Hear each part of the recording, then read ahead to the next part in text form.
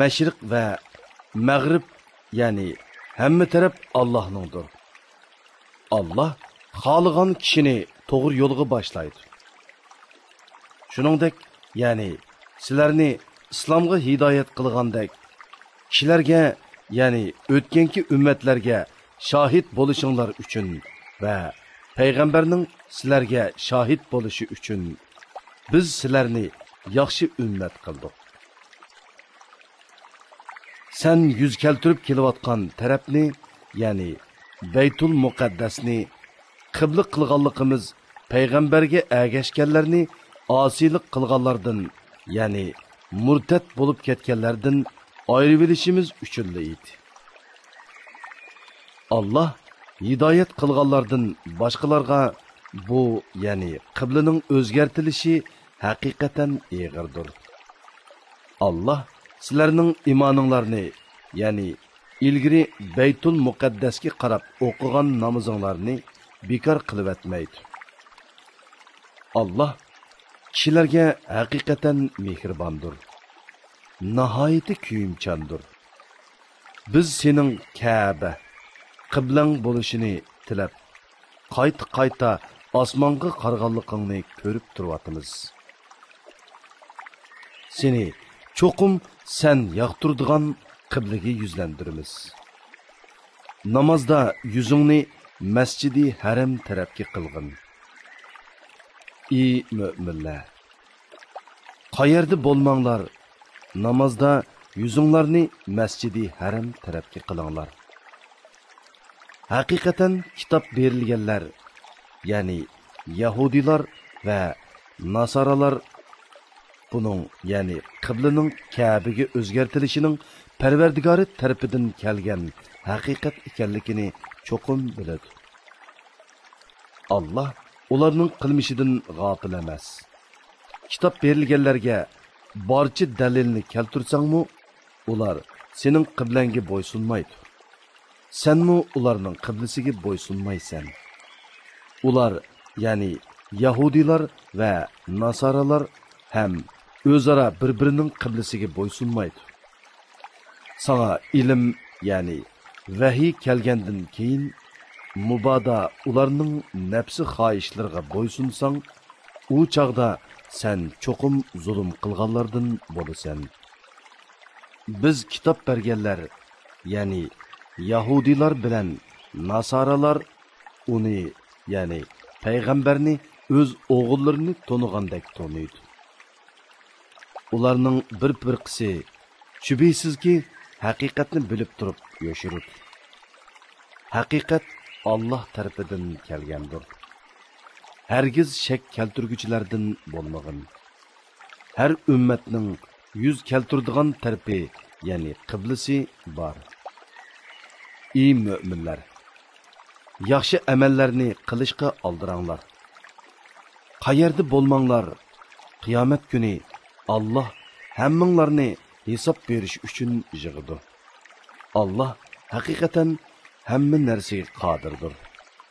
Qayerdan safarga chiqmag'in, namozingda yuzingni Masjidi Haram, ya'ni Ka'ba tarafga qilgin. Bu haqiqatan Parvardigoring tarafidan kelgan haqiqatdir. Allah sizlarning qilmishinglardan g'ofil emasdir. Kishilar, ya'ni Yahudilar va mushriklarga sizlarga qarshi dalil isbot bo'lmasligi uchun, ey Muhammad, safar qilishga qayerdan chiqmag'in, namozingda yuzingni Masjidi Haram tarafga qilgin. Ey mo'minlar, sizlarmi qayerda bo'lmanglar, namozinglarda yuzinglarni Masjidi Haram tarafga qilinglar. Faqat ularning ichidagi zulm qilguvchilarla qibladan o'zgarganligini sizlarga qarshi dalil qilib oladi. Ular, ya'ni zolimlardan qo'rqmanglar. Mening amrimni tutish bilan mendan qo'rqinglar. Qiblani o'zgartirishga amr qilishim sizlarga bergan ne'matimni kamolatga yetkazishim uchun va to'g'ri yo'lda bo'lishinglar uchundir.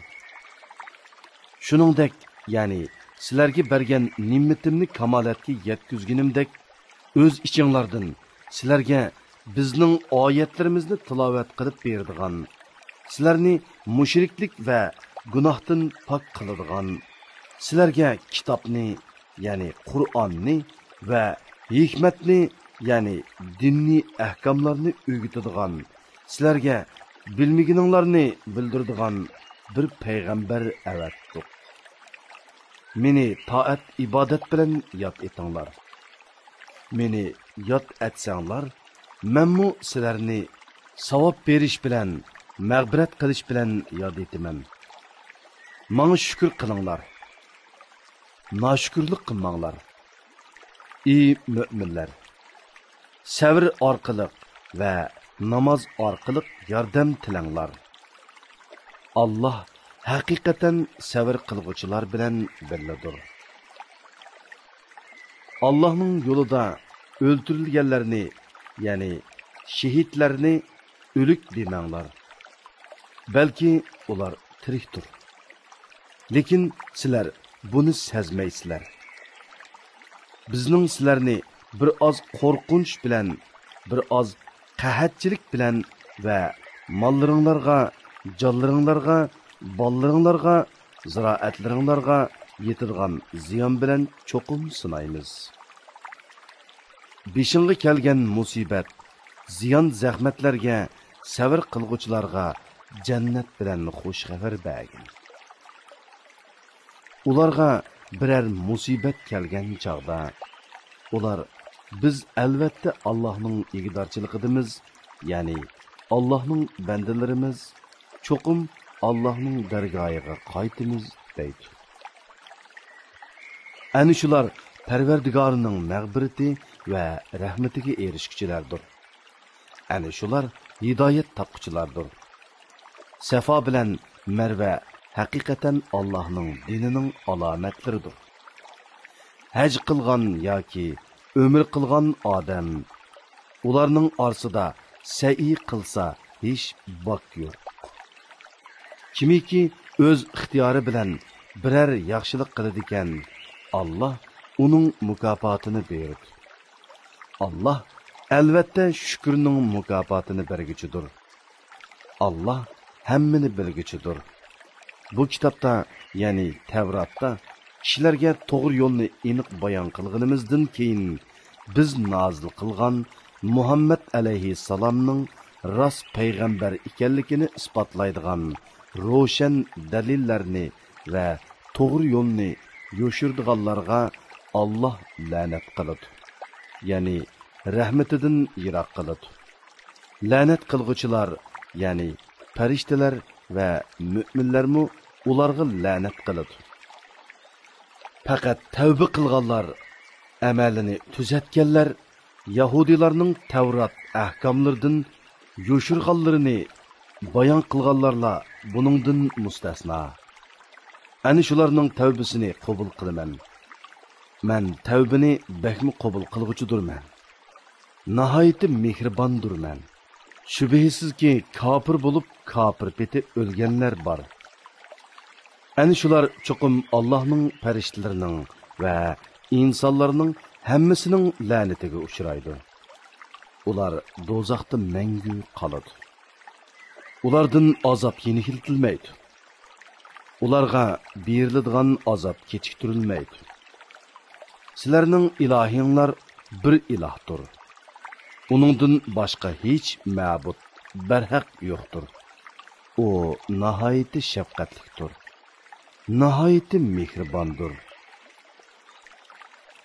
Osmonlarning va zaminning yaratilishida, kechi bilan kunduzning navbatlashida kishilarga foydali narsalarni elib dengizda uzib yurgan kemilarda Allah bulutdan yog'dirib bergan, o'lgan zaminni tirildiradigan yomg'irda, yer yuziga tarqatayotgan hayvonotlarda, shamol yo'nalishlarining o'zgarib turishida, osmon zamin orasida bo'ysundirilgan bulutlarda tushunadigan kishilar uchun albatta Allohning birligini ko'rsatadigan dalillar bordir.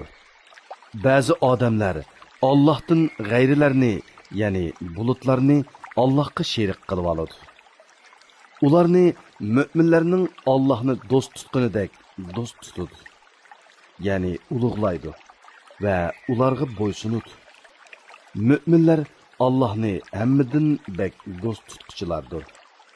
Zolimlar qiyomat kuni o'zlariga tayyorlangan azobni ko'rgan chaqda butun kuch-quvvatining Allohga mansub ekanligini va Allohning azobining qattiq ekanligini koshki bilsa edi, dunyoda Allohga sherik keltirganliklarga haddidan ziyoda pushaymon qiladi.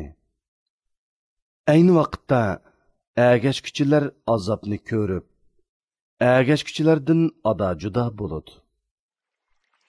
Ularning o'zaro munosabati, ya'ni dunyodagi do'stligi uziladi. Agashkuchilar koshki bizlarga dunyoga qaytishga bo'lsa edi, ular bizdan ada juda bo'lgandek, bizmi ulardan ada juda bo'latdik deydi. Allah ularga yomon ishlarining hasrat bo'lganligini mushundoq ko'rsatdi. Ular do'zaxdan chiqmaydi. Ey insonlar, yer yuzidagi halol pokiz narsalardan yanglar. Shaytonning yo'llariga ergashmanglar. Chunki shayton sizlarga ochiq dushmandir. Shayton sizlarni haqiqatan yomonliklarga, qabih gunohlarga va Alloh nomidan yolg'ondan Alloh sizlarga halol qilgan narsalarni harom deb, harom qilgan narsalarni halol deb, sizlar bilmaydigan narsalarni aytishga buyuruydi. Har qachon ularga, ya'ni mushriklarga Allah nozil qilgan narsaga, ya'ni Allah payg'ambariga nozil qilgan vahiyga, Qur'onga ergishinglar deyilsa, ular yo'q, ota bovullarimizdan qolgan dinga ergishimiz deyishadi. Ota bovulları hech narsani tushunmagan va to'g'ri yo'lda bo'lmagan tursa, ya'ni ularga ergishamdi. Kafirlarni hidoyatga da'vat qilguvchi xuddi ma'nisini tushunmay, tavushini va nidonini anglaydigan chahar paylarni chaqirgan odamga o'xshaydi. Kafirlar haqni anglashdan g'astir, haqni so'zlashdan g'achidir, haqni ko'rishdan ko'rdir. Ular vaz nasihatni tushunmaydi. Ey mo'minlar, biz sizlarni rizqlantirilgan halol narsalardan yanglar. Agar Allohga ibodat qiladigan bo'lsanglar, Allohga, ya'ni Allohning haddi hisobsiz ne'matlariga shukr qilinglar. Allah sizlarga o'zi o'lib qolgan hayvonni, qonni, cho'shqi go'shini Allohdan g'ayrining, ya'ni bulutlarning nomi aytilib bo'g'izlangan hayvonni yeyishni harom qildi. Kimiki o'z ixtiyoricha emas, ilojsizlikdan yuqorqi harom qilingan narsalardan hayotini saqlab qolgudek yesa, uningga hech gunoh bo'lmaydi. Haqiqatan Allah nihoyatda mag'firat qilg'uchidir, nihoyatda mehribondir. Allah kitobda, ya'ni Tavratda nozil qilgan narsalarni yoshirdigan va uni ozg'ini pulga sotadiganlarning qorniga yegini faqat o'tdir. Chunki ularning yegan shu harom meli ularni do'zaxga elib boradi. Qiyomat kuni Allah ularni xushal qiladigan so'z qilmaydi. Ularni gunohlardan poklamaydi. Ular qattiq azobga duchor bo'ladi. Ana shular hidoyatni gumrohlikqa, mag'firatni azobga, ya'ni jannatni do'zaxga tegishdi. Ular do'zax azobiga nima degan chidamliq? Bu qattiq azob shuning uchunki Allah haqiqatan haq kitobini, Tavratni nozil qildi. Ular Tavratdagi narsalarni yoshirdi. va o'zgartib etdi. Kitob to'g'risida ixtilof qilguvchilar cho'nqur nizodadir. Sizlarning kun chiqqan va kun patgan tarafga yuz keltirishinglarning o'zila yaxshi amalga yetmaydi. Balki Allohga, oxirat kuniga, farishtalarga, kitobga, ya'ni Allah nozil qilgan kitoblarga, payg'ambarlarga iymon keltirish, Allohni so'yish yuzidan xish aqribalarga, yetimlarga, miskinlarga, ibn sabiylarga, ya'ni pul milidan aloqasi uzilib qolgan musofirlarga, soillarga va qullarning ozodlikka erishishiga pul mol yordam berish, namoz o'qish, zakot berish, ahdiga vafo qilish, yo'qsizlikqa, kasallikka va Allohning yo'lida qilingan urushga bardoshlik berish yaxshi amalga kiradi. Ana shular, ya'ni yuqorqi sifatlarga ega kishilar iymonida rostchil odamlardir. Ana shular taqvodor odamlardir. Ey mo'minlar, o'ltirilganlar uchun qisos elish sizlarga farz qilindi. Hur odam uchun hur odamdan, qul uchun quldan, ayol uchun ayoldan qisos elinadi. Qotil uchun dinni qarindishi tarafidan bir narsa kechirim qilinsa, ya'ni o'ltirilguchining egisi qotildan diyat elishga rozi bo'lib qisos elishdan voz kechsa, u jinoyatchidan diyatni chiroyliqcha talab qilishi lozim.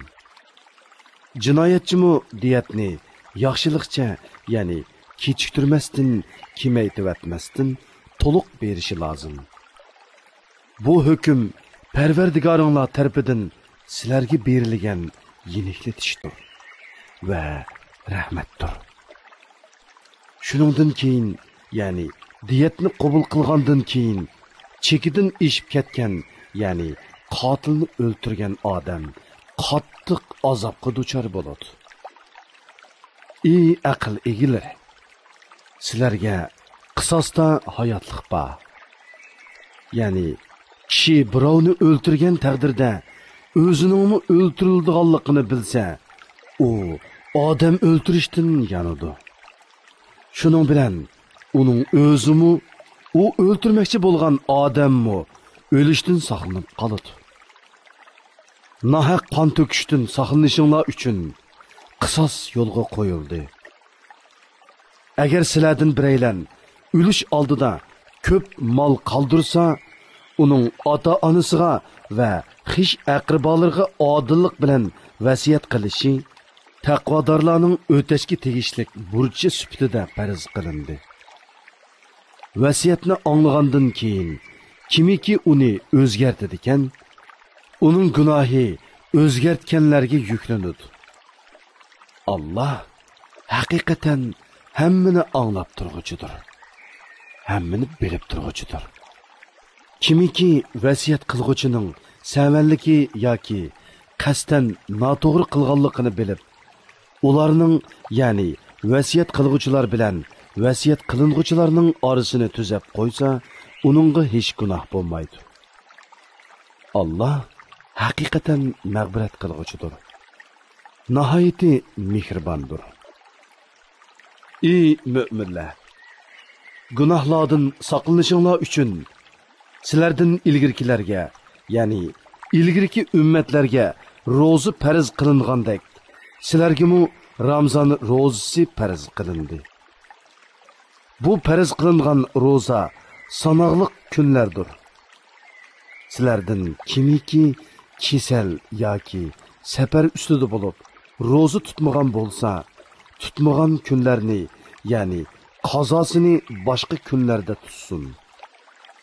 Ro'zini qiyirliq yoki ojizlik tufaylidan mushaqqat bilan oron tutadigan kishilar tutmasa, kunligi uchun bir miskin to'yg'idek tamoq fidya berishi lozim. Kimiki fidyani belgilangan miqdordan ortiq bersa, bu o'zi uchun yaxshidir. Agar bilsanglar ro'za tutish sizlar uchun eg'iz ochiq yurishdan va fidya berishdan yaxshidir. Ramzan oyida Qur'on nozil bo'lishga boshladi. Qur'on insonlarga yetakchidir. Hidoyat qilg'uchi va haq bilan nohaqni ayirg'uchi ro'shan oyatlardir. Sizlardan kimiki Ramzan oyida hozir bo'lsa Ramzan ro'zasini tutsin. Kimiki kasal yoki safar ustida, ya'ni musofir bo'lib tutmagan bo'lsa, tutmagan kunlar uchun boshqa kunlarda tutsin.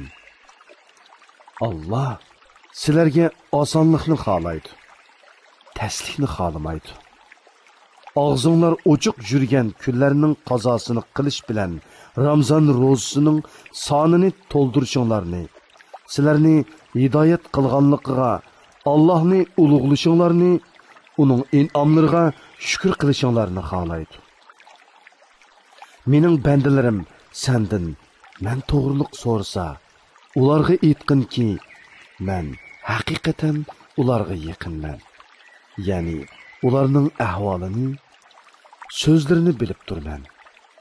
Menga duo qilsa, men duo qilguvchining duosini ijobat qilaman.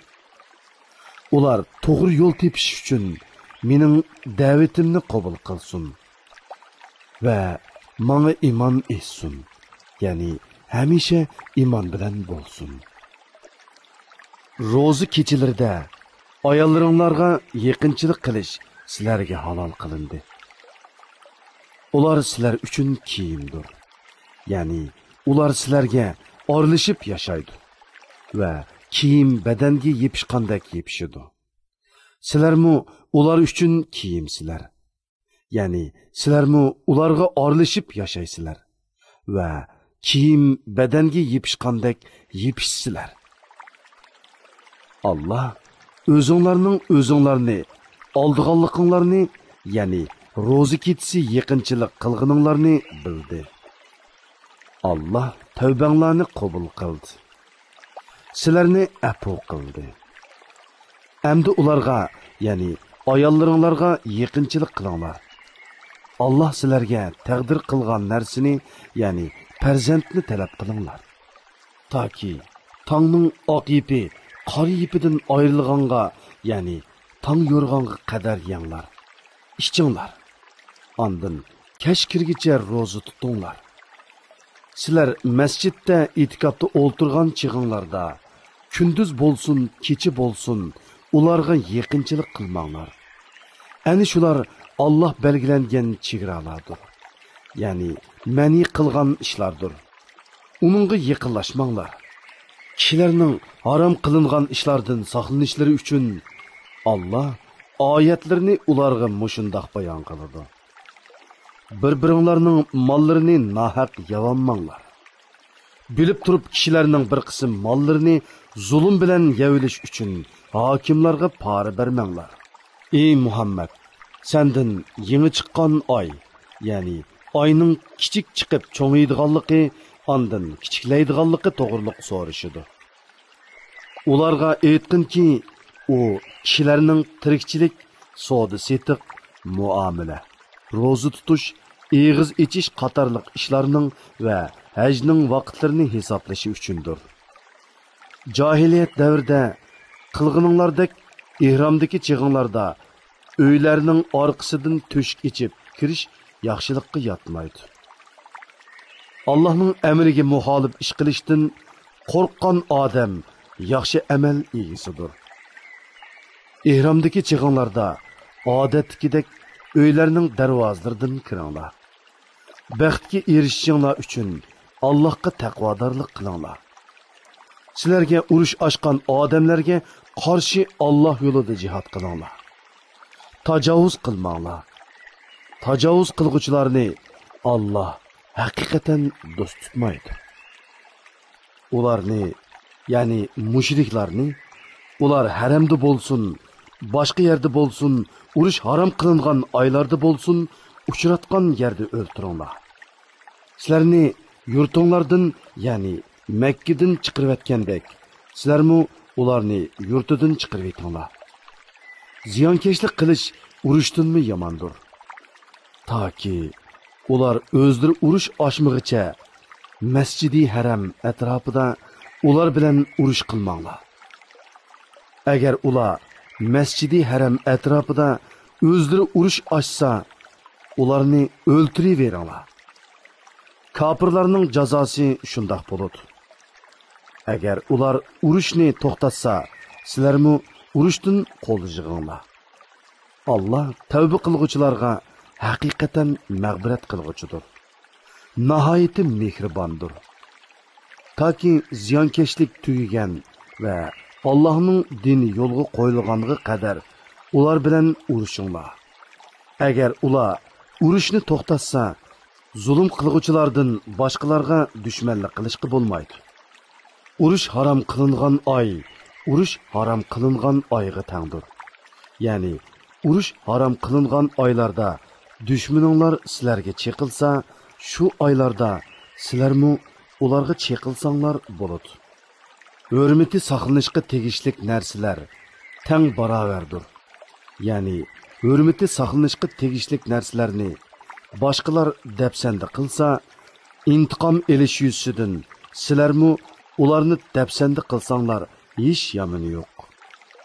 Birov sizlarga qonchilik cheqilgan bo'lsa, sizlarmi uningga shunchilik cheqilinglar. Allohga taqvodorlik qilinglar. Bilinglarki, Alloh taqvodorlar bilan birlidir. Allohning yo'lida pul mol sarf qilinglar. O'zinglarni halokatga tashlamanglar. Ihson qilinglar. Ihson qilguvchilarni Alloh haqiqatan do'st tutadi. Haj bilan umrani Alloh uchun to'liq o'rinlanglar.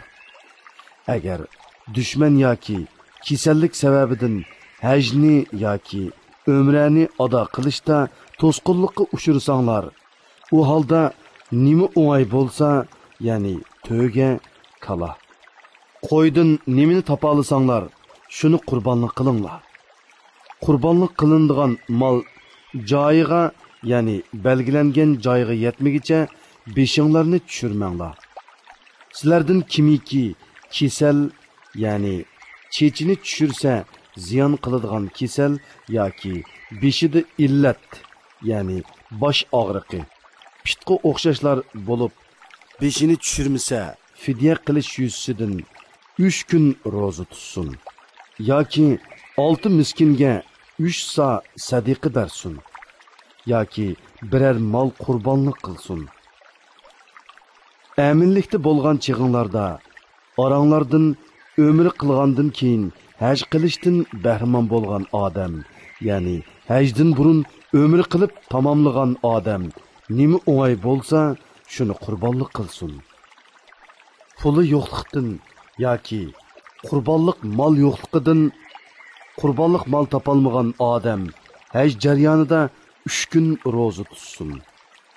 Hajdan qaytgandan keyin 7 kun roza tutsin. Uning hammasi 10 kun bo'ladi. Mana bu, ya'ni ömür qilgan odamga qurbonlik qilish lozimligi yoki roza tutish haqidagi hukm Masjidi Haram doirasida, ya'ni haramda o'ltirishlik bo'lmagan kishilar uchundir. Allohga taqvodorlik qilinglar. Bilinglarki, Allohning azobi qattiqdir. Haj vaqti ma'lum bir qancha oydir. Ya'ni Shavvol, Zulqayda oylari va Zulhajja oyining 10 kunidir. Bu oylarda haj qilishni niyat qilgan, ya'ni ihrom bog'ilgan odamning jinsiy aloqa qilishi, gunoh qilishi va janjal qilishi ma'ni qilinadi. Sizlar qandoqliki yaxshi amalni qilsanglar, Allah uni bilib turadi. Oxiratliklar uchun zod rohila ilib-ilinglar. Eng yaxshi zod rohila taqvodorlikdir. Ey aql egilleri, mana taqvodorlik qilinglar. Parvardigoringlardan haj mavsumida tijorat va boshqa ovqat orqali rizq talab qilsanglar, sizlarga hech gunoh bo'lmaydi. Arafatdan qaytgan chig'inglarda Mash'ari haramda, ya'ni Muzdalifada Allohni yod etinglar.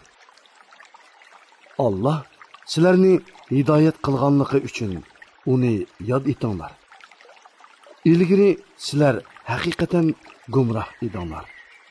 Ya'ni Allah sizlarni hidoyat qilishdan ilgari gumrohlar qatorida edinglar. Ondan keyin sizlar Arafatdan kishilar qaytgan joy bilan qaytinglar. Allohdan mag'firat talab qilinglar. Allah haqiqatan nihoyatda mag'firat qilg'uchidir. Nihoyatda mehribondir. Sizlar hajga oid ibodatlarni ado qilgandan keyin Allohni bo'lsa, ota-buvanglarni faxrlanib yod etgandek yoki uningdanmi ziyoda yod etinglar. Ba'zi kishilar: "Ey Parvardigorimiz, bizga nasibimizni bu dunyoda bergin" deydi. Halbuki uningga oxiratda yaxshilikdan hech nasibi yo'qdir. Ba'zi kishilar: "Parvardigorimiz, bizga dunyoda yaxshilik ato qilgin, oxiratdami yaxshilik ato qilgin. Bizni do'zax azobidan saqlag'in" deydi. Ana shular o'zlari qilgan amallarining mo'l mevasini ko'rdi. Allohning hisob elishi tezdir. Ya'ni shuncha ko'p xaloyiqdan qisqa vaqt ichida hisob elib bo'ladi. Sanoqli kunlarda, ya'ni tashriq kunlarida Allohni yod etinglar. Ya'ni namozinglarning oxirida takbir aytinglar. Minodan oldirab 2 kunda qaytgan odamga hech gunoh bo'lmaydi. Ta'xir qilib qaytgan odamga hech gunoh bo'lmaydi. Yuqorqi ahkomlar taqvodorlik qilib hajni to'liq ado qilmoqchi bo'lgan odam uchundir.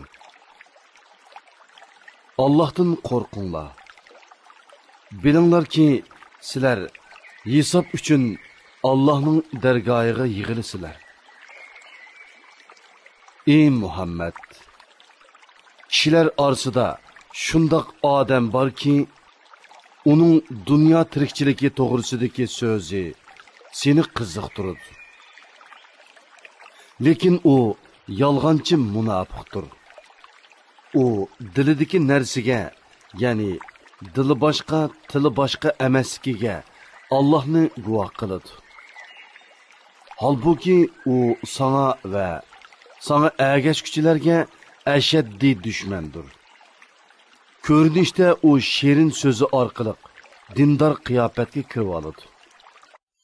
U huzuringdan qaytgandan keyin zaminda buzuqchilik qilish uchun va ziroatlarni, hayvonotlarni halok qilish uchun tirishadi. Uning buzg'unchiligi amalda insonlarni halok qilish uchundir.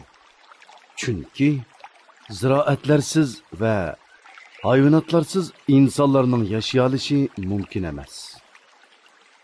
Allah buzuqchilikni yoqtirmaydi.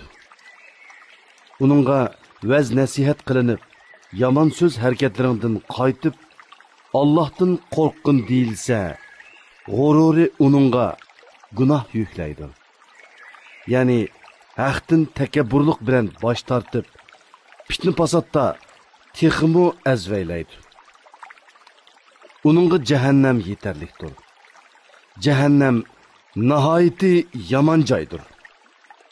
Ba'zi kishilar borki, ular Allohning rizosi uchun jinini pido qiladi. Qilgan amali bilan faqat Allohning roziligini tilaydi. Allah bandalarga to'limi marhamatlikdir. Ey mu'minlar, islom diniga butunlay kiringlar.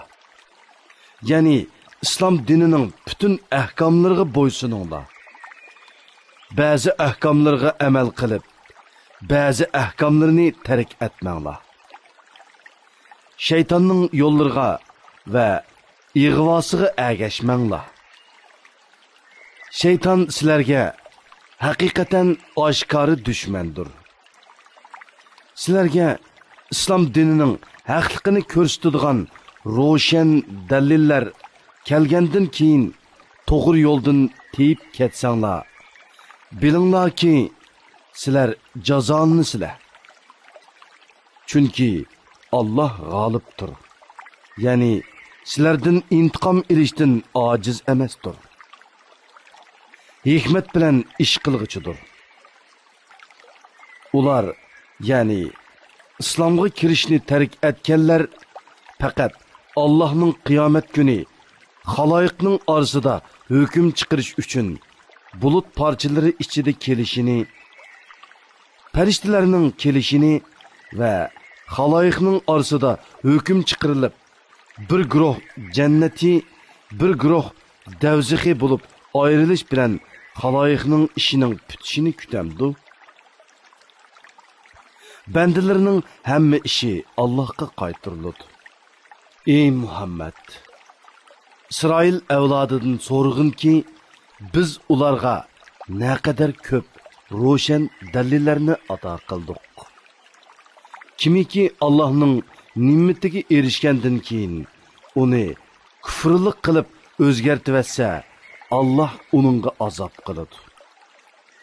Allah'ның azabı haqiqatan qattiqdir. Kafirlarga dünya tirikçiligi chiroyli ko'rsatildi. Ya'ni ular dunyoning shahvatlariga, ne'matlariga maftun bo'ladi. Müminlarni masxir qiladi. Halbuki qiyomat kuni taqvodorlar ulardan daraja jihatda ustun turadi. Allah xoligan kishiga hisobsiz rizq berdi. İnsanlar dastlabda bir ümmet, ya'ni haq din deydi. Keyin ularning ba'zisi iman etib, ba'zisi iman etmay ixtilof qilishdi. Allah müminlarga jannat bilan xush xabar berguchi, kuffarlarni do'zaxdan ogohlantirguchi payg'ambarlarni avatdi. Allah kishilarning ixtilof qilishgan narsalari ustida hukm chiqarish uchun ularga haq kitobni nozil qildi. Faqat kitob berilgan kishilarla o'zlariga ro'shan dalillar kelgandan keyin o'zaro hasad qilishib, ya'ni kafirlar müminlarga hasad qilib, kitob to'g'risida ixtilof qilishdi. Allah o'z irodasi bo'yicha müminlarni ular, ya'ni gumrohlar ixtilof qilishgan haqiqatga hidoyat qildi. Allah xohlagan kishini to'g'ri yo'lga boshlaydi. Sizlar texi ilgirkilar uchirgan kulpatlarga uchirmay turib, jannatga kirishni o'ylamsizlar? Sizlardan ilgiri o'tgan müminlar eg'irchiliklarga, kulpatlarga uchirgan va cho'chititilgan edi. Hatto payg'ambar va müminlar Allah'ның bizga va'da qilgan yordami qachon keladi degan edi. Bilinglarki, Allah'ның yordami haqiqatan yaqindir.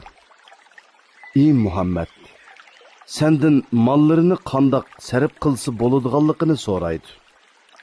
Aytqinki, mol mulkinglardan nimani sarf qilmanglar, uni ota-onanglarga, xish aqrabolaringlarga, miskinlarga va ibn sabiylarga sarf qilsanglar bo'ladi. Yaxshilikdan nimani qilmanglar, Allah uni bilib turadi. Sizlarga jihad farz qilindi. Halbuki sizlar uni yoqtirmaysizlar. Sizlar biror narsani yoqtirmasliginglar mumkin. Ammo u sizlar uchun foydalidir. Sizlar biror narsa tashliq qilish, odam o'ldirishdanmi qattiq gunohdir. Ular, ya'ni kuffarlar qo'lidan kasla sizlarni dininglardan qaytirib etganga qadar sizlar bilan davomli urushudi. Sizlardan kimiki o'z dinidan qaytib kafir peti o'lsa, uning amallari dunyo va oxiratda bekor bo'lib ketadi. Bundaq odamlar ahli do'zaxdir. Ular do'zaxda mangu qolg'uchilardir. Shubhisizki hijrat qilganlar va Allohning yo'lida jihad qilganlar ani shundoq kishilar Allohning rahmatini umid qiladi. Allah nihoyatda mag'firat qilg'uchidir. Nihoyatda mehribondir. Ey Muhammad, sendan haroq va qimor to'g'risida so'rashidi. Sen ularga buning har ikkisida cho'ng gunoh va kishilarga ozg'ini moddiy foydami bor. Lekin ulardagi gunoh foydaga qaraganda texmi cho'ng degin. Ular sendan nimani sadiqa qilish to'g'riliq so'raydi. Ehtiyojdan ortiqini sadiqa qilinglar degin. Dunyo va oxiratning ishlarini tafakkur qilishinglar uchun Allah o'z oyatlarini sizlarga shundoq bayon qiladi. Ey Muhammad, ular sendan yetimlar to'g'riliq so'rashadi. Aytqinki, tarbiyalash, mollarini o'stirib, ularni tuzash yaxshidir. Ular bilan ularga foydali bo'lgan ravishda orlashib yashasanglar, u chaqda, ya'ni ularga qarindoshlarcha muomala qilinglar. Ular sizlarning dinni qarindoshlaringlardir. Allah yetimlarning ishlarini buzg'uchi va tuzigichini bilib turdi. Agar Allah xolisa, sizlarni qiyin ishga taklif qilish bilan cho'qim jafoga salatdi. Allah haqiqatan g'olibdir. Hikmat bilan ish qilg'uchidir. Ey musulmonlar, mushrik ayollar iymon etmag'icha ularni nikohinglarga olmanglar. Hür mushrik ayol husn jamoli va meli bilan sizlarni mabtun qilgan taqdirdimi, mu'min dedek albatta uningdan ortiqdir. Mushrik erlar iymon etmag'icha mu'min ayollarni ularga yotliq qilmanglar. Hür mushrik sizlarni mabtun qilgan taqdirdimi, mu'min qul albatta uningdan ortiqdir. Ani shular, ya'ni mushrik va ayollar sizlarni do'zaxga chaqirdi. Allah o'z irodasi bo'yicha sizlarni jannatga, mag'firatga chaqirdi. Kishilar pand nasihat olsun deb Allah ularga o'z oyatlarini bayon qiladi. Ey Muhammad, ular sendan hayiz to'g'riliq, ya'ni hayizdor ayol bilan jinsiy aloqa qilishning durustligi yoki durust emasligi to'g'riliq so'raydi. Aytqinki, hayiz ziyonliqdir. Ya'ni hayiz mezgilida jinsiy aloqa qilish xotin har ikkisiga ziyonliqdir. Hayiz mezgilida ayollaringlardan neri turinglar. Hayizdan pok bo'lguncha ularga yaqinchilik qilmanglar. Pok bo'lganda ularga Allah buyurgan joydan yaqinchilik qilinglar. Allah haqiqatan tavba qilguvchilarni do'st tutadi. Haromdan va nijozatdan pok bo'lguvchilarni haqiqatan do'st tutadi. Ayollaringlar sizlar uchun xuddi ekinzorliqdir. Ya'ni nasl teriydigan joydir. Ekinzorliqinglarga xohlagan ravishda kelinglar. O'zinglar uchun oldin ola yaxshi amal tayyorlanglar. Gunohdan cheklanish bilan Allohdan qo'rqinglar. Bilinglarki, sizlar Allohga muloqot bo'lasizlar. Mu'minlarga jannat bilan xush xabar bergin. Yaxshilik qilmaslikqa, taqvodor bo'lmaslikqa va kishilarni aplashtirmaslikka qasam qilish shakli bilan ularni qilishga Allohni to'salg'i qilmanglar. Ya'ni Alloh bilan qasam qilishni, yaxshi ishlarni qilmaslikning sababi qilmanglar. Alloh so'zlaringlarni anglab turg'uchidir. ahvolinglarni bilib turg'uchidir. Maqsadsiz ishgan qasiminglar uchun Allah sizlarni jazoga tortmaydi. Qasdan ishgan qasiminglar uchun Allah sizlarni jazoga tortadi. Allah mag'firat qilg'uchidir, halimidir. Ya'ni bandalarni jazolashga oldirib ketmaydi. Ayollarga yaqinchilik qilmaslikqa qasam ichgan kishilar 4 oy kutadi. Agar ular bu muddat ichida ayollarga yaqinchilik qilishga qaytsa, ayollarga yomonlik qilgan gunohini Allah haqiqatan mag'firat qilg'uchidir. Allah nihoyatda mehribondir. Agar ular taloq qilish niyatiga kelsa, Allah haqiqatan ularning so'zlarini anglab turg'uchidir. Niyatlarini bilib turg'uchidir. Taloq qilingan ayollar 3 hayz o'tkicha iddat tutadi. Agar ular Allohga oxirat kuniga ishonadigan, bachchi donlardagi Allah yaratgan narsani, ya'ni bolani yoki hayzni yo'shirishi durust emas. Ularning erlari agar aplishib qilishni xohlasa, shu muddat ichida ularni qaytirib kelishga boshqalarga qaraganda eng haqliqdir. Ayollar ustida erlarning haqlari bo'lganidek, erlari ustida ayollarning mu haqlari bor. Ya'ni ayollar muvofiq darajada huquqdan bahramand bo'lishi kerak. Muvofiq darajada majburiyatni o'tish kerak. Ayollarga mehr berish va ularning turmushini qamdash majburiyatlari erlarga yuklanganlikdan erlar ayollardan bir daraja ortiqlikka ega. Allah g'olibdir. Hikmat bilan ish qilg'uchidir. Qayta yarashishga bo'ladigan taloq 2 qitimdir. Uningdan keyin xotinini chiroyliqcha tutish yoki yaxshilik bilan, ya'ni zulm qilmay, yomon gapini qilmay, kishilarni uningdan jiroqlashtirmay qo'yib etish lozim. Allohning belgilamalariga rioya qila olmaslik xavfi, ya'ni yaxshi o'talmaslik, Allah belgilagan er-xotinlik huquqlariga rioya qila olmaslik xavfi bo'lmasla, o'zinglarning ayollaringlarga mehri uchun bergan mol-mulkdan hech qanday narsani qaytarib olish durust bo'lmaydi. Agar sizlarga hech gunoh bo'lmaydi. Agar ular Allohning belgilamalariga rioya qila oladiganligini, ya'ni qayta yarashgandan keyin yaxshi o'talaydiganligini tasavvur qilsa, bu Allohning belgilamalaridirki, Allah uni biladigan, ya'ni ishning oqibatiga fahmi yetadigan qavm uchun bayon qiladi. Sizlar ayollarni taloq qilgan bo'lsanglar, ularning iddati to'shay deb qolgan bo'lsa, ular bilan chiroyliqcha yarishib, ularni nikohinglarda tutinglar yoki ularni yaxshilik bilan qo'yib etinglar. Zulm qilish maqsadida ziyon yetkazib, ularni tutib olmanglar.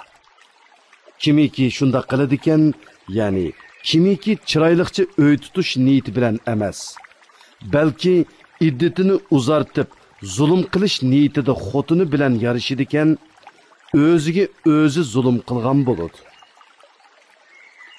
Allohning oyatlarini kulk qilib olmanglar. Ya'ni Allohning ahkomlarini xiloflik qilish yo'li bilan masxir qilmanglar.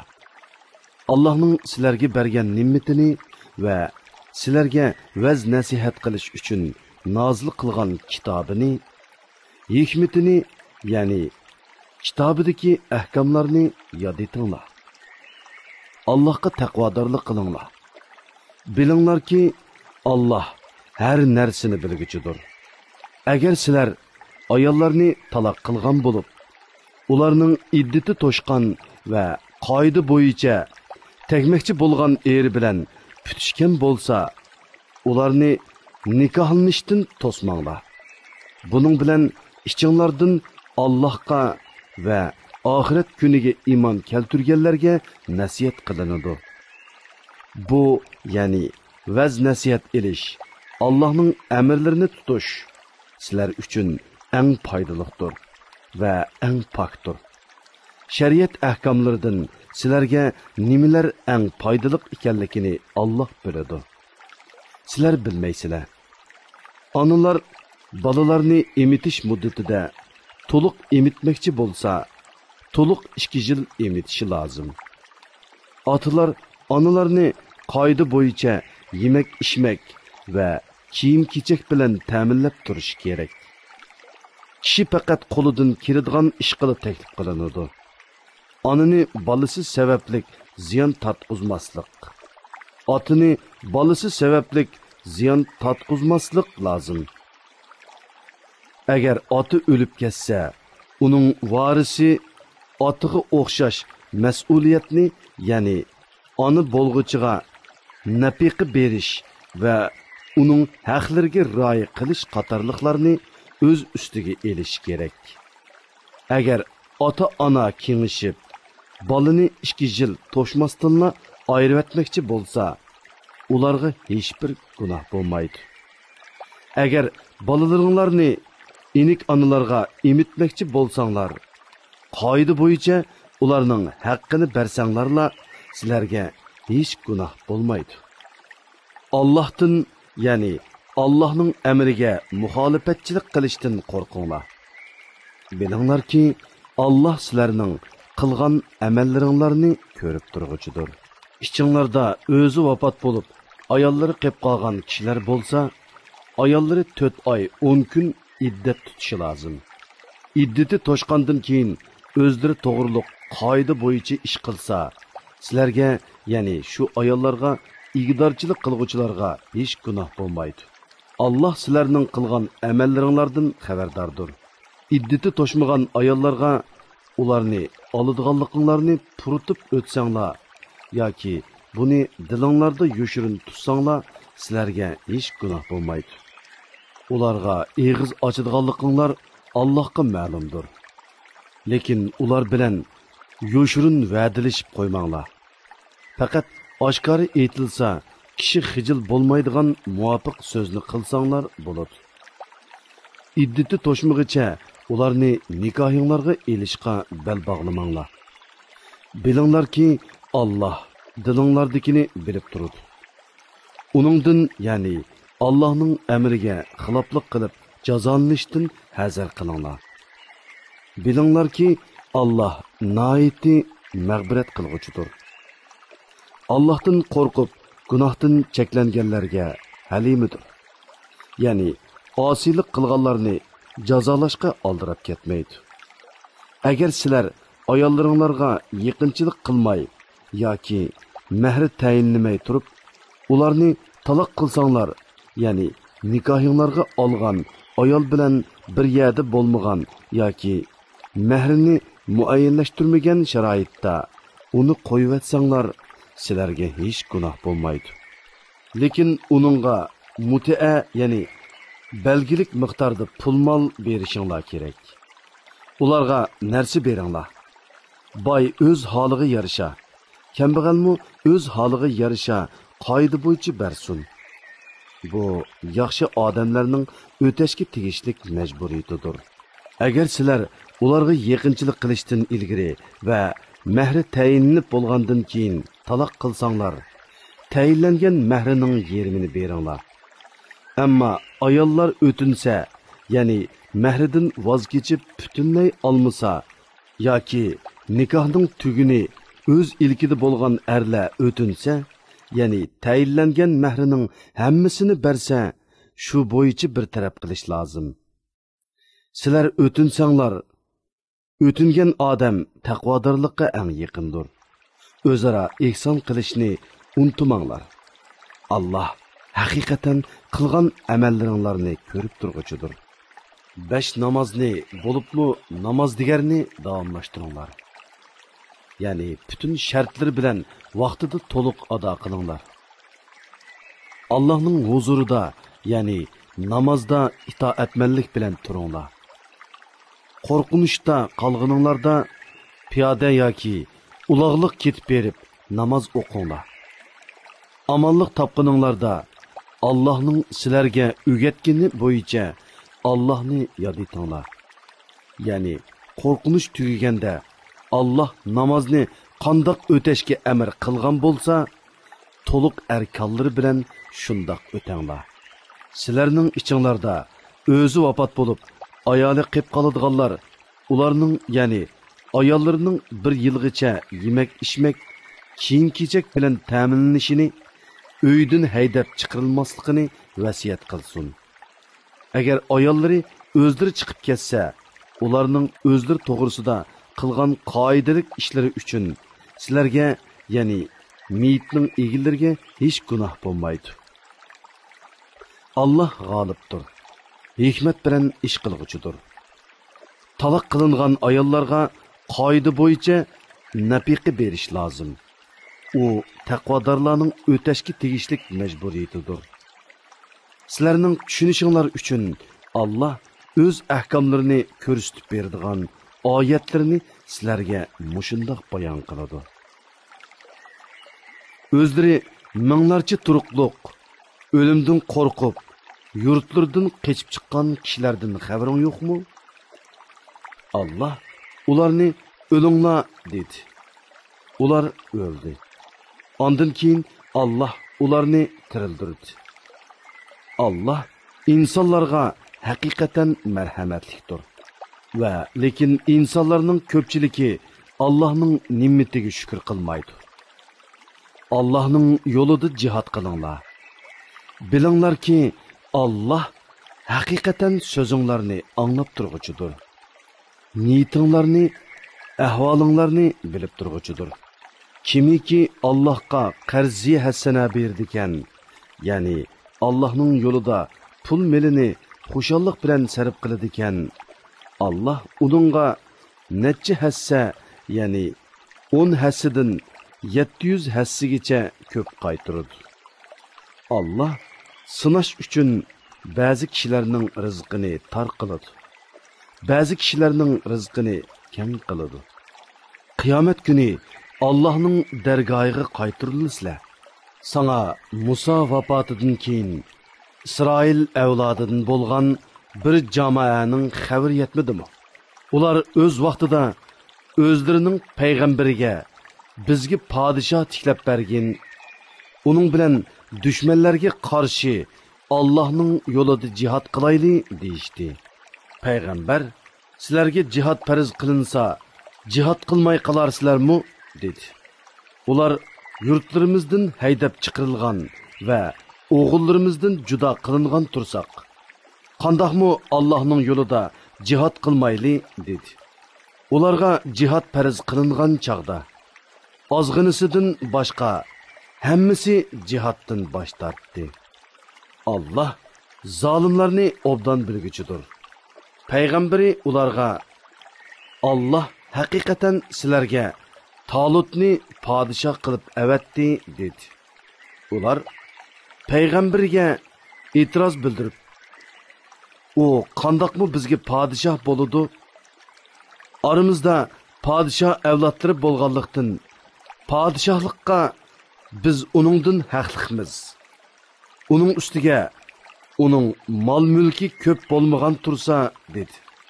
Payg'ambar, Allah haqiqatan sizlarga podshoh qilishga uni ixtiyor qildi.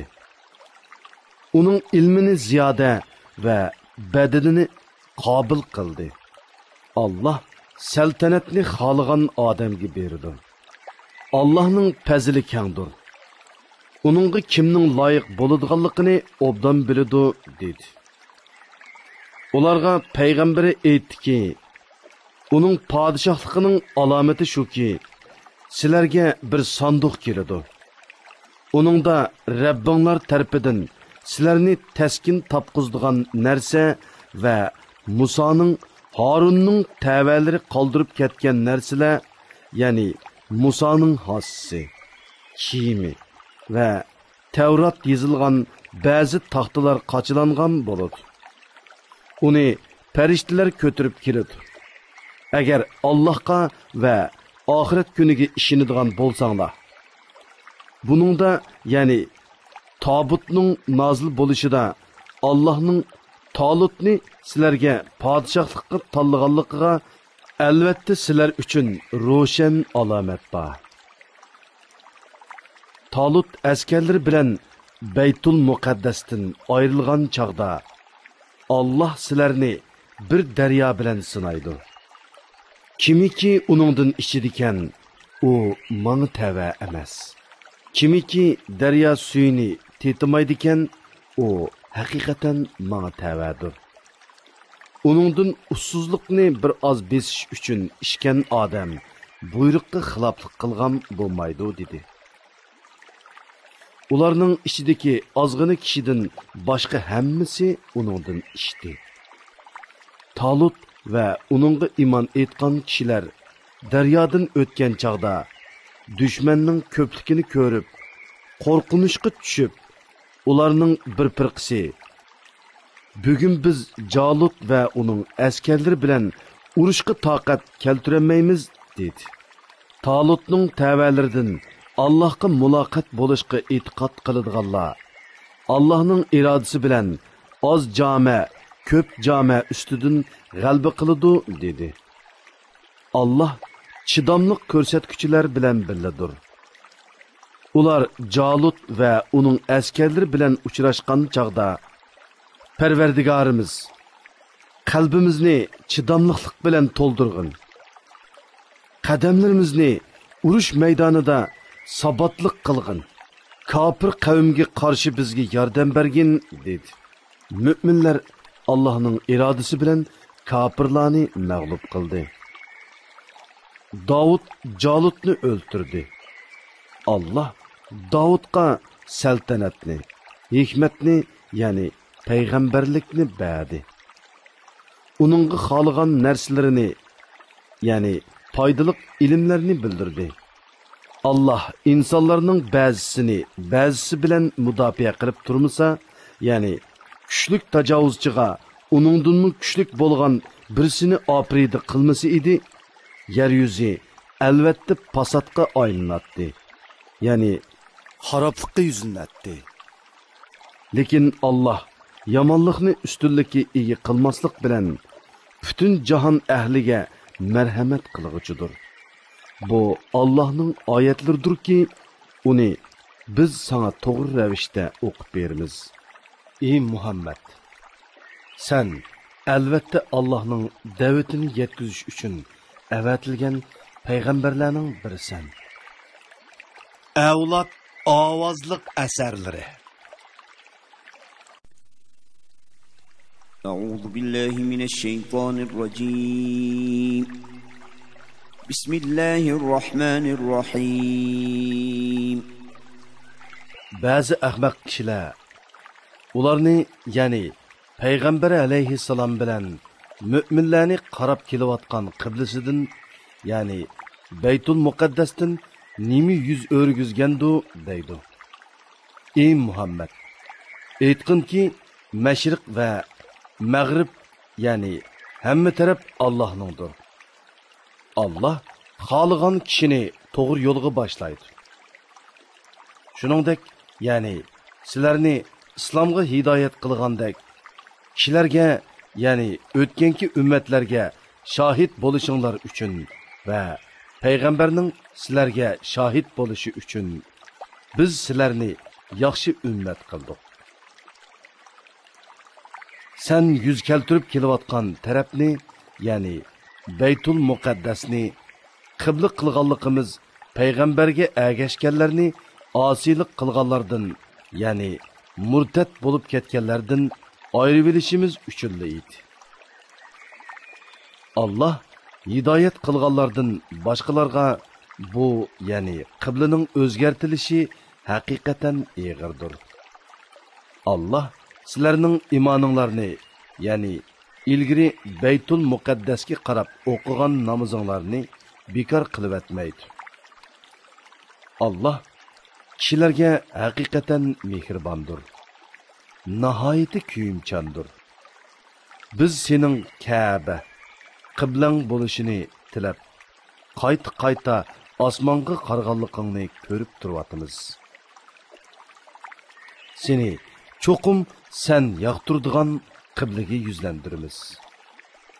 Namazda yüzünni Masjidi Haram tarafga qilgin. Ey müminler, qayerda bo'lmanglar, namazda yüzünlarni Masjidi Haram tarafga qilinglar. Haqiqatan kitap berilganlar, ya'ni Yahudilar va Nasaralar bunun, ya'ni qiblaning Ka'baga o'zgartirishining Parvardigori tarafidan kelgan haqiqat ekanligini cho'qim biladi. Allah ularning qilmishidan g'ofil emas. Kitap berilganlarga barcha dalilni keltirsangmi, ular sening qiblangga bo'ysunmaydi. Senmi ularning qiblasiga bo'ysunmaysan. Ular, ya'ni Yahudilar va Nasaralar ham o'zaro bir-birining qiblasiga bo'ysunmaydi.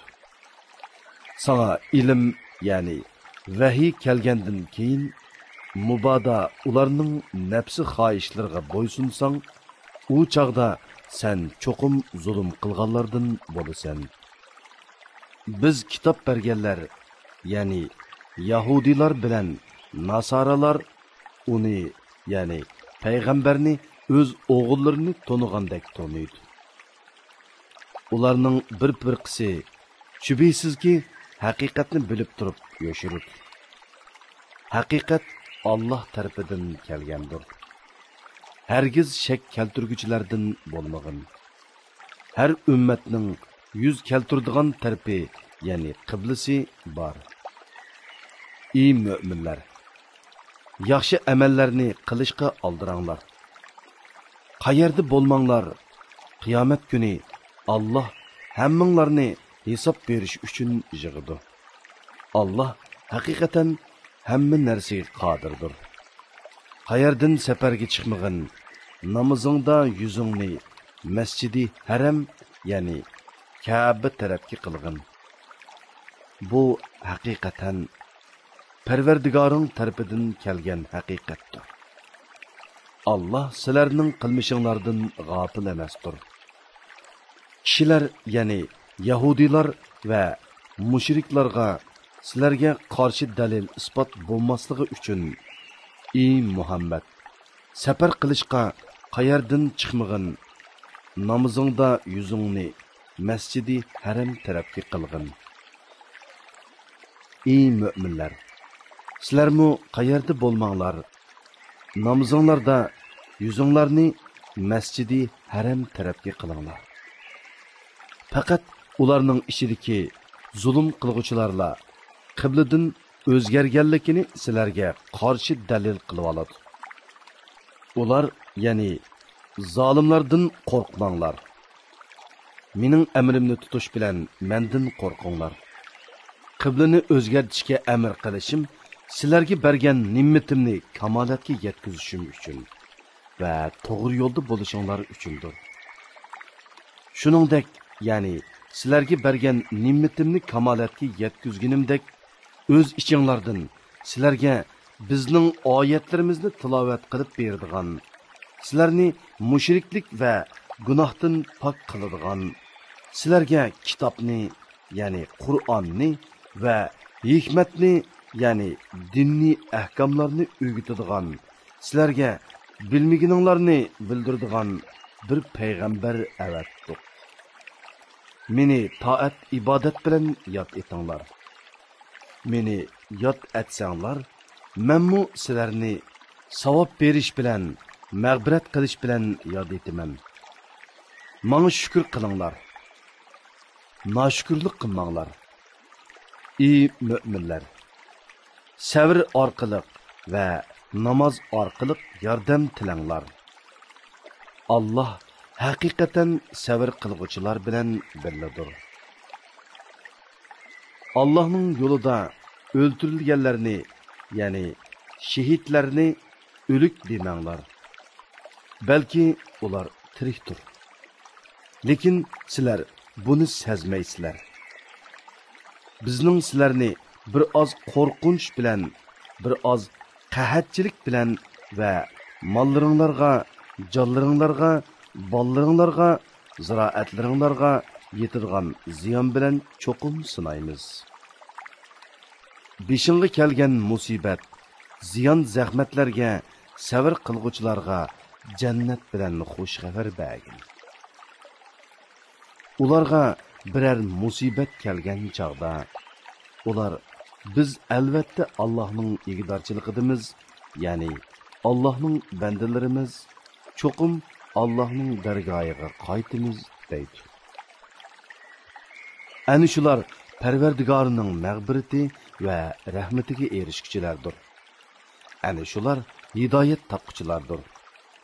Safo bilan Marva haqiqatan Allohning dinining alomatlaridir. Haj qilgan yoki umr qilgan odam ularning orasida sa'iy qilsa hech bok yo'q. Kimiki o'z ixtiyori bilan birər yaxshilik qiladi ekan, Allah uning mukofotini beradi. Allah albatta shukrning mukofotini berguchidir. Allah hammani bilguchidir. Bu kitobda, ya'ni Tavratda kishilarga to'g'ri yo'lni aniq bayon qilganimizdan keyin biz nozil qilgan Muhammad alayhissalomning rost payg'ambar ekanligini isbotlaydigan ro'shan dalillarni va to'g'ri yo'lni yo'shirdiganlarga Allah la'nat qiladi. Ya'ni rahmatidan yiroq qiladi. La'nat qilg'uvchilar, ya'ni farishtalar va mu'minlarmi ularga la'nat qiladi. Faqat tavba qilganlar, amalini tuzatganlar, Yahudilarning Tavrat ahkomlaridan yo'shirganlarini bayon qilganlarla buningdan mustasno. Ana shularning tavbasini qabul qilaman. Men tavbani bakmi qabul qilg'uchidurman. Nihoyat mehribondurman. Shubhisizki kafir bo'lib kafir peti o'lganlar bor. Ana shular cho'qim Allohning farishtalarining va insonlarning hammasining la'natiga uchraydi. Ular do'zaxda mangu qoladi. Ulardan azob yengiltilmaydi. Ularga beriladigan azob kechiktirilmaydi. Sizlarning ilahinglar bir ilahdir. Uningdan boshqa hech ma'bud barhaq yo'qdir. O nihoyatda shafqatlidir. Nihoyatda mehribondir. Osmonlarning va zaminning yaratilishida, kecha bilan kunduzning navbatlashida kishilarga foydali narsalarni elib dengizda uzib yurgan kemilarda Allah bulutdan yog'dirib bergan, o'lgan zaminni tirildiradigan yomg'irda, yer yuziga tarqatayotgan hayvonotlarda, shamol yo'nalishlarining o'zgarib turishida, osmon zamin orasida bo'ysundirilgan bulutlarda tushunadigan kishilar uchun albatta Allohning birligini ko'rsatadigan dalillar bordir. Ba'zi odamlar Allohdan g'ayrilarni, ya'ni bulutlarni Allohga sherik qilib oladi. Ularni mu'minlarning Allohni do'st tutganidek do'st tutadi. Ya'ni ulug'laydi va ularga bo'ysunadi. Mu'minlar Allohni hammadan bek do'st tutquchilardir. Zolimlar qiyomat kuni o'zlariga tayyorlangan azobni ko'rgan chaqda butun kuch-quvvatining Allohga mansub ekanligini va Allohning azobining qattiq ekanligini koshki bilsaydi, dunyoda Allohga sherik keltirganliklarga haddidan ziyoda pushaymon qiladi. Ayni vaqtda agashkuchilar azobni ko'rib, agashkuchilardan ada juda bo'ladi. Ularning o'zaro munosabati, ya'ni dunyodagi do'stlikka uziladi.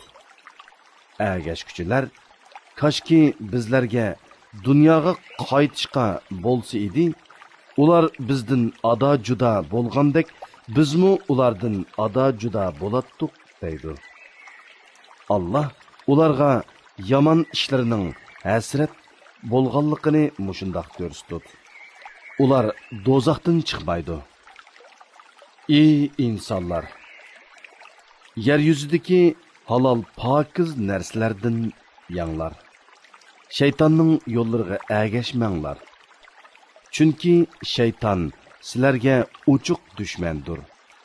Şeytan sizlerni hakikaten yamanlıklarga, qabih günahlarga ve Allah namıdın, yalgandın Allah sizlerge halal kılgan nerslerini haram dep, haram kılgan nerslerini halal dep, sizler bilmeydigan nerslerini eytishga buyuruydu. Her kaçan ularga, yani müşriklarga Allah nazil kılgan nersige, yani Allah peygamberiga nazil kılgan vahiyge, Kur'an'a ergişinlar değilse, ular yok. Ata boğularımızdan kalgan dinge ergişimiz deyişir. Ata boğuları hiç nersini düşenmegen ve doğru yolda bolmagan tursa, yani ularga ergişemdu.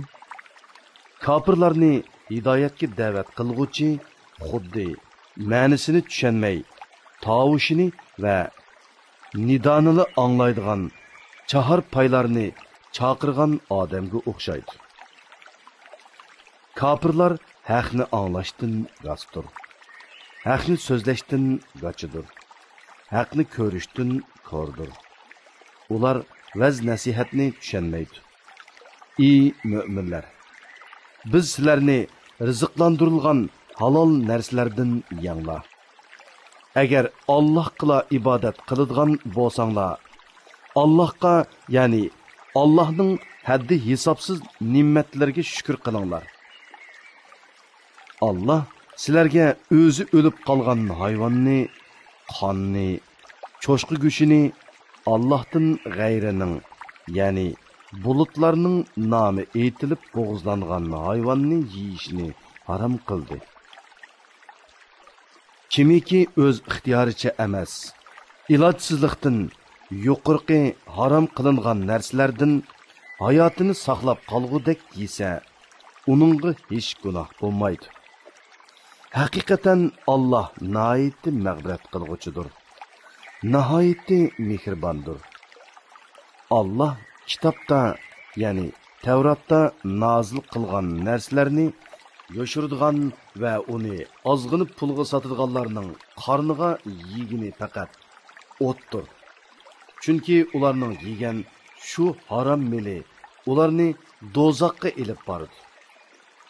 Qiyomat kuni Allah ularni xushal qiladigan so'z qilmaydi. Ularni gunohlardan poklamaydi. Ular qattiq azobga duchor bo'ladi. Ana shular hidoyatni gumrohlikqa, mag'firatni azobga, ya'ni jannatni do'zaxga tegishdi. Ular do'zax azobiga nima degan chidamliq? Bu qattiq azob shuning uchunki Allah haqiqatan haq kitobini, Tevratni nozil qildi. Ular Tevratdagi narsalarni yoshirdi va o'zgartirib etdi. Kitob to'g'risida ixtilof qilguvchilar cho'nqur nizodadir. Sizlarning kun chiqqan va kun patgan tarafga yuz keltirishinglarning o'zila yaxshi amalga yetmaydi. Balki Allohga, oxirat kuniga, farishtalarga, kitobga, ya'ni Allah nazil qilgan kitoblarga, payg'ambarlarga iymon keltirish, Allahni so'yish yuzidan xish aqribalarga, yetimlarga, miskinlarga, ibn sabiylarga, ya'ni pul milidan aloqasi uzilib qolgan musofirlarga, soillarga va qullarning ozodlikka erishishiga pul mol yordam berish, namoz o'qish, zakot berish, ahdiga vafo qilish, yo'qsizlikqa, kasallikka va Allohning yo'lida qilingan urushga bardoshlik berish yaxshi amalga kiradi. Ana shular, ya'ni yuqorqi sifatlarga ega kishilar iymonida rostchil odamlardir. Ana shular taqvodor odamlardir. Ey mo'minlar, o'ltirilganlar uchun qisos elish sizlarga farz qilindi. Hur odam uchun hür odamdan, qul uchun quldan, ayol uchun ayoldan qisos ilinadi. Qotil uchun dinniy qarindishi tarafidan bir narsa kechirim qilinsa, ya'ni o'ltirilguchining egisi qotildan diyat ilishga rozi bo'lib qisos ilishdan voz kechsa, u jinoyatchidan diyatni chiroyliqcha talab qilishi lozim. Jinoyatchimi diyatni yaxshilikcha, ya'ni kechiktirmasdan, kemaytivatmasdan to'liq berishi lozim. Bu hukm Parvardigoringlar tarafidan sizlarga berilgan yeniklatishdir va rahmatdir. Shuningdan keyin, ya'ni diyatni qabul qilgandan keyin chekidan eshib ketgan, ya'ni qotilni o'ltirgan odam qattiq azobga duchor bo'ladi. Ey aql egilari, sizlarga qisosda hayotlik bor. Ya'ni kishi birovni o'ltirgan taqdirda o'zining o'ltirilganligini bilsa, u odam o'ltirishdan yanadi. Shuning bilan uning o'zimi u o'ltirmoqchi bo'lgan odammi o'lishdan saqlanib qoladi. Nahaq qon to'kishdan saqlanishinglar uchun qisos yo'lga qo'yildi. Agar sizlardan biraylan o'lish oldida ko'p mol qoldirsa, uning ota-onasiga va xish aqribolarga odillik bilan vasiyat qilishi taqvodorlarning o'tashga tegishlik burchi sifatida farz qilindi. Vasiyatni anglagandan keyin kimiki uni o'zgartirdi ekan, uning gunohi o'zgartganlarga yuklanadi. Allah haqiqatan hammani anglab turg'uchidir, hammani bilib turg'uchidir. Kimiki vasiyat qilg'uchining savanligi yoki qasdan noto'g'ri qilganligini bilib, ularning, ya'ni vasiyat qilg'uchilar bilan vasiyat qilinguchilarning orasini tuzab qo'ysa, uningga hech gunoh bo'lmaydi. Allah haqiqatan mag'firat qilg'uchidir, nihoyatda mehribondir. Ey mu'minlar, gunohlardan saqlanishinglar uchun sizlardan ilgirkilarga, ya'ni ilgirki ummatlarga ro'za farz qilingandek, sizlarga mu Ramazon ro'zasi farz qilindi. Bu farz qilingan ro'za sanoqliq kunlardir. Sizlardan kimiki kasal yoki safar ustida bo'lib ro'za tutmagan bo'lsa, tutmagan kunlarni, ya'ni qazosini boshqa kunlarda tutsin. Ro'zini qiyirliq yoki ojizlik tufaylidan mushaqqat bilan oron tutadigan kishilar tutmasa, kunligi uchun bir miskin to'yg'idek tamoq fidya berishi lozim. Kimiki fidyani belgilangan miqdordan ortiq bersa, bu o'zi uchun yaxshidir. Agar bilsanglar, ro'za tutish sizlar uchun eg'iz ochiq yurishdan va fidya berishdan yaxshidir. Ramazon oyida Qur'on nozil bo'lishga boshladi. Qur'on insonlarga yetakchidir. Hidoyat qilg'uchi va haq bilan nohaqni ayirg'uchi ro'shan oyatlardir. Sizlardan kimiki Ramazon oyida hozir bo'lsa, Ramazon ro'zasini tutsin. Kimiki kasal yoki safar ustida, ya'ni musofir bo'lib tutmagan bo'lsa, tutmagan kunlar uchun boshqa kunlarda tutsin. Allah sizlarga osonlikni xohlaydi, taslikni xohlamaydi. Og'zinglar ochiq yurgan kunlarning qazosini qilish bilan Ramazon ro'zasining sonini to'ldirishinglarni, sizlarni hidoyat qilganligiga Allohni ulug'lashinglarni, uning in'omlariga shukr qilishinglarni xohlaydi. Mening bandalarim sendan men to'g'rilik so'rasa, ularga aytqinki, men haqiqatan ularga yaqinman. Ya'ni ularning ahvolini, so'zlarini bilib turman. Menga duo qilsa, men dua qilg'uchining duosini ijobat qilaman. Ular to'g'ri yo'l tepish uchun mening da'vatimni qabul qilsin va menga iymon etsin, ya'ni hamisha iymon bilan bo'lsin. Ro'za kechalarida ayollaringlarga yaqinchilik qilish sizlarga halol qilindi.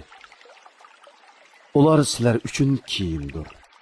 Ya'ni ular sizlarga orlishib yashaydi va kiyim badanga yepishqandek yepishidi. Sizlarmi ular uchun kiyimsizlar. Ya'ni sizlarmi ularga orlishib yashaysizlar va kiyim badanga yepishqandek yepishsizlar. Allah o'zinglarni oldiganliklarini, ya'ni ro'za ketisi yaqinchilik qilganinglarni bildi. Allah tavbanglarni qabul qildi. Sizlarni afu qildi. Endi ularga, ya'ni ayollaringlarga yaqinchilik qilinglar. Allah sizlarga taqdir qilgan narsani, ya'ni farzandni talab qilinglar. Toki tongning oq ipi qora ipidan ayrilganga, ya'ni tong yo'rganga qadar yenglar. İçinglar. Andın kesh kirgicha ro'za tutinglar. Sizlar masjidda itikofda o'ltirgan chig'inglarda kunduz bo'lsin, kecha bo'lsin, ularga yaqinchilik qilmanglar. Ani shular Allah belgilangan chegaralardir. Ya'ni mani qilgan ishlardir. Uningga yaqinlashmanglar. Kishilarning harom qilingan ishlardan saqlanishlari uchun Allah oyatlarni ularga mushundoq bayon qiladi. Bir-biringlarning mollarini nahaq yavanmanglar. Bilib turib kishilarning bir qism mollarini zulm bilan yevilish uchun hokimlarga pora bermanglar. Ey Muhammad, sendan yangi chiqqan oy, ya'ni oyning kichik chiqib cho'ngiydiganligi, ondan kichiklaydiganligi to'g'riliq so'rashidi. Ularga aytqinki, u kishilarning tirikchilik, savdo setiq, muomala, ro'za tutish, eg'iz ichish qatorliq ishlarning va hajning vaqtlarini hisoblashi uchundir. Jahiliyat davrida qilganinglardek ihromdagi chig'inglarda uylarning orqasidan to'shik ichib kirish yaxshilikqa yotmaydi. Allohning amriga muxolif ish qilishdan qo'rqqan odam yaxshi amal egasidir. İhramdaki çığınlarda odatdagidek uylarning darvozalaridan kiringlar. Baxtga erishishinglar uchun Allohga taqvodorlik qilinglar. Sizlarga urush ochgan odamlarga qarshi Alloh yo'lida jihad qilinglar. Tajovuz qilmanglar. Tajovuz qilguvchilarni Alloh haqiqatan do'st tutmaydi. Ularni, ya'ni mushriklarni, ular haramda bo'lsin, boshqa yerda bo'lsin, urush harom qilingan oylarda bo'lsin, uchratgan yerda o'ltiringlar. Sizlarni yurtinglardan, ya'ni Makkadan chiqarib etgandek, sizlarmi ularni yurtidan chiqarib etinglar. Ziyonkashlik qilish urushdanmi yomondir. Toki ular o'zlari urush ochmig'icha Masjidi Haram atrofida ular bilan urush qilmanglar. Agar ular Masjidi Haram atrofida o'zlari urush ochsa, ularni o'ltiraveringlar. Kafirlarning jazosi shundoq bo'ladi. Agar ular urushni to'xtatsa, sizlarmi urushdan qo'l yig'inglar. Allah tavba qilguvchilarga haqiqatan mag'firat qilguvchidir. Nihoyat mehribondir. Toki ziyonkashlik tugagan va Allohning dini yo'lga qo'yilganiga qadar ular bilan urushinglar. Agar ular urushni to'xtatsa, zulm qilguvchilardan boshqalarga dushmanlik qilishga bo'lmaydi. Urush harom qilingan oy, urush harom qilingan oyga tengdir. Ya'ni urush harom qilingan oylarda dushmaninglar sizlarga cheqilsa, shu oylarda sizlarmi ularga cheqilsanglar bo'ladi. Hurmati saqlanishga tegishlik narsalar teng barobardir. Ya'ni hurmati saqlanishga tegishlik narsalarni boshqalar dafsanda qilsa, intiqom elish yuzidan sizlarmi ularni dafsanda qilsanglar hech yomoni yo'q. Birov sizlarga qanchalik cheqilgan bo'lsa, sizlarmu uningga shunchalik cheqilinglar. Allohga taqvodorlik qilinglar. Bilinglarki, Alloh taqvodorlar bilan birlidir. Allohning yo'lida pul mol sarf qilinglar. O'zinglarni halokatga tashlamanglar. Ihson qilinglar. Ihson qilguvchilarni Alloh haqiqatan do'st tutadi. Haj bilan umrani Alloh uchun to'liq o'rinlanglar. Agar dushman yoki kasallik sababidan hajni yoki umrani ado qilishda to'sqinlikqa uchursanglar, u holda nima o'ng'ay bo'lsa, ya'ni to'ga, kala, qo'ydan nimani topa olsanglar, shuni qurbonlik qilinglar. Qurbonlik qilinadigan mol joyiga, ya'ni belgilangan joyiga yetmagicha beshinglarni tushirmanglar. Sizlardan kimiki kasal, ya'ni chechini tushirsa ziyon qiladigan kasal yoki beshida illat, ya'ni bosh og'riqi, pitqa o'xshashlar bo'lib, beshini tushirmasa fidya qilish yuzasidan 3 kun ro'za tutsin. Yoki 6 miskinga 3 sa sadiqa bersin. Yoki birər mal qurbonlik qilsin. Aminlikda bo'lgan chig'inglarda oranglardan ömrü qilgandan keyin haj qilishdan bahramon bo'lgan odam, ya'ni hajdan burun ömrü qilib tamomlagan odam nima o'ng'ay bo'lsa, shuni qurbonlik qilsin. Puli yo'qlikdan yoki qurbonlik mol yo'qligidan qurbonlik mol topolmagan odam haj jarayonida 3 kun ro'za tutsin. Hajdan qaytgandan keyin 7 kun ro'za tutsin. Uning hammasi 10 kun bo'ladi. Mana bu, ya'ni ömür qilgan odamga qurbonlik qilish lozimligi yoki ro'za tutish haqidagi hukm Masjidi Haram doirasida, ya'ni haramda o'ltirishlik bo'lmagan kishilar uchundir. Allohga taqvodorlik qilinglar. Bilinglarki, Allohning azobi qattiqdir. Haj vaqti ma'lum bir qancha oydir. Ya'ni Shavvol, Zulqayda oylari va Zulhajja oyining 10 kunidir. Bu oylarda haj qilishni niyat qilgan, ya'ni ihrom bog'ilgan odamning jinsiy aloqa qilishi, gunoh qilishi va janjal qilishi ma'ni qilinadi. Sizlar qandoqliki yaxshi amalni qilsanglar, Alloh uni bilib turadi. Oxiratliklar uchun zod rohila ilib olinglar. Eng yaxshi zod rohila taqvodorlikdir. Ey aql egilari, menga taqvodorlik qilinglar. Parvardigoringlardan haj mavsumida tijorat va boshqa ovqat orqali rizq talab qilsanglar, sizlarga hech gunoh bo'lmaydi. Arafatdan qaytgan chig'inglarda Mash'ari haramda, ya'ni Muzdalifada Allohni yod etinglar. Alloh sizlarni hidoyat qilganligi uchun uni yod etinglar. Ilgari sizlar haqiqatan gumroh edinglar. Ya'ni Alloh sizlarni hidoyat qilishdan ilgari gumrohlar qatorida edinglar. Ondan keyin sizlar Arafatdan kishilar qaytgan joy bilan qaytinglar. Allohdan mag'firat talab qilinglar. Alloh haqiqatan nihoyatda mag'firat qilguvchidir. Nihoyatda mehribondir. Sizlar hajga oid ibodatlarni ado qilgandan keyin Allohni bo'lsa, ota-bovanglarni faxrlanib yod etgandek yoki uningdanmi ziyoda yod etinglar.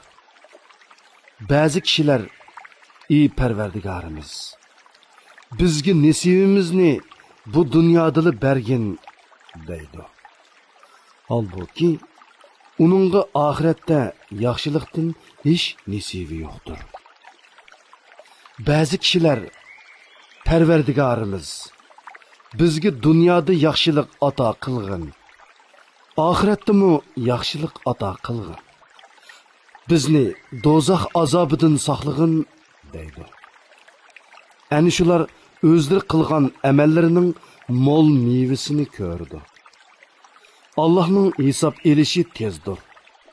Ya'ni shuncha ko'p xaloyiqdan qisqa vaqt ichida hisob elib bo'ladi. Sanoqli kunlarda, ya'ni tashriq kunlarida Allohni yod etinglar. Ya'ni namozinglarning oxirida takbir aytinglar. Minodan oldirab 2 kunda qaytgan odamga hech gunoh bo'lmaydi. Ta'xir qilib qaytgan odamga hech gunoh bo'lmaydi. Yuqorqi ahkomlar taqvodorlik qilib hajni to'liq ado qilmoqchi bo'lgan odam uchundir. Allohdan qo'rqinglar. Bilinglarki, sizlar hisob uchun Allohning dargohiga yig'ilisizlar. Ey Muhammad, kishilar orasida shundoq odam borki, uning dunyo tirikchiligi to'g'risidagi so'zi seni qiziqtiradi. Lekin u yolg'onchi munofiqdir. U dilidagi narsaga, ya'ni dili boshqa, tili boshqa emasligiga Allohni guvoh qiladi. Halbuki u sana va sana ergashuvchilarga ashaddiy dushmandir. Ko'rinishda u shirin so'zi orqali dindor qiyofatga kirib oladi.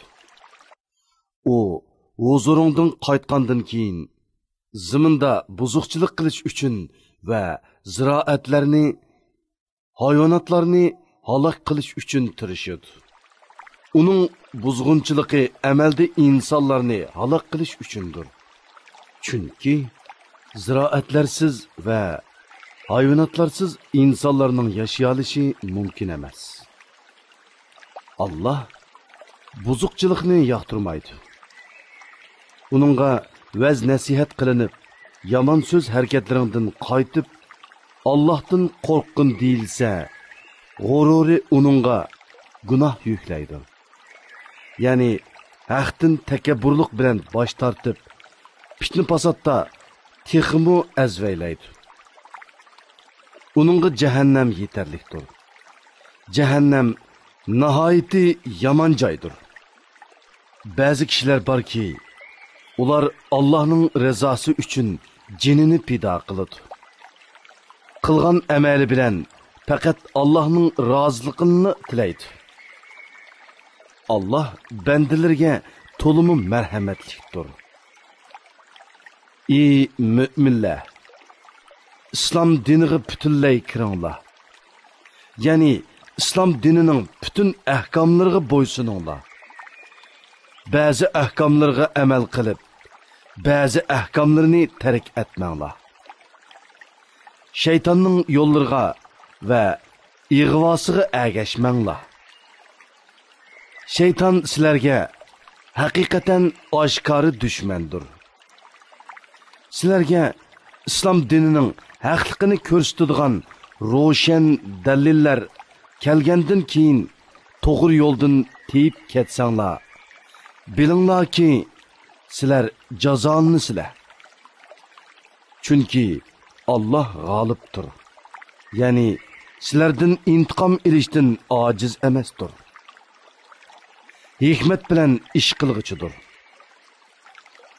Ular, ya'ni islomga kirishni tark etganlar faqat Allohning qiyomat kuni xaloyiqning orasida hukm chiqarish uchun bulut parchalari ichida kelishini, farishtalarning kelishini va xaloyiqning orasida hukm chiqarilib, bir guruh jannati, bir guruh davzihi bo'lib ayrilish bilan xaloyiqning ishining bitishini kutamdi. Bandalarning hamma ishi Allohga qaytariladi. Ey Muhammad, İsrail avlodidan so'rg'inki, biz ularga naqadar ko'p ro'shan dalillarni ato qildik. Kimiki Allah'ның nimmetiga erishgandan keyin uni kufrlik qilib o'zgartirsa, Allah onunğa azap qiladi. Allah'ның azabı haqiqatan qattiqdir. Kafirlarga dünya tirikçiligi chiroyli ko'rsatildi. Ya'ni ular dunyoning shahvatlariga, ne'matlariga mabtun bo'ladi. Müminlarni masxir qiladi. Halbuki qiyomat kuni taqvodorlar ulardan daraja jihatda ustun turdi.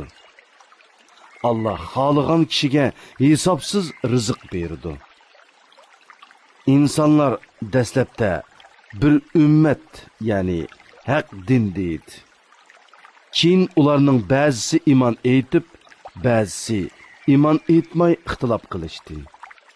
Allah müminlarga jannat bilan xush xabar berguchi, kuffarlarni do'zaxdan ogohlantirguchi payg'ambarlarni avatdi. Allah kishilarning ixtilof qilishgan narsalari ustida hukm chiqarish uchun ularga haq kitobni nozil qildi. Faqat kitob berilgan kishilarla o'zlariga ro'shan dalillar kelgandan keyin o'zaro hasad qilishib, ya'ni kafirlar müminlarga hasad qilib, kitob to'g'risida ixtilof qilishdi. Allah o'z irodasi bo'yicha müminlarni ular, ya'ni gumrohlar ixtilof qilishgan haqiqatga hidoyat qildi. Allah xohlagan kishini to'g'ri yo'lga boshlaydi. Sizlar texi ilgirkilar uchirgan kulpatlarga uchirmay turib, jannatga kirishni o'ylamsizlar? Sizlardan ilgiri o'tgan müminlar eg'irchiliklarga, kulpatlarga uchirgan va cho'chitib yutilgan edi.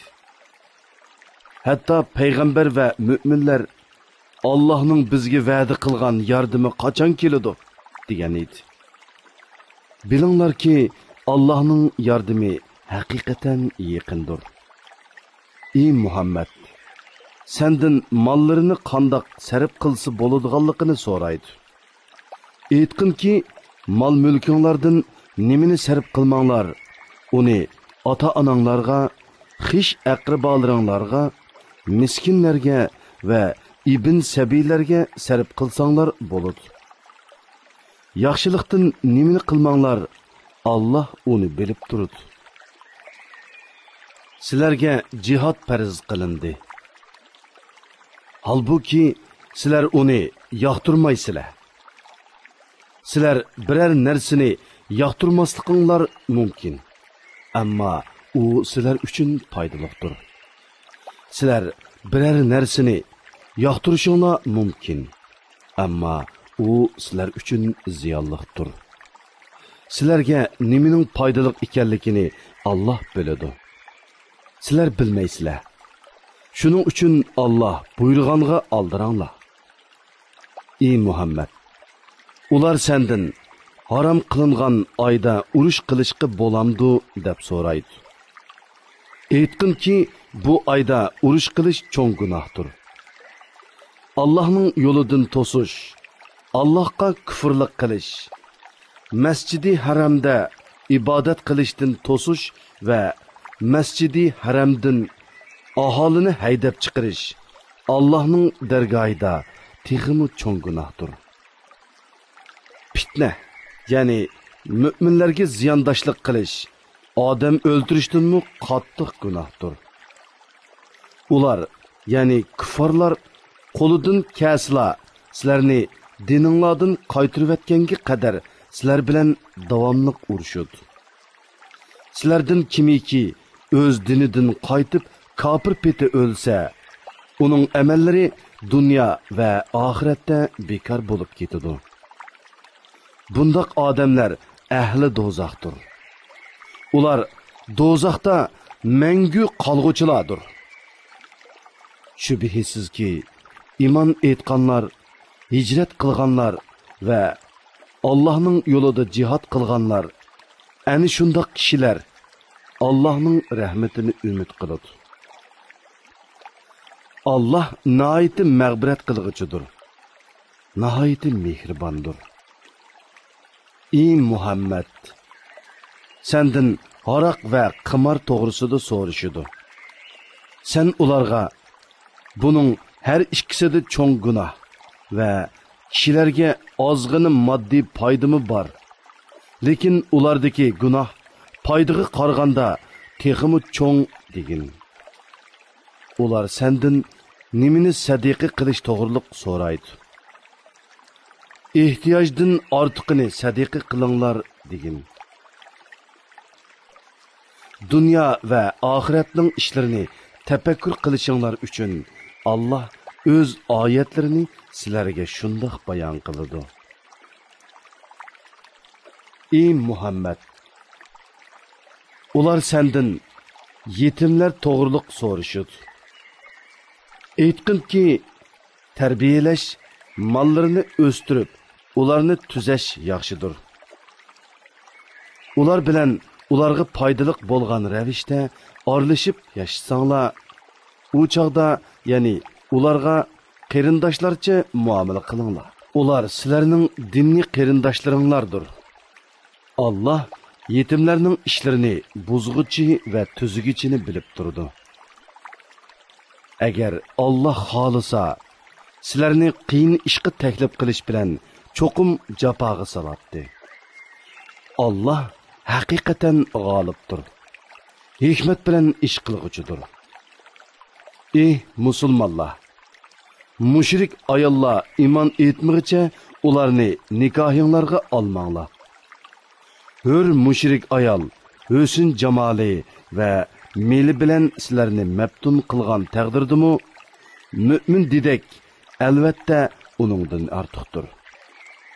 Mushrik erlar iymon etmag'icha mu'min ayollarni ularga yotliq qilmanglar. Hür mushrik sizlarni maftun qilgan taqdirdimi, mu'min qul albatta uningdan ortiqdir. Ani shular, ya'ni mushrik va ayollar sizlarni do'zaxga chaqirdi. Allah o'z irodasi bo'yicha sizlarni jannatga, mag'firatga chaqirdi. Kishilar pand nasihat olsun deb Allah ularga o'z oyatlarini bayon qiladi. Ey Muhammad, ular sendan hayiz to'g'riliq, ya'ni hayizdor ayol bilan jinsiy aloqa qilishning durustligi yoki durust emasligi to'g'riliq so'raydi. Aytqinki, hayiz ziyonliqdir. Ya'ni hayiz mezgilida jinsiy aloqa qilish er-xotin har ikkisiga ziyonliqdir. Hayiz mezgilida ayollaringlardan neri turinglar. Hayizdan pok bo'lguncha ularga yaqinchilik qilmanglar. Pok bo'lganda ularga Allah buyurgan joydan yaqinchilik qilinglar. Allah haqiqatan tavba qilguvchilarni do'st tutadi. Haromdan va nijozatdan pok bo'lguvchilarni haqiqatan do'st tutadi. Ayollaringlar sizlar uchun xuddi ekinzorliqdir. Ya'ni nasl teriydigan joydir. Ekinzorliqinglarga xohlagan ravishda kelinglar. O'zinglar uchun oldin ola yaxshi amal tayyorlanglar. Gunohdan cheklanish bilan Allohdan qo'rqinglar. Bilinglarki, sizlar Allohga muloqot bo'lasizlar. Müminlerge cennet bilen xush xabar bergin. Yaxshilik qilmaslikqa, taqvodor bo'lmaslikqa va kishilarni aplashtirmaslikka qasam qilish shakli bilan ularni qilishqa Allohni to'salg'i qilmanglar. Ya'ni Alloh bilan qasam qilishni, yaxshi ishlarni qilmaslikning sababi qilmanglar. Alloh so'zlaringlarni anglab turg'uchidir. Ahvolinglarni bilib turg'uchidir. Maqsadsiz ishgan qasiminglar uchun Allah sizlarni jazoga tortmaydi. Qasdan ishgan qasiminglar uchun Allah sizlarni jazoga tortadi. Allah mag'firat qilg'uchidir, halimidir. Ya'ni bandalarni jazolashga oldirab ketmaydi. Ayollarga yaqinchilik qilmaslikqa qasam ishgan kishilar 4 oy kutadi. Agar ular bu muddat ichida ayollarga yaqinchilik qilishga qaytsa, ayollarga yomonlik qilgan gunohini Allah haqiqatan mag'firat qilguchidir. Allah nihoyatda mehribondir. Agar ular taloq qilish niyatiga kelsa, Allah haqiqatan ularning so'zlarini anglab turguchidir. Niyatlarini bilib turguchidir. Taloq qilingan ayollar 3 hayz o'tkicha iddat tutadi. Agar ular Allohga oxirat kuniga ishonadigan, bachchi donlardagi Allah yaratgan narsani, ya'ni bolani yoki hayzni yo'shirishi durust emas. Ularning erlari agar aplishib qilishni xohlasa, shu muddat ichida ularni qaytirib kelishga boshqalarga qaraganda eng haqliqdir. Ayollar ustida erlarning haqlari bo'lganidek, erlari ustida ayollarning mu haqlari bor. Ya'ni ayollar muvofiq darajada huquqdan bahramand bo'lish kerak. Muvofiq darajada majburiyatni o'tish kerak. Ayollarga mehr berish va ularning turmushini qamdash majburiyatlari erlarga yuklanganlikdan, erlar ayollardan bir daraja ortiqlikka ega. Allah g'olibdir. Hikmat bilan ish qiluvchidir. Qayta yarishishga bo'ladigan taloq 2 qitimdir. Uningdan keyin xotinini chiroyliqcha tutish yoki yaxshilik bilan, ya'ni zulm qilmay, yomon gapini qilmay, kishilarni uningdan jiroqlashtirmay qo'yib etish lozim.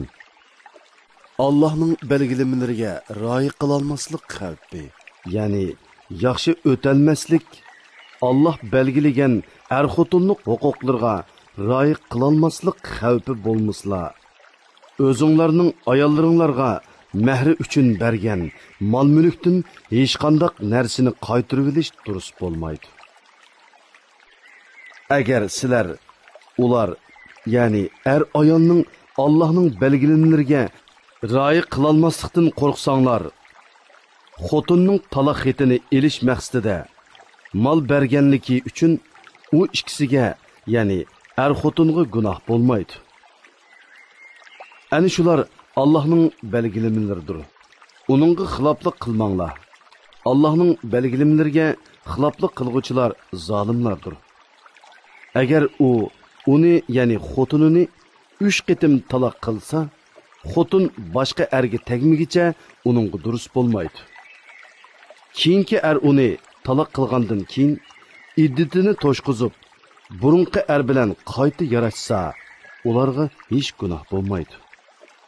Agar ular Allohning belgilamalariga rioya qila oladiganligini, ya'ni qayta yarashgandan keyin yaxshi o'talaydiganligini tasavvur qilsa, bu Allohning belgilamalaridirki, Allah uni biladigan, ya'ni ishning oqibatiga fahmi yetadigan qavm uchun bayon qiladi. Sizlar ayollarni taloq qilgan bo'lsanglar, ularning iddati to'shay deb qolgan bo'lsa, ular bilan chiroyliqcha yarishib, ularni nikohinglarda tutinglar yoki ularni yaxshilik bilan qo'yib etinglar. Zulm qilish maqsadida ziyon yetkazib, ularni tutib olmanglar. Kimiki shunda qiladi ekan, ya'ni kimiki chiroyliqcha uy tutish niyati bilan emas, balki iddatini uzartib zulm qilish niyatida xotini bilan yarishidi ekan, o'ziga o'zi zulm qilgan bo'ladi. Allohning oyatlarini kulk qilib olmanglar. Ya'ni Allohning ahkomlarini xiloflik qilish yo'li bilan masxir qilmanglar. Allohning sizlarga bergan ne'matini va sizlarga vaz nasihat qilish uchun nozil qilgan kitobini, hikmatini, ya'ni kitobidagi ahkomlarni yod etinglar. Allohga taqvodorlik qilinglar. Bilinglarki, Allah har narsani bilguchidir. Agar sizlar ayollarni taloq qilgan bo'lib, ularning iddati to'shqan va qoida bo'yicha tegmekçi bo'lgan eri bilan putishgan bo'lsa, ularni nikohlanishdan to'smanglar. Buning bilan ichinglardan Allohga va oxirat kuniga iymon keltirganlarga nasihat qilinadi. Bu, ya'ni vaz nasihat elish, Allohning amrlarini tutish sizlar uchun eng foydalidir va eng pokdir. Shariat ahkomlaridan sizlarga nimalar eng foydali ekanligini Alloh biladi. Sizlar bilmaysizlar.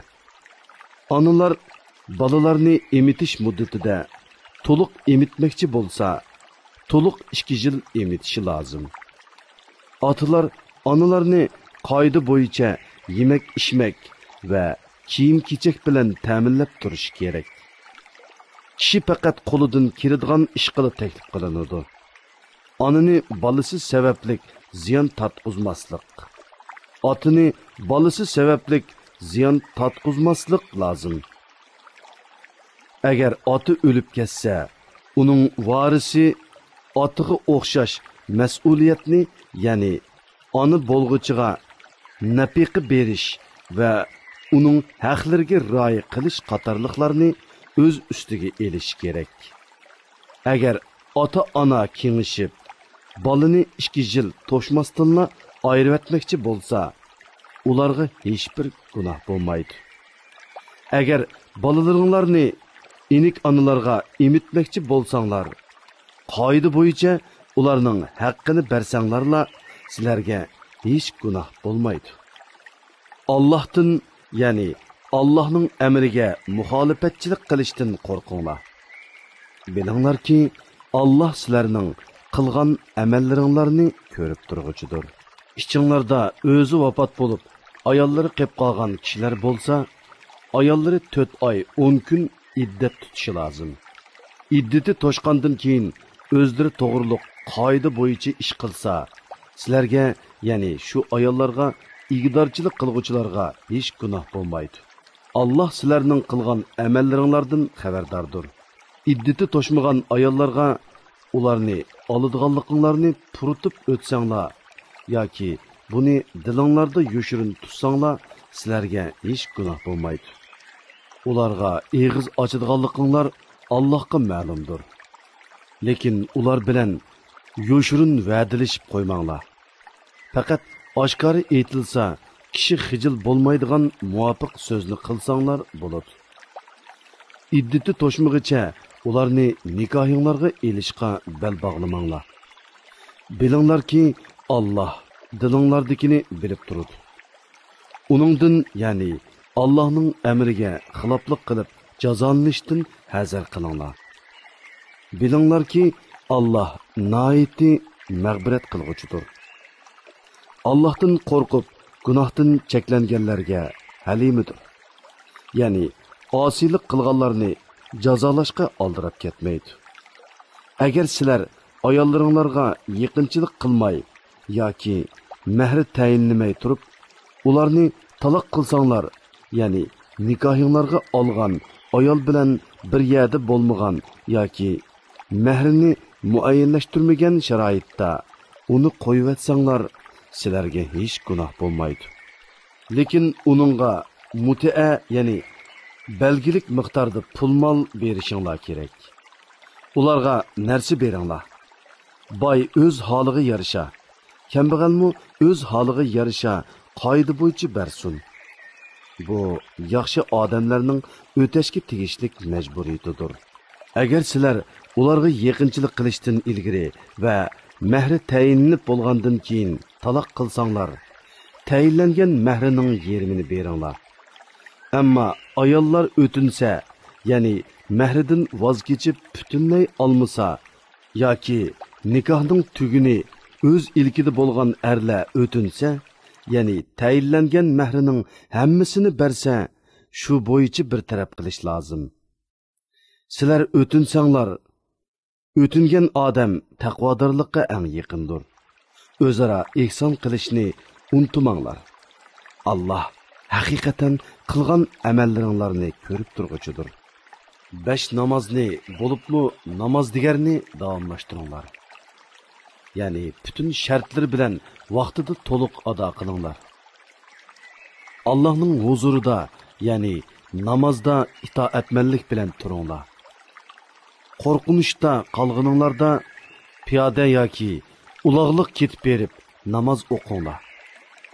Amonlik topqininglarda Allohning sizlarga o'rgatgani bo'yicha Allohni yod etinglar.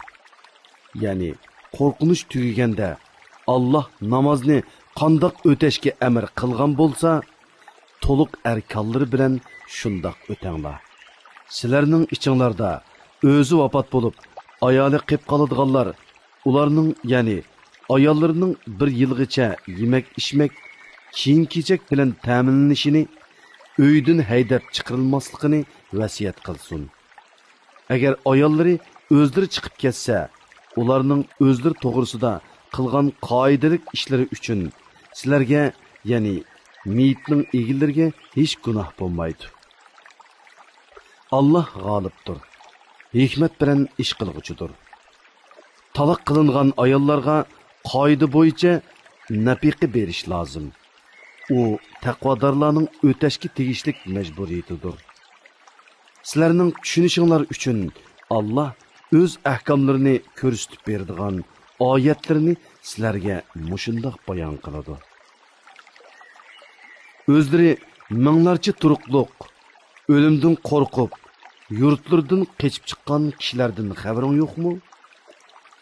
Allah ularni o'linglar dedi. Ular o'ldi.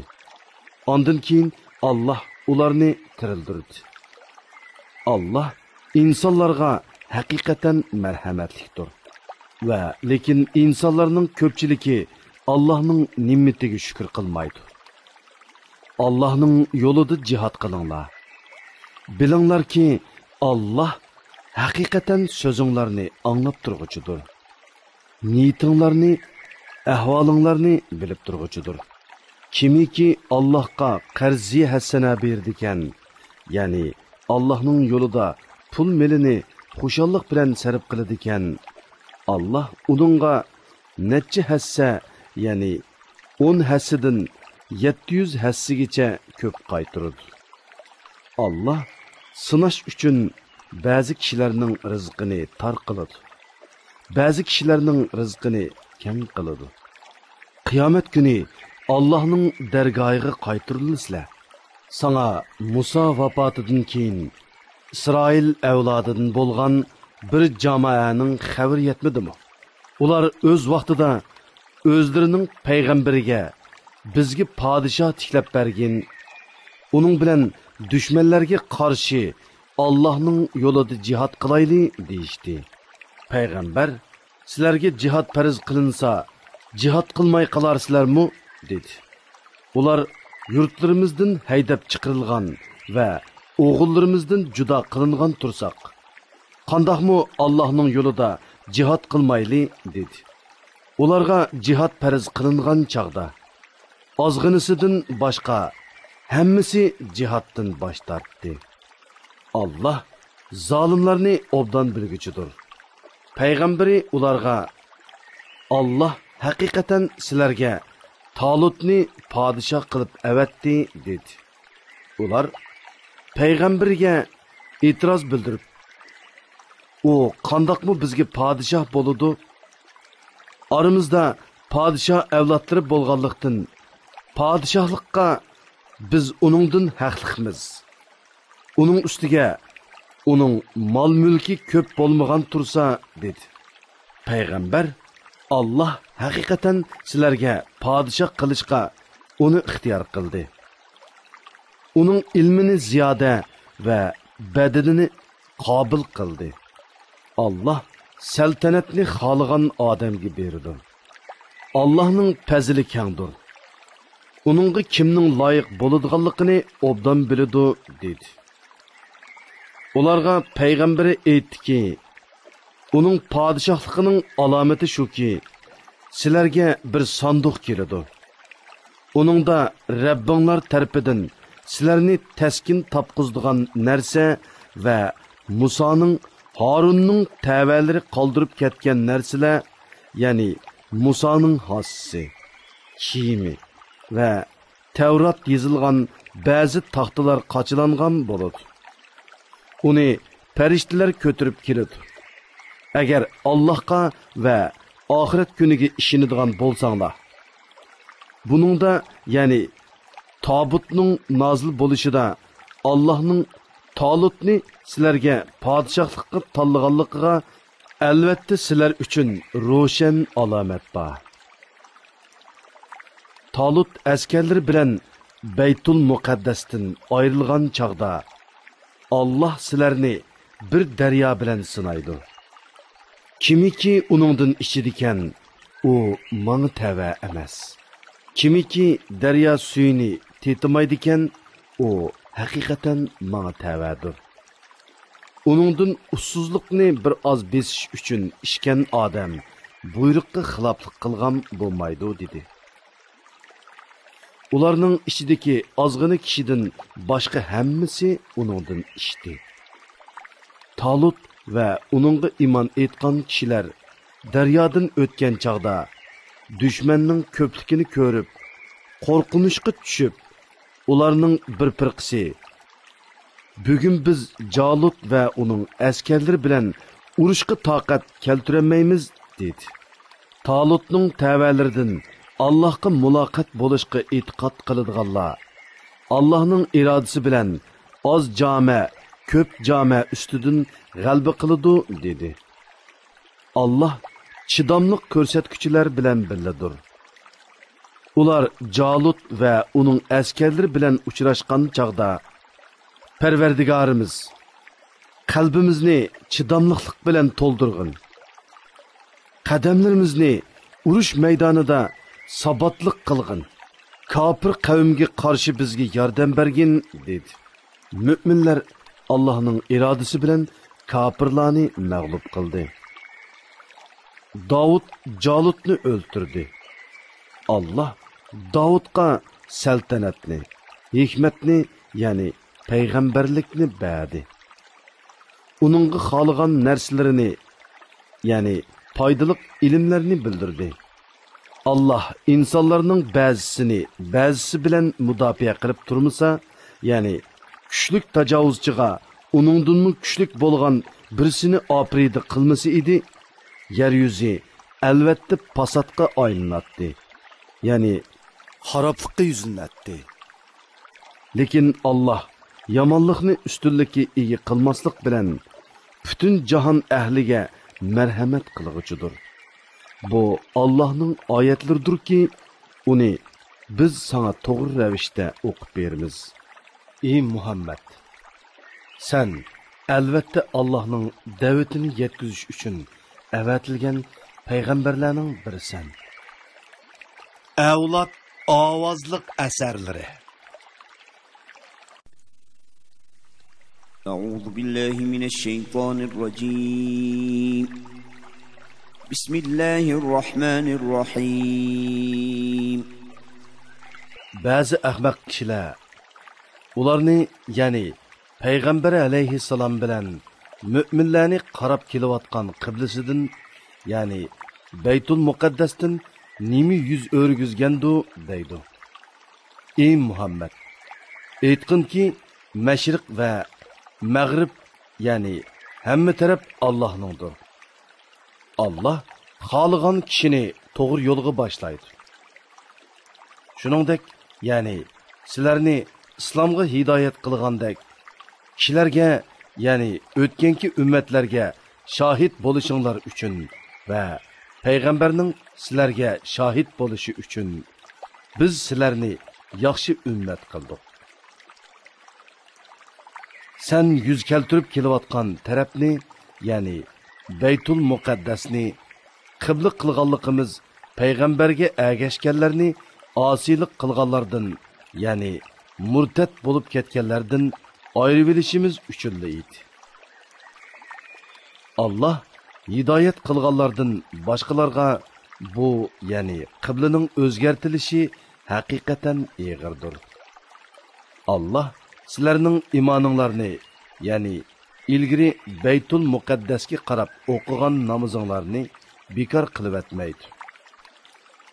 Allah kishilarga haqiqatan mehribondir, nihoyatda kuyimchandir. Biz sening Ka'ba qiblang bo'lishini tilab, qayta osmonga qarag'anligingni ko'rib turyapmiz. Seni cho'qim sen yoqtirdigan qiblaga yuzlandiramiz. Namozda yuzingni masjidi haram tarafga qilgin. Ey mo'minlar, qayerda bo'lmanglar, namozda yuzinglarni masjidi haram tarafga qilinglar. Haqiqatan kitob berilganlar, ya'ni Yahudilar va Nasaralar buning, ya'ni qiblaning Ka'baga o'zgartirishining Parvardigori tarafidan kelgan haqiqat ekanligini cho'qim biladi. Allah ularning qilmishidan g'ofil emas.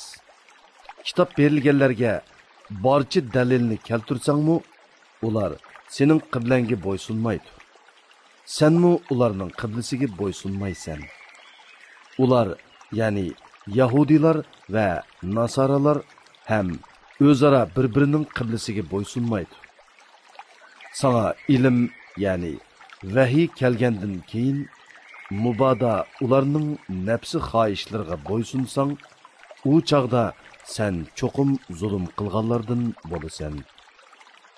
Biz kitob berganlar, ya'ni Yahudilar bilan Nasaralar uni, ya'ni payg'ambarni o'z o'g'illarini to'nigandek to'niydi. Ularning bir qisi shubhisizki haqiqatni bilib turib yoshirib. Haqiqat Allah tarafidan kelgandir. Hergiz shak keltirguchilardan bo'lmagan.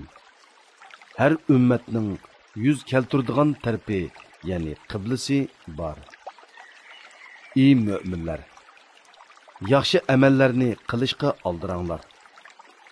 Qayerda bo'lmanglar, qiyomat kuni Allah hammanglarni hisob berish uchun yig'idi. Allah haqiqatan hamma narsaga qodirdir. Qayerdan safarga chiqmagan, namozingda yuzingni masjidi haram, ya'ni Ka'ba tarafga qilgin. Bu haqiqatan Parvardigoring tarafidan kelgan haqiqatdir.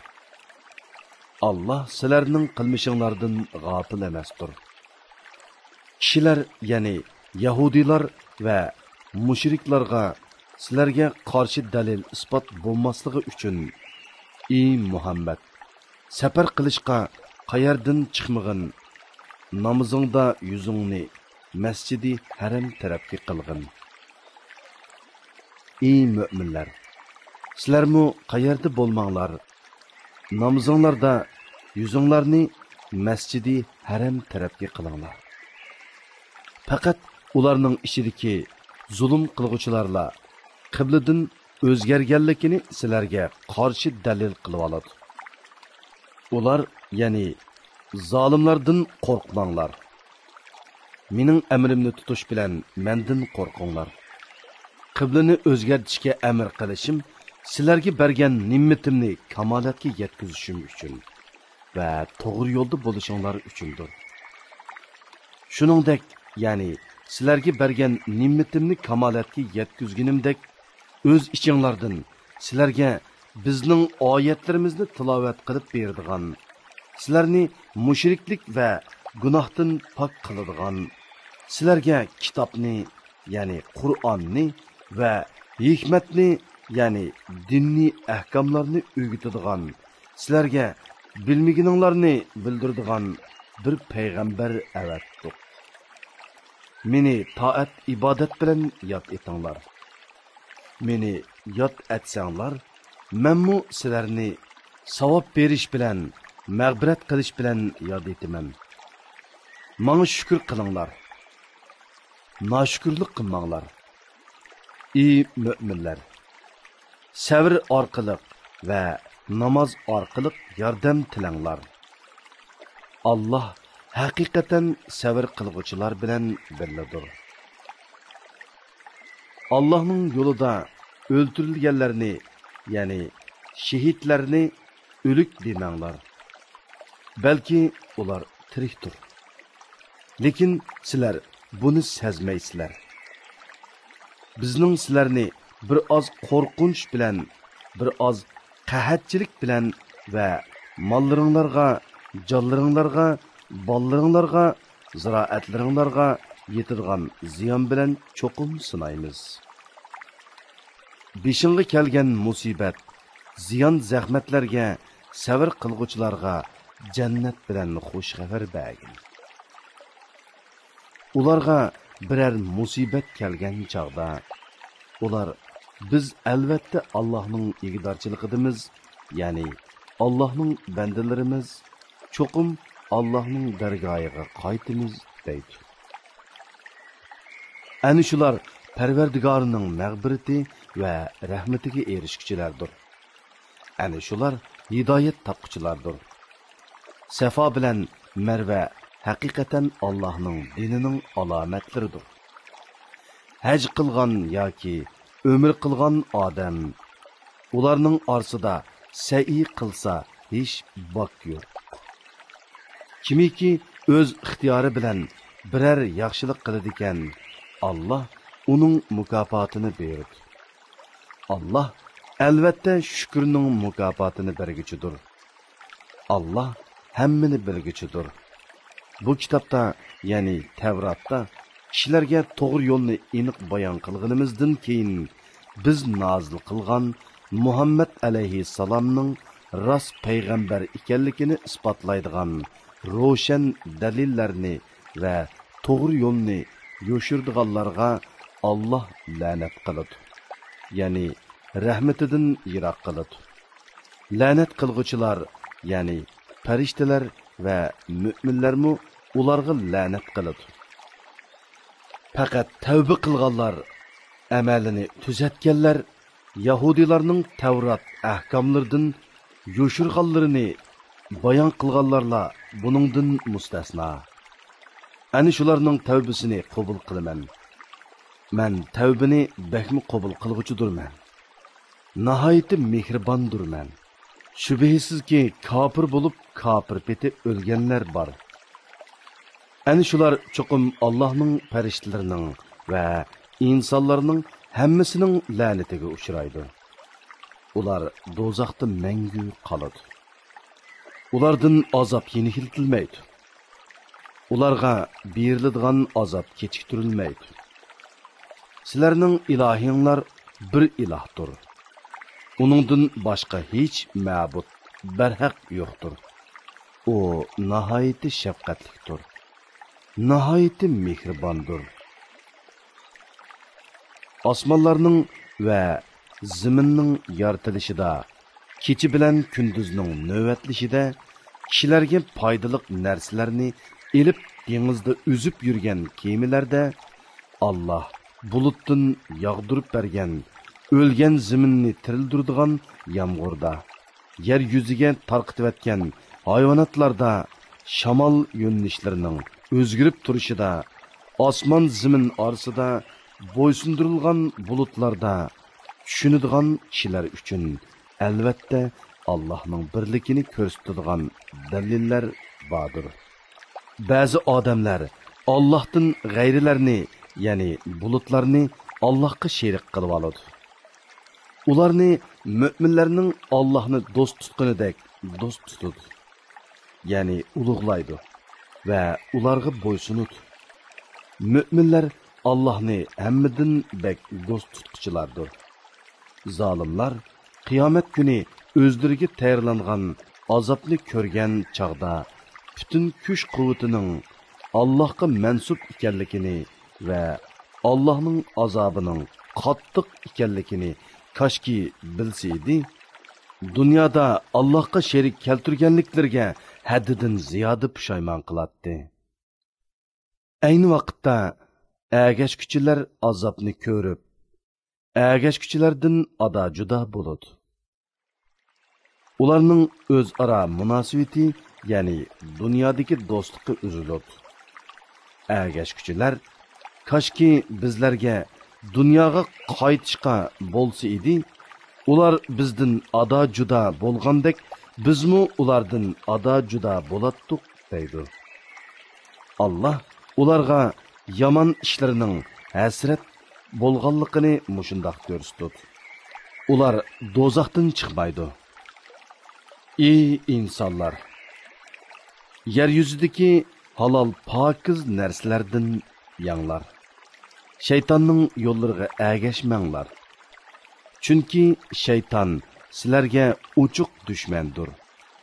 Shayton sizlarni haqiqatan yomonliklarga, qabih gunohlarga va Alloh nomidan yolg'ondan Alloh sizlarga halol qilgan narsalarni harom deb, harom qilgan narsalarni halol deb, sizlar bilmaydigan narsalarni aytishga buyurdi. Har qachon ularga, ya'ni mushriklarga Allah nazil qilgan narsaga, ya'ni Allah payg'ambariga nazil qilgan vahiyga, Qur'onga ergishinglar deyilsa, ular yo'q. Ota boğularimizdan qolgan dinga ergishimiz deyishdi. Ota boğulari hech narsani tushunmagan va to'g'ri yo'lda bo'lmagan tursa, ya'ni ularga ergishamdi. Kafirlarni hidoyatga da'vat qilguvchi xuddi ma'nisini tushunmay, tavushini va nidonini anglaydigan chahar paylarni chaqirgan odamga o'xshaydi. Kafirlar haqni anglashdan rostdir. Haqni so'zlashdan gachidir. Haqni ko'rishdan ko'rdir. Ular vaz nasihatni tushunmaydi. Ey mo'minlar, biz sizlarni rizqlantirilgan halol narsalardan yanglar. Agar Allohga ibodat qiladigan bo'lsanglar, Allohga, ya'ni Allohning haddi hisobsiz ne'matlariga shukr qilinglar. Allah sizlarga o'zi o'lib qolgan hayvonni, qonni, cho'shqi go'shini Allohdan g'ayrining, ya'ni bulutlarning nomi aytilib bo'g'izlangan hayvonni yeyishni harom qildi. Kimiki o'z ixtiyoricha emas, ilojsizlikdan yuqorqi harom qilingan narsalardan hayotini saqlab qolgudek yesa, uningga hech gunoh bo'lmaydi.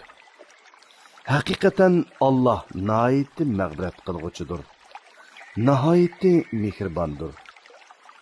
Allah kitobda, ya'ni Tavratda nozil qilgan narsalarni yoshirdigan va uni ozg'ini pulga sotadiganlarning qorniga yegini faqat o'tdir.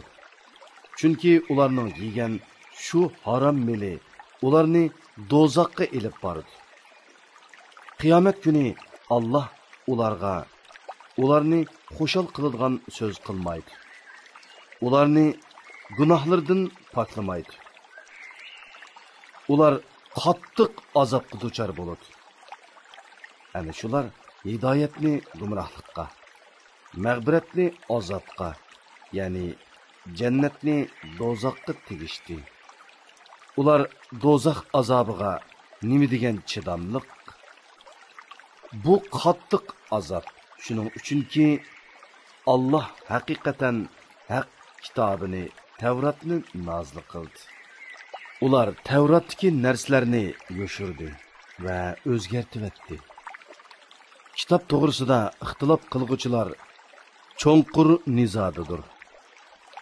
Sizlarning kun chiqqan va kun patgan tarafga yuz keltirishinglarning o'zila yaxshi amalga yetmaydi.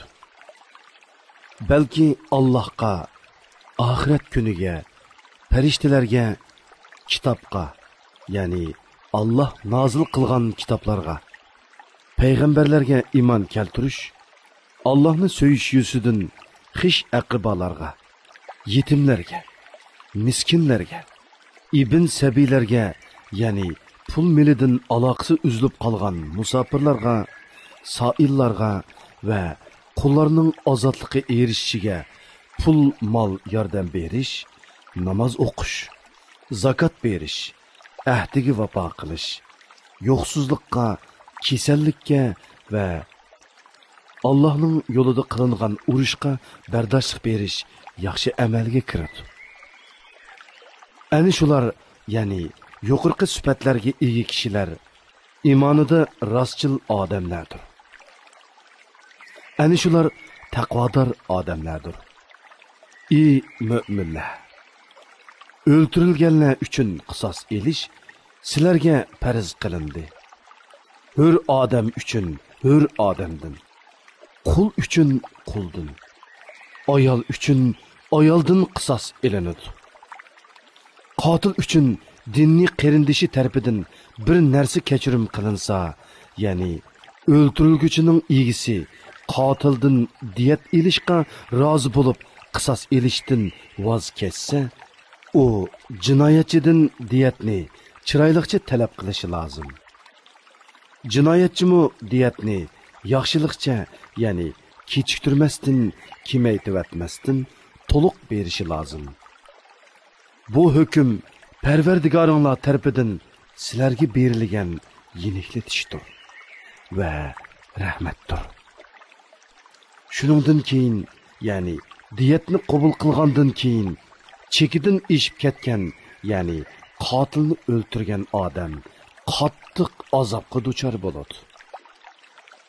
Ey aql egilari, sizlarga qisosda hayotlik bor.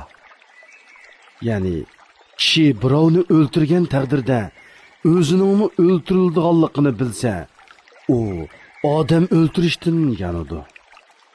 Shuning bilan uning o'zimi u o'ltirmoqchi bo'lgan odammi o'lishdan saqlanib qoladi.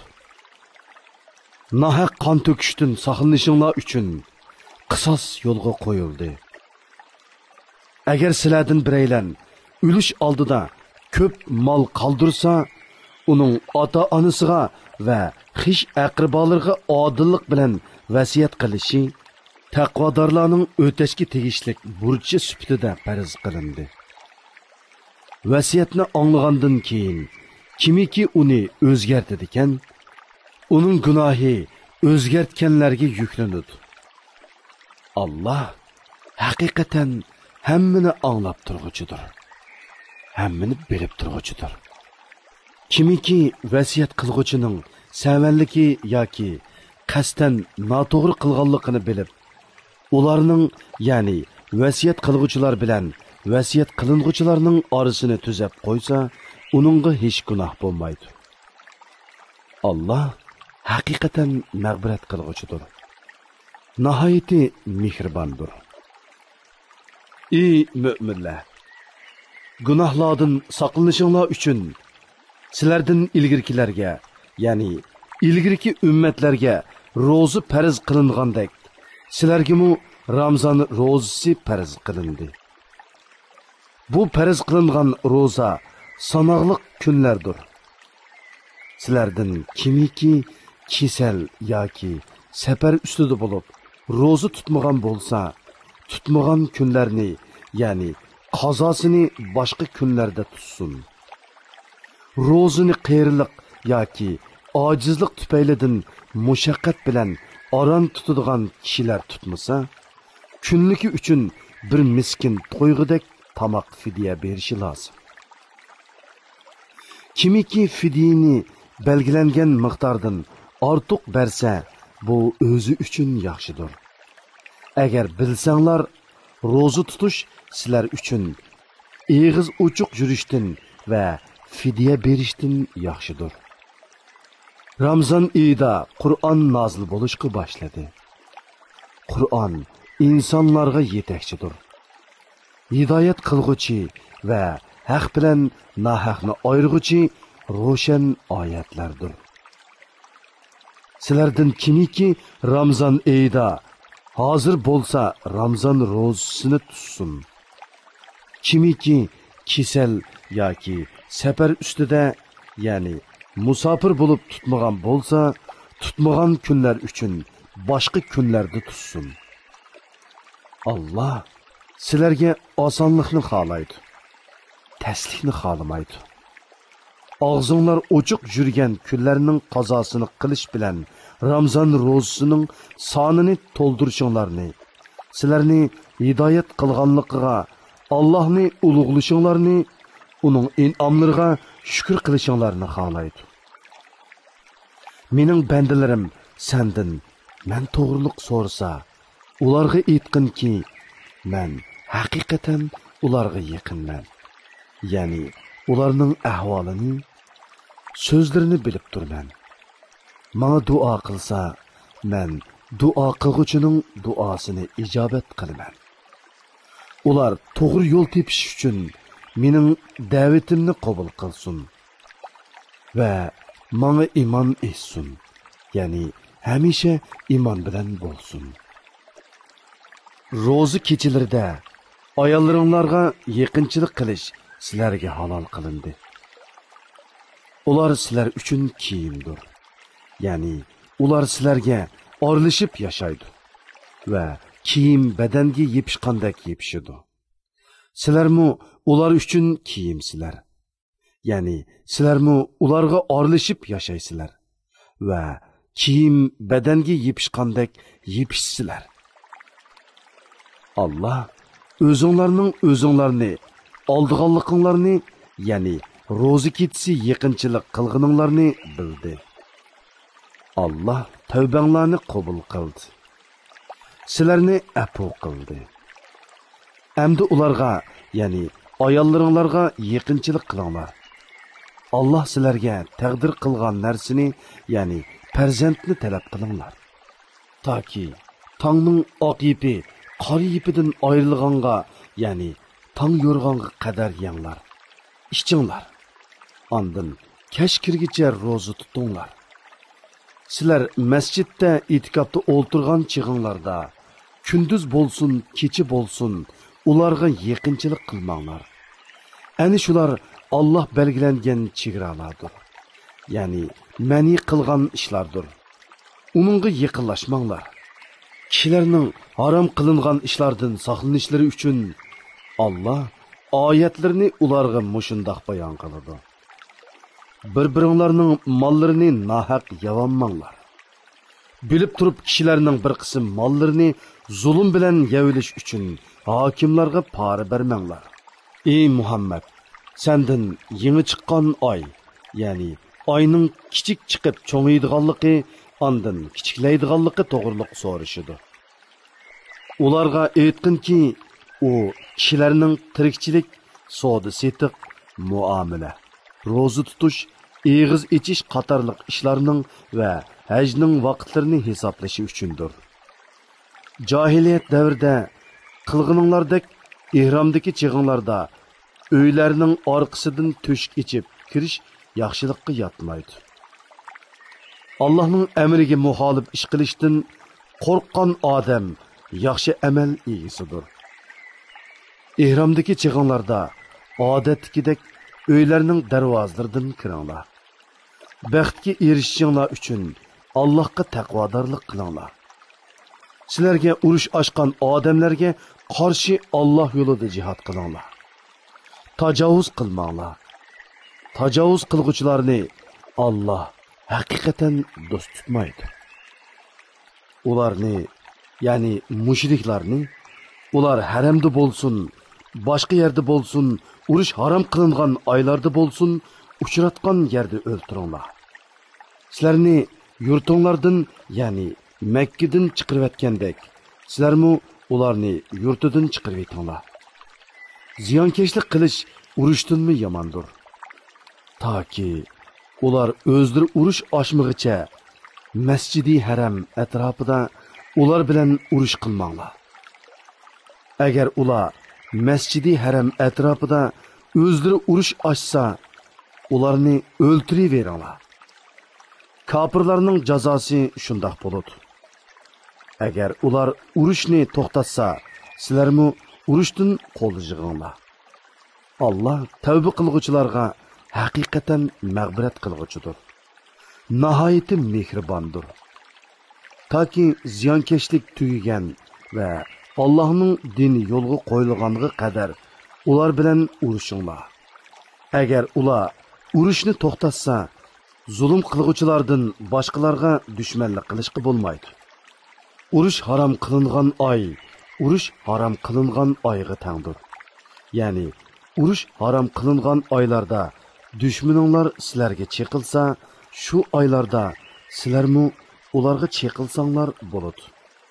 Hürmeti saqlanishga tegishlik narsalar teng barobardir. Ya'ni hürmeti saqlanishga tegishlik narsalarni boshqalar dafsanda qilsa, intiqom elish yuzidan sizlarmi ularni dafsanda qilsanglar hech yomoni yo'q. Birov sizlarga qanchalik cheqilgan bo'lsa, sizlarmi uningga shunchalik cheqilinglar. Allohga taqvodorlik qilinglar. Bilinglarki, Allah taqvodorlar bilan birlidir. Allohning yo'lida pul mol sarf qilinglar. O'zinglarni halokatga tashlamanglar. Ihson qilinglar. Ihson qilguvchilarni Allah haqiqatan do'st tutadi. Haj bilan umrani Allah uchun to'liq o'rinmanglar. Agar dushman yoki kasallik sababidan hajni yoki umrani ado qilishda to'sqinlikqa uchursanglar, u holda nima o'ng'ay bo'lsa, ya'ni to'ga kala. Qo'ydan nimani topa olsanglar, shuni qurbonlik qilinglar. Qurbonlik qilinadigan mol joyiga, ya'ni belgilangan joyiga yetmagicha beshinglarni tushirmanglar. Sizlardan kimiki kasal, ya'ni chechini tushirsa ziyon qiladigan kasal yoki beshida illat, ya'ni bosh og'riqi, pitqa o'xshashlar bo'lib, beshini tushirmasa fidya qilish yuzidan 3 kun roza tutsin. Yoki 6 miskinga 3 sa sadiqa bersin. Yoki birer mal qurbonlik qilsin. Aminlikda bo'lgan chig'inlarda oranglardan ömrü qilgandan keyin haj qilishdan bahramon bo'lgan odam, ya'ni hajdan burun ömrü qilib tamomlagan odam nima o'ng'ay bo'lsa, shuni qurbonlik qilsin. Puli yo'qlikdan yoki qurbonlik mol yo'qligidan qurbonlik mol topolmagan odam haj jarayonida 3 kun roza tutsin. Hajdan qaytgandan keyin 7 kun roza tutsin. Onun hammasi 10 kun bo'ladi. Mana bu, ya'ni ömür qilgan odamga qurbonlik qilish lozimligi yoki roza tutish haqidagi hukm Masjidi Haram doirasida, ya'ni haramda o'ltirishlik bo'lmagan kishilar uchundir. Allohga taqvodorlik qilinglar. Bilinglarki, Allohning azobi qattiqdir. Haj vaqti ma'lum bir qancha oydir. Ya'ni Shavvol, Zulqayda oylari va Zulhajja oyining 10 kunidir. Bu oylarda haj qilishni niyat qilgan, ya'ni ihrom bog'ilgan odamning jinsiy aloqa qilishi, gunoh qilishi va janjal qilishi ma'ni qilinadi. Sizlar qandoqliki yaxshi amalni qilsanglar, Allah uni bilib turadi. Oxiratliklar uchun zod rohila ilib olinglar. Eng yaxshi zod rohila taqvodorlikdir. Ey aql egilleri, mana taqvodorlik qilinglar. Parvardigoringlardan haj mavsumida tijorat va boshqa ovqat orqali rizq talab qilsanglar, sizlarga hech gunoh bo'lmaydi. Arafatdan qaytgan chig'inglarda Mash'ari haramda, ya'ni Muzdalifada Allohni yod etinglar. Allah sizlarni hidoyat qilganligi uchun uni yod etinglar. İlgiri sizlar haqiqatan gumroh edinglar. Ya'ni Allah sizlarni hidoyat qilishdan ilgari gumrohlar qatorida edinglar. Ondan keyin sizlar Arafatdan kishilar qaytgan joy bilan qaytinglar. Allohdan mag'firat talab qilinglar. Allah haqiqatan nihoyatda mag'firat qilguvchidir. Nihoyatda mehribondir. Sizlar hajga oid ibodatlarni ado qilgandan keyin Allohni bo'lsa, ota-buvanglarni faxrlanib yod etgandek yoki uningdanmi ziyoda yod etinglar. Ba'zi kishilar, ey Parvardigorimiz, bizga nasibimizni bu dunyodili bergin deydi. Halbuki uningga oxiratda yaxshilikdan hech nasibi yo'qdir. Ba'zi kishilar Parvardigorimiz bizga dunyoda yaxshilik ato qilgin, oxiratdami yaxshilik ato qilgin, bizni do'zax azobidan saqlag'in deydi. Ani shular o'zlari qilgan amallarining mo'l mevasini ko'rdi. Allohning hisob elishi tezdir. Ya'ni shuncha ko'p xaloyiqdan qisqa vaqt ichida hisob elib bo'ladi. Sanoqli kunlarda, ya'ni tashriq kunlarida Allohni yod etinglar. Ya'ni namozinglarning oxirida takbir aytinglar. Minodan oldirab 2 kunda qaytgan odamga hech gunoh bo'lmaydi. Ta'xir qilib qaytgan odamga hech gunoh bo'lmaydi. Yuqorqi ahkomlar taqvodorlik qilib hajni to'liq ado qilmoqchi bo'lgan odam uchundir. Allohdan qo'rqinglar. Bilinglarki, sizlar hisob uchun Allohning dargohiga yig'ilisizlar. Ey Muhammad, kishilar orasida shundoq odam borki, uning dunyo tirikchiligi to'g'risidagi so'zi seni qiziqtiradi. Lekin u yolg'onchi munofiqdir. U dilidagi narsaga, ya'ni dili boshqa, tili boshqa emasligiga Allohni guvoh qiladi. Halbuki u sana va sana ergashuvchilarga ashaddiy dushmandir. Ko'rinishda u shirin so'zi orqali dindor qiyofatga kirib oladi. U huzuringdan qaytgandan keyin zaminda buzuqchilik qilish uchun va ziroatlarni, hayvonotlarni halok qilish uchun tirishadi. Uning buzg'unchiligi amalda insonlarni halok qilish uchundir.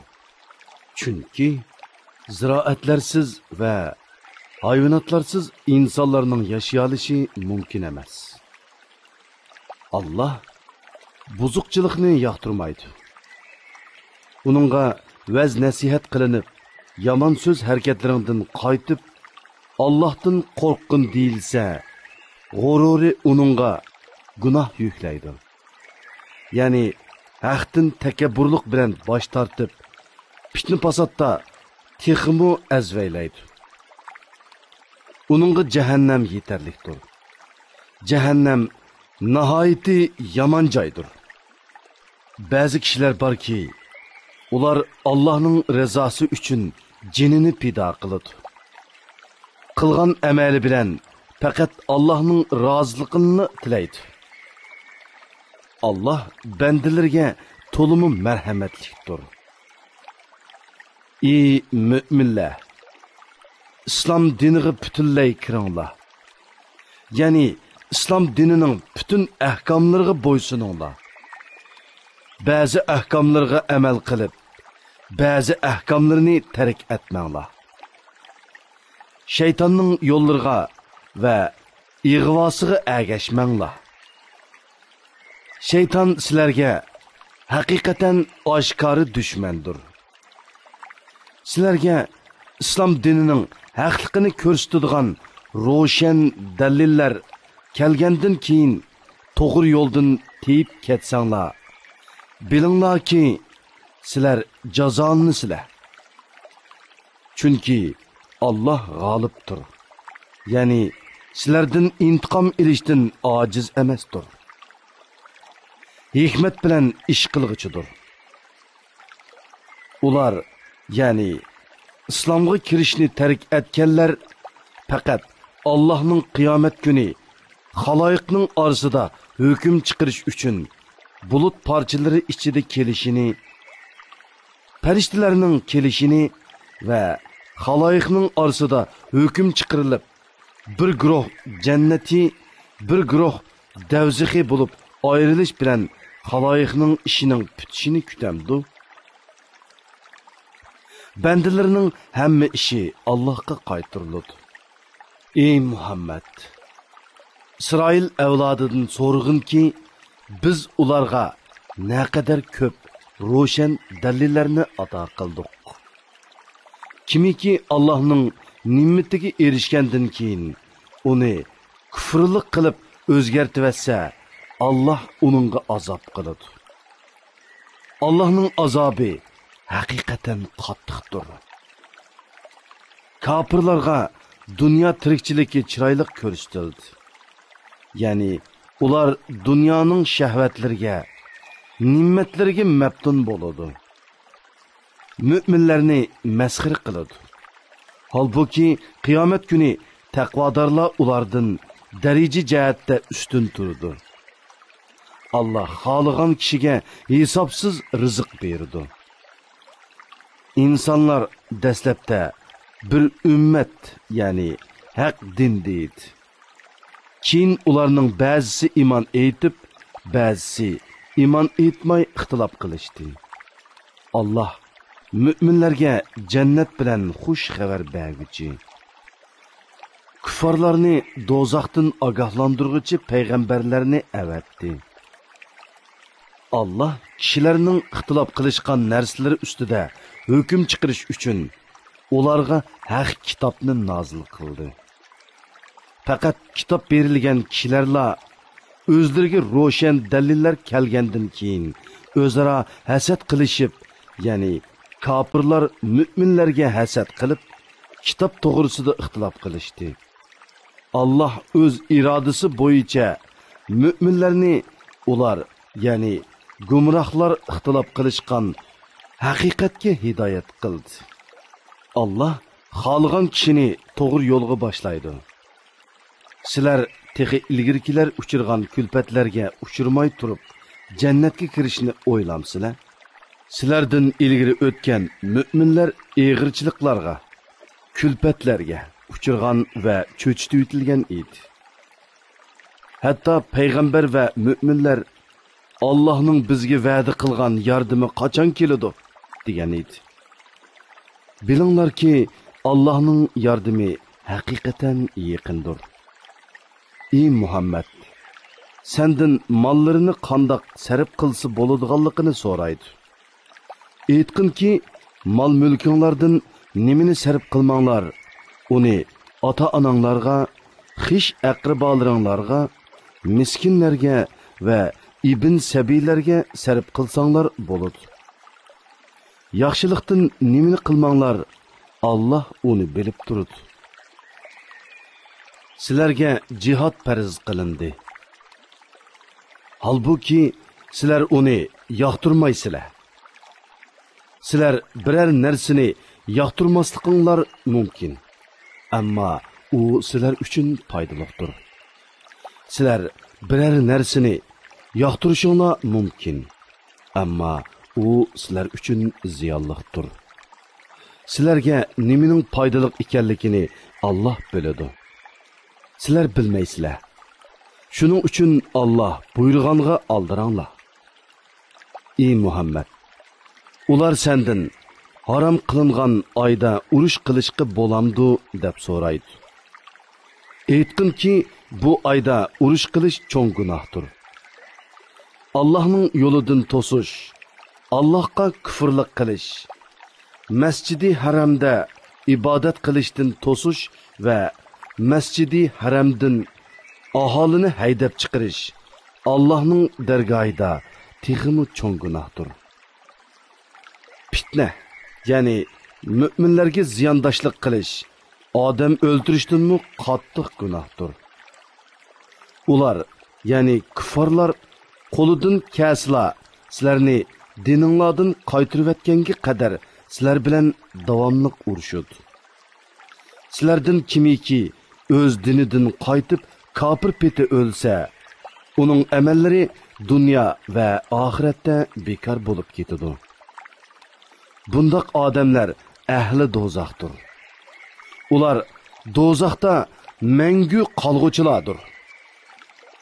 Shubhisizki iymon etganlar, hijrat qilganlar va Allah'ның yolida jihad qilganlar, ani shundoq kishilar Allah'ның rahmetini ümit qiladi.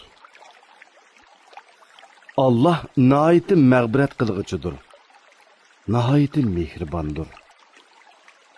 Ey Muhammed, səndən haraq və qimar toğrusida soruşudu. Sən ularga bunun hər ikkisida çoğ günah və kişilərə azğını maddi paydımı var. Lekin ulardaki günah paydığı qarğanda teximi çoğ degin. Ular səndən nimini sadiqi qilish toğruluq so'raydi. Ehtiyojdan ortiqini sadiqi qilinglar degin. Dünya və ahiretning ishlarini tafakkur qilishinglar uchun Allah o'z oyatlarini sizlarga shundoq bayon qiladi. Ey Muhammed, ular senden yetimler to'g'riliq so'rashadi. Aytqinki, tarbiyalash, mollarini o'stirib, ularni tuzash yaxshidir. Ular bilan ularga foydaliq bo'lgan ravishda orlashib yashasanglar, u chaqda, ya'ni ularga qarindoshlarcha muomala qilinglar. Ular sizlarning dinniy qarindoshlaringlardir. Allah yetimlerning ishlarini buzg'uchi va tuzigichini bilib turdi. Agar Allah xohlasa, sizlarni qiyin ishga taklif qilish bilan cho'qim jafoga solatdi. Allah haqiqatan g'olibdir. Hikmat bilan ish qilguchidir. Ey musulmonlar, mushrik ayollar iymon etmag'icha ularni nikohinglarga olmanglar. Hür mushrik ayol o'sin jamoli va meli bilan sizlarni mabtun qilgan taqdirdimi, mu'min dedek albatta uningdan ortiqdir. Mushrik erlar iymon etmag'icha mu'min ayollarni ularga yotliq qilmanglar. Hür mushrik sizlarni mabtun qilgan taqdirdimi, mu'min qul albatta uningdan ortiqdir.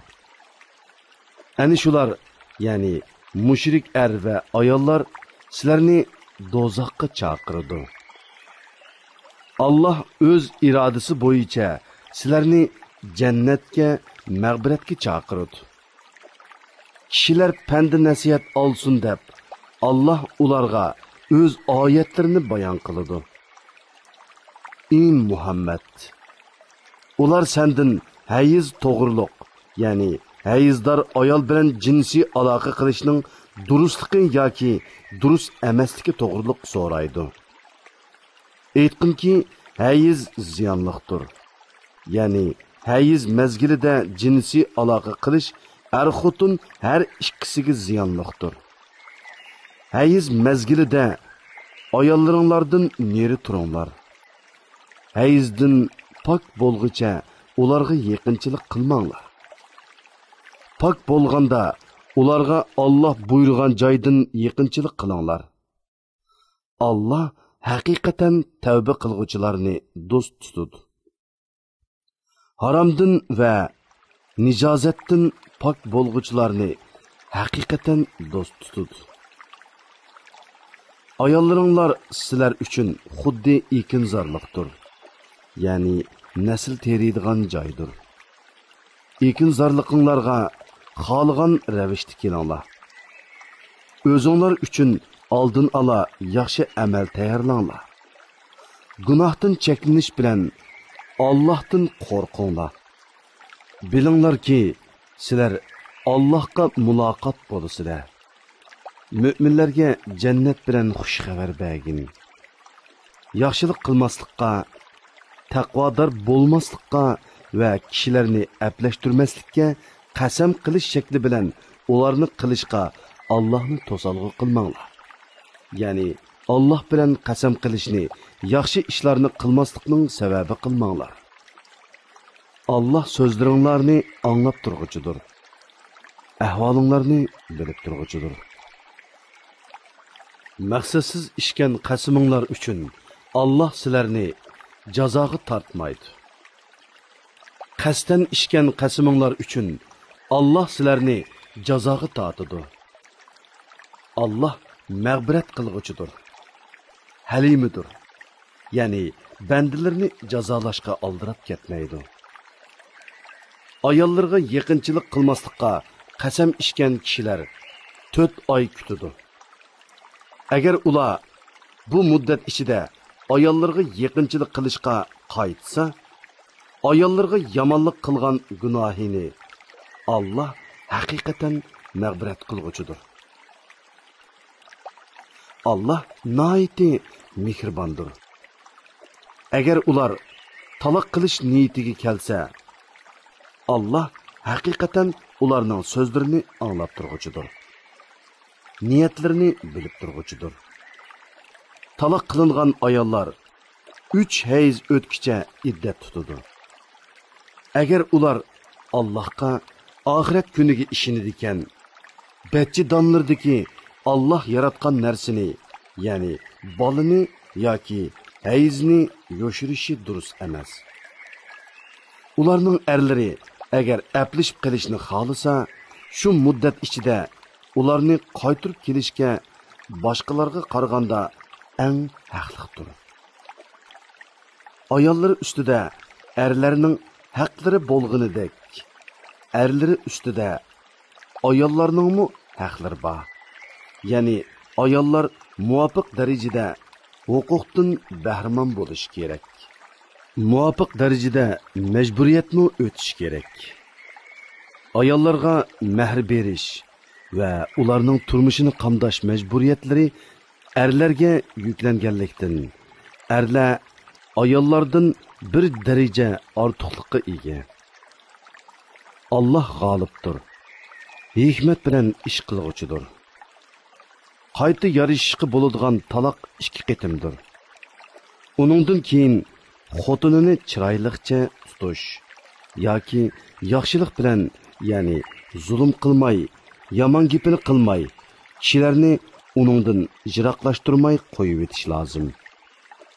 Allohning belgilamalariga rioya qila olmaslik xavfi, ya'ni yaxshi o'talmaslik, Allah belgilagan er-xotinlik huquqlariga rioya qila olmaslik xavfi bo'lmasla, o'zinglarning ayollaringlarga mehri uchun bergan mol-mulkdan hech qanday narsani qaytarib olish durust bo'lmaydi. Agar sizlar ular, ya'ni er ayolning Allohning belgilamalariga rioya qila olmaslikdan qo'rqsanglar, xotinning taloq xetini elish maqsadida mol berganligi uchun u ikkisiga, ya'ni er xotinga gunoh bo'lmaydi. Ani shular Allohning belgilamalaridir. Uningga xiloflik qilmanglar. Allohning belgilamalariga xiloflik qilguvchilar zolimlardir. Agar uni, ya'ni xotinini 3 qitim taloq qilsa, xotin boshqa erga tegmigicha uningga durust bo'lmaydi. Keyingi er uni taloq qilgandan keyin iddatini to'shqizib, burunqi er bilan qayta yarashsa, ularga hech gunoh bo'lmaydi. Agar ular Allohning belgilamalariga rioya qila oladiganligini, ya'ni qayta yarashgandan keyin yaxshi o'talaydiganligini tasavvur qilsa, bu Allohning belgilamalaridirki, Allah uni biladigan, ya'ni ishning oqibatiga fahmi yetadigan qavm uchun bayon qiladi. Sizlar ayollarni taloq qilgan bo'lsanglar, ularning iddati to'shay deb qolgan bo'lsa, ular bilan chiroyliqcha yarishib, ularni nikohinglarda tutinglar yoki ularni yaxshilik bilan qo'yib etinglar. Zulm qilish maqsadida ziyon yetkazib, ularni tutib olmanglar. Kimiki shunda qiladi ekan, ya'ni kimiki chiroyliqcha uy tutish niyati bilan emas, balki iddatini uzartib, zulm qilish niyatida xotini bilan yarishidi ekan, o'ziga o'zi zulm qilgan bo'ladi. Allohning oyatlarini kulk qilib olmanglar. Ya'ni Allohning ahkomlarini xiloflik qilish yo'li bilan masxir qilmanglar.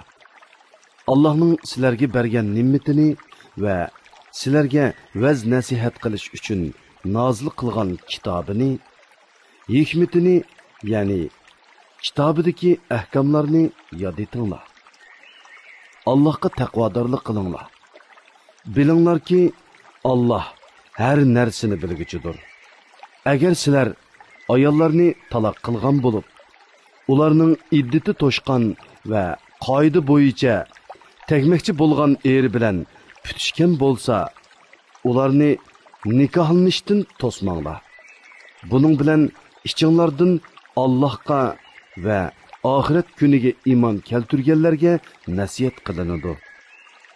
Bu, ya'ni vaz nasihat elish, Allohning amrlarini tutish sizlar uchun eng foydalidir va eng pokdir. Shariat ahkomlaridan sizlarga nimalar eng foydali ekanligini Alloh biladi. Sizlar bilmaysizlar. Onalar balalarni emitish muddatida to'liq emitmoqchi bo'lsa, to'liq 2 yil emitishi lozim. Otalar onalarni qoida bo'yicha yemak-ichmak va kiyim-kechak bilan ta'minlab turish kerak. Kishi faqat qo'lidan keladigan ish qilib taklif qilinadi. Onani balasi sabablik ziyon tortqizmaslik.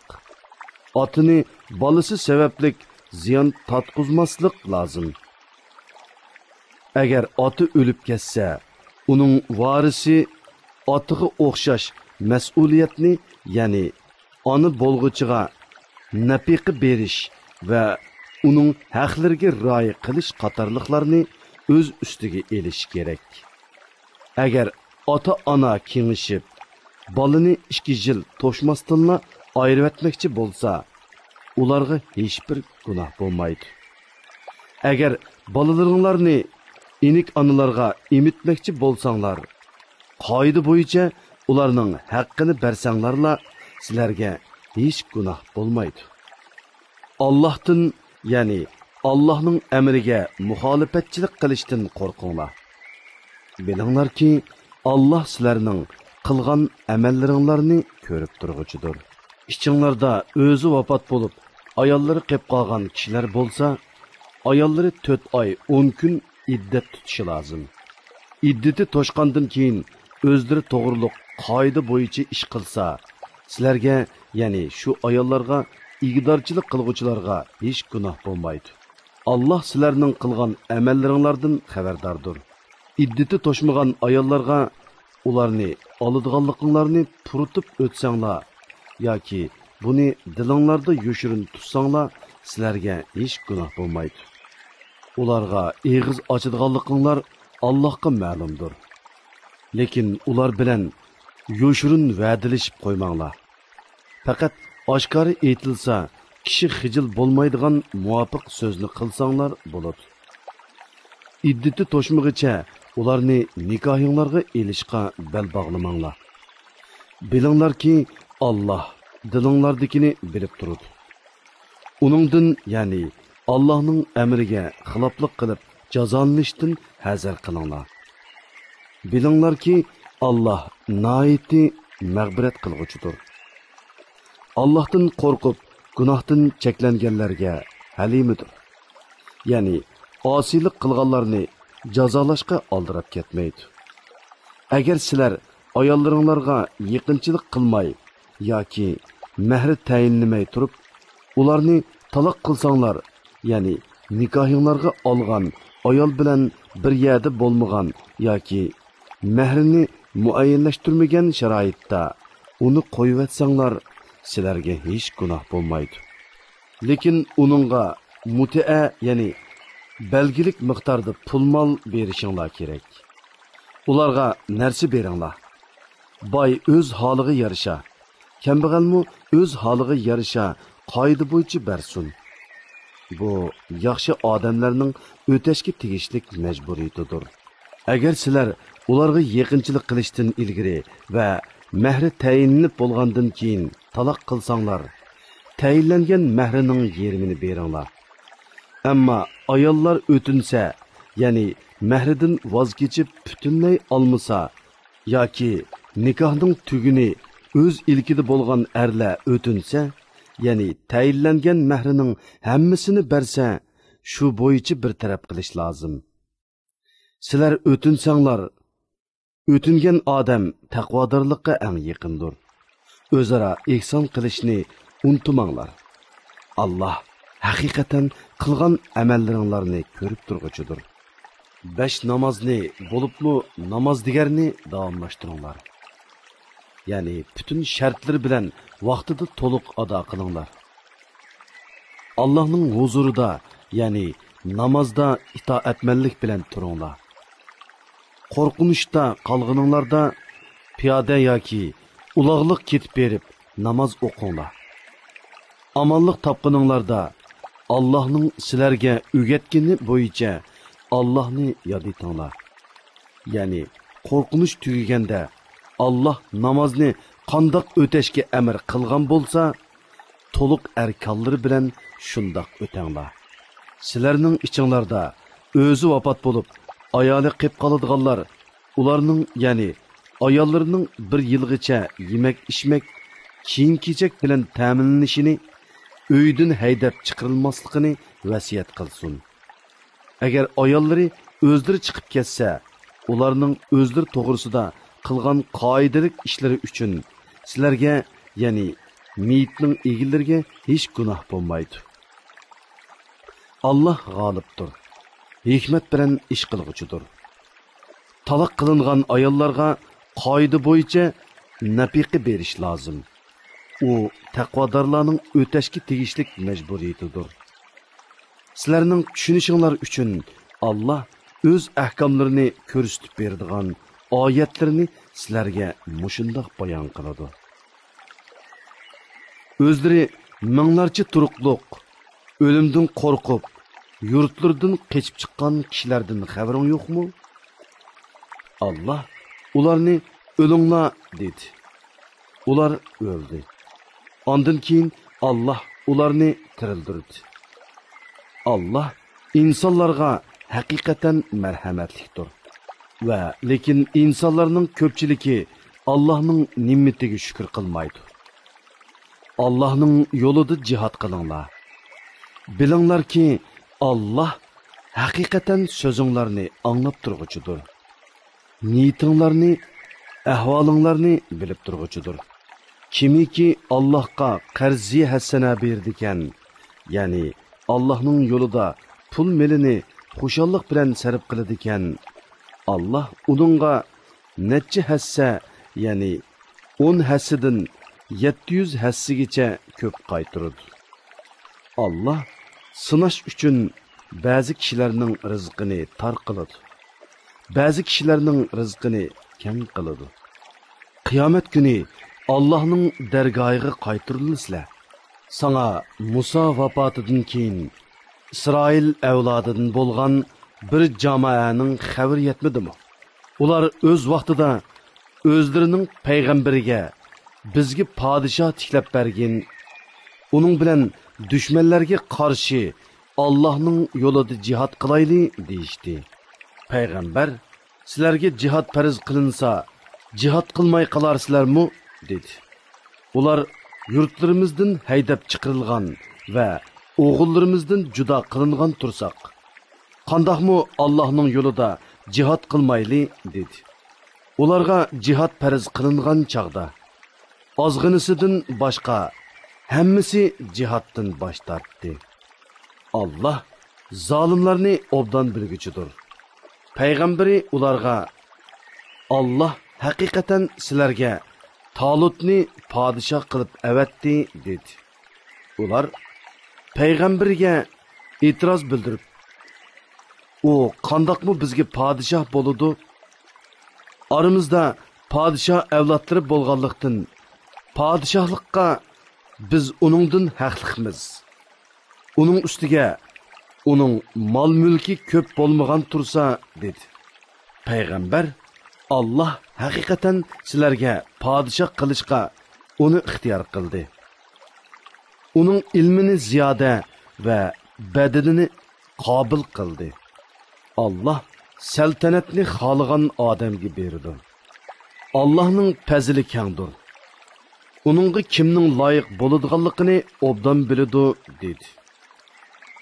Ularga payg'ambari aytdiki, uning podshohligining alomati shuki, sizlarga bir sanduq keladi.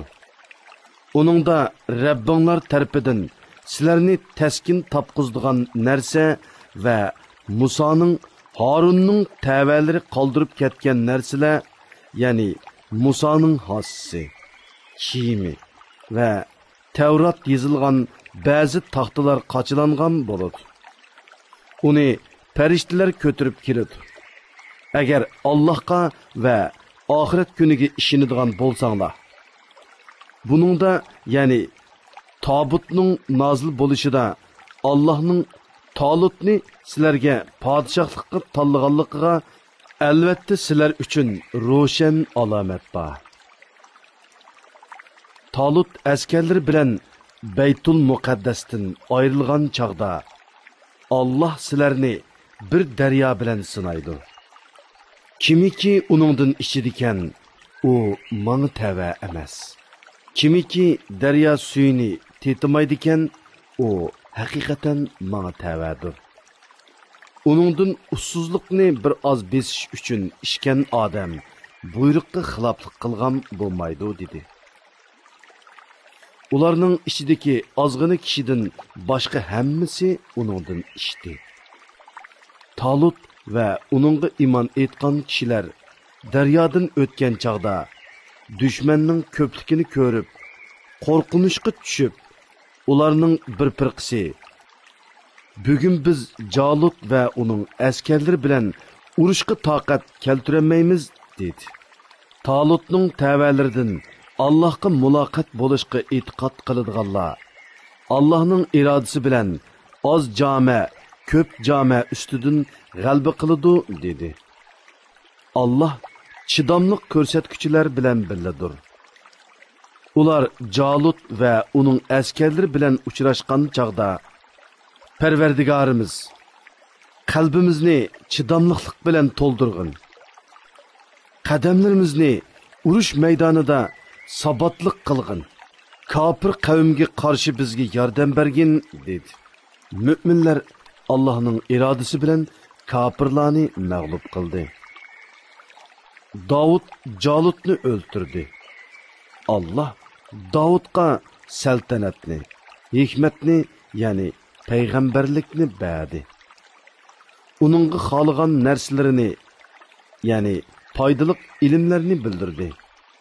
Allah insonlarning ba'zisi bilan mudofaa qilib turmasa, ya'ni kuchlik tajovuzchiga uningdan kuchlik bo'lgan birisini opridi qilmasa edi, yer yuzi albatta fasodga aylanadi.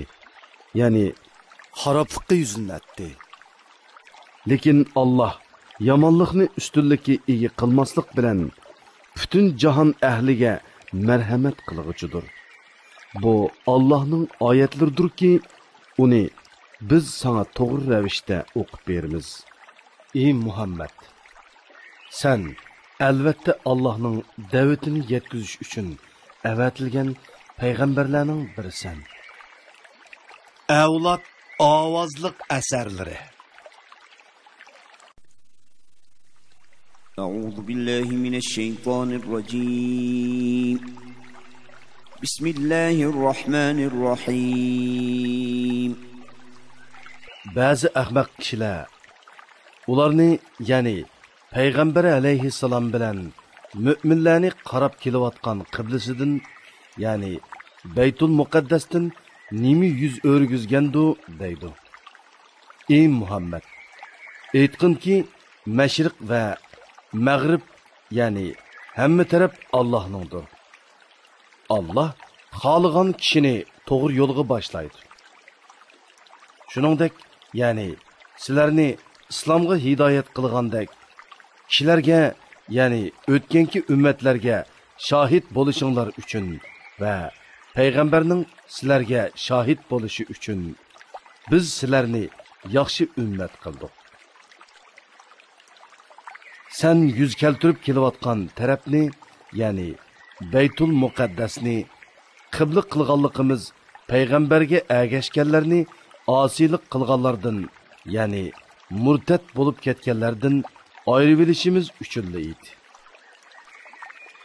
Allah hidoyat qilganlardan boshqalarga Bu, yani qiblaning o'zgartilishi haqiqatan ig'irdir. Allah sizlarning iymoninglarni, yani ilgari Baytul Muqaddasga qarab o'qigan namozinglarni bekor qilib etmaydi. Allah kishilarga haqiqatan mehribondir, nihoyatda kuyimchandir. Biz sening Ka'ba qiblang bo'lishini tilab, qayta osmonga qarag'anligingni ko'rib turyapmiz. Seni cho'qim sen yoqtirdigan qiblaga yuzlantiramiz. Namozda yuzingni Masjidi Haram tarafga qilgin. Ey mo'minlar, qayerda bo'lmanglar, namozda yuzinglarni Masjidi Haram tarafga qilinglar. Haqiqatan kitob berilganlar, yani Yahudilar va Nasaralar bunun, yani qiblaning Ka'baga o'zgartirishining Parvardigori tarafidan kelgan haqiqat ekanligini cho'qim biladi. Allah ularning qilmishidan g'ofil emas. Kitob berilganlarga barcha dalilni keltirsangmi, ular sening qiblangga bo'ysunmaydi. Senmi ularning qiblasiga bo'ysunmaysan. Ular, yani Yahudilar va Nasaralar ham o'zaro bir-birining qiblasiga bo'ysunmaydi. Sana ilm, yani vahiy kelgandan keyin mubodo ularning nafsi xohishlariga bo'ysunsang, u chaqda sen cho'qim zulm qilganlardan bo'lasan. Biz kitob berganlar, yani Yahudilar bilan Nasaralar uni, yani payg'ambarni o'z o'g'illarini to'nigandek to'niydi. Ularning bir qisi shubhisizki haqiqatni bilib turib yoshirdi. Haqiqat Allah tarafidan kelgandir. Hergiz shak keltirguchilardan bo'lmagan. Her ümmetning yüz keltirdigan tarafi, yani qiblasi bor. Ey müminler, yaxshi amallarni qilishga oldiranglar. Qayerda bo'lmanglar, qiyomat kuni Allah hammanglarni hisob berish uchun yig'idi. Allah haqiqatan hamma narsaga qodirdir. Qayerdan safarga chiqmagan, namozingda yuzingni Masjidi Haram, yani Ka'ba tarafga qilgin. Bu haqiqatan Parvardigoring tarafidan kelgan haqiqatdir. Allah sizlarning qilmishinglardan g'ofil emasdir. Kishilar, yani Yahudilar va mushriklarga sizlarga qarshi dalil isbot bo'lmasligi uchun ey Muhammad, safar qilishga qayerdan chiqmag'in, namozingda yuzingni Masjidi Haram tarafga qilgin. Ey mu'minlar, sizlarmi qayerda bo'lmanglar, namozinglarda yuzinglarni Masjidi Haram tarafga qilinglar. Faqat ularning ichidagi zulm qilguvchilarla qibladan o'zgarganligini sizlarga qarshi dalil qilib oladi. Ular, yani zolimlardan qo'rqmanglar. Mening amrimni tutish bilan mendan qo'rqinglar. Qiblani o'zgartishga amr qilishim sizlarga bergan ne'matimni kamolatga yetkazishim uchun va to'g'ri yo'lda bo'lishinglar uchundir. Shuningdek, yani sizlarga bergan ne'matimni kamolatga yetkazganimdek, o'z ichinglardan sizlarga bizning oyatlarimizni tilovat qilib beradigan, sizlarni mushriklik va gunohdan pok qiladigan, sizlarga kitobni, yani Qur'onni va hikmatni, yani dinni ahkamlarni o'rgatadigan, sizlarga bilmaganinglarni bildiradigan bir payg'ambar avatdi. Meni taat ibodat bilan yod etinglar. Meni yod etsanglar, menmu sizlarni savob berish bilan, mag'firat qilish bilan yod etaman. Menga shukr qilinglar. Noshukirlik qilmanglar. Ey mu'minlar, sabr orqali va namoz orqali yordam tilanglar. Allah haqiqatan sabr qilguvchilar bilan birlidir. Allah'ның yo'lida o'ldirilganlarni, ya'ni shahidlarni o'lik demanglar. Balki ular tirikdir. Lekin sizlar buni sezmaysizlar. Bizning sizlarni bir oz qo'rqinch bilan, bir oz qahatchilik bilan va mollaringlarga, jonlaringlarga, bollaringlarga, ziroatlaringlarga yetirgan ziyon bilan cho'qim sinaymiz. Beshingga kelgan musibat, ziyon zahmatlarga sabr qilguvchilarga jannat bilan xush xabar bergin. Ularga birer musibat kelgan chaqda, ular biz albatta Allohning igdorchiligimiz, ya'ni Allohning bandalarimiz, cho'qim Allohning dargohiga qaytimiz deydi.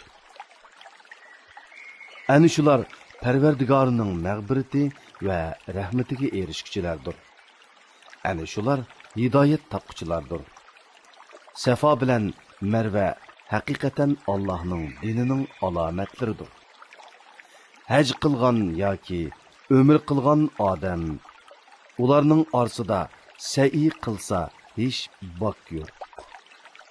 Kimiki o'z ixtiyori bilan biror yaxshilik qiladi ekan, Allah uning mukofotini beradi.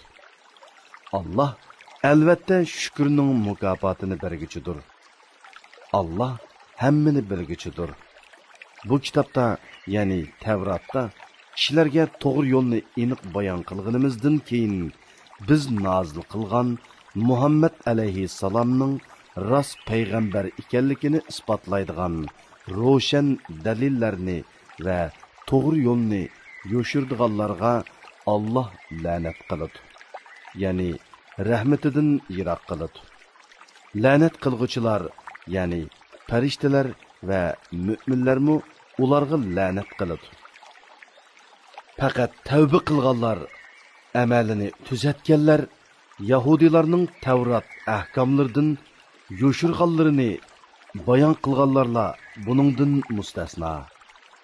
Ana shularning tavbasini qabul qilaman. Men tavbani bakmi qabul qilguchidirman.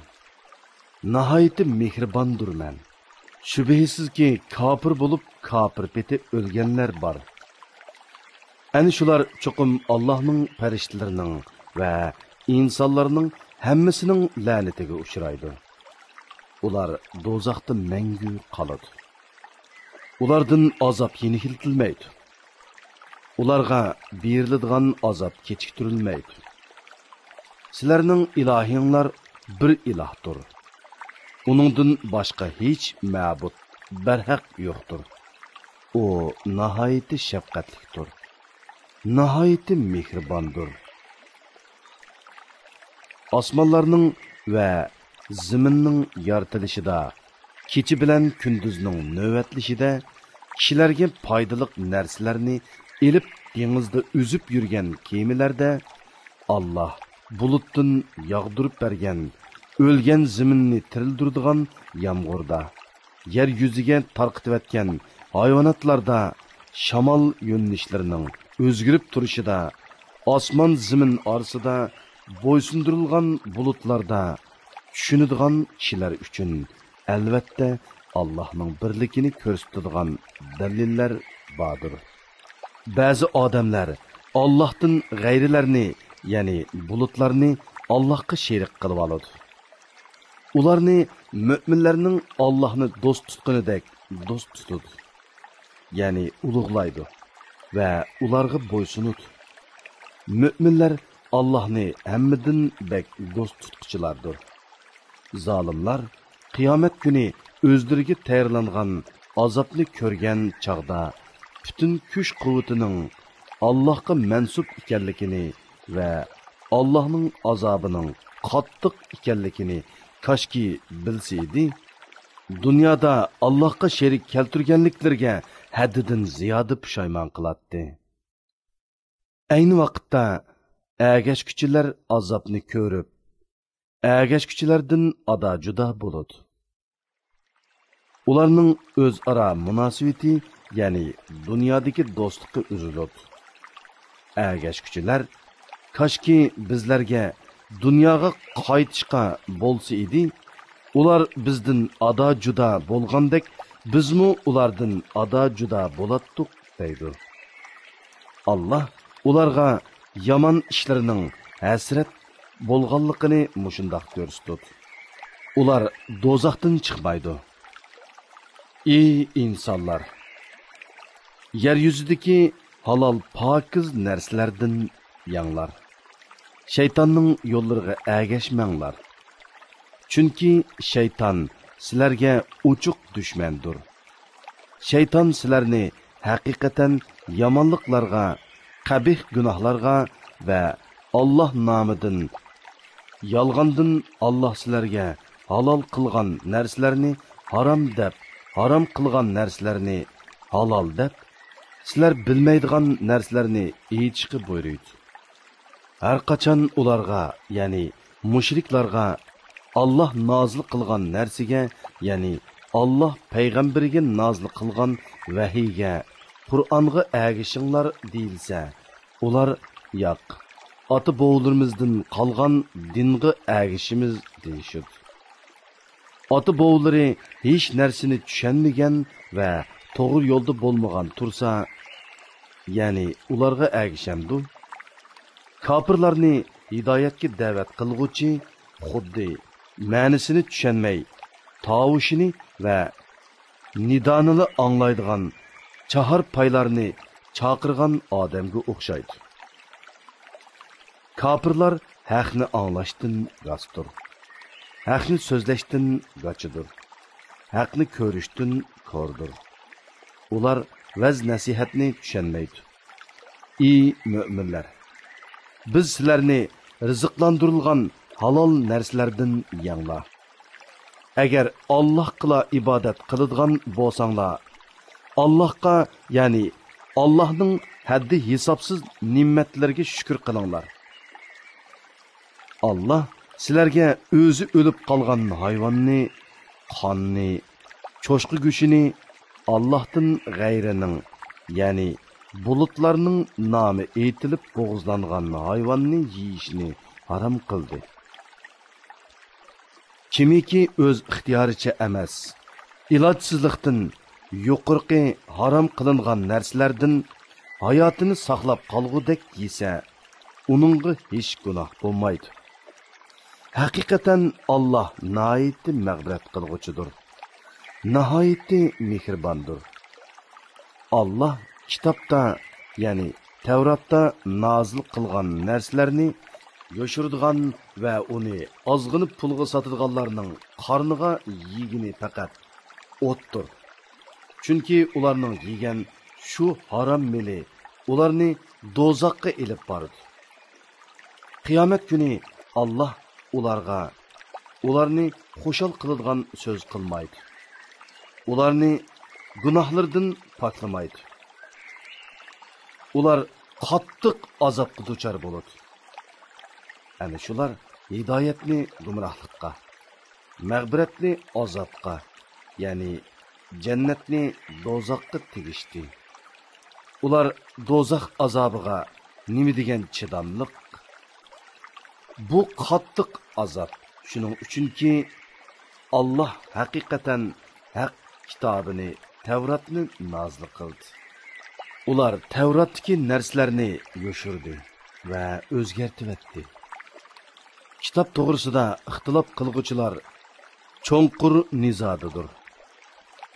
Sizlarning kun chiqqan va kun patgan tarafga yuz keltirishinglarning o'zila yaxshi amalga yetmaydi.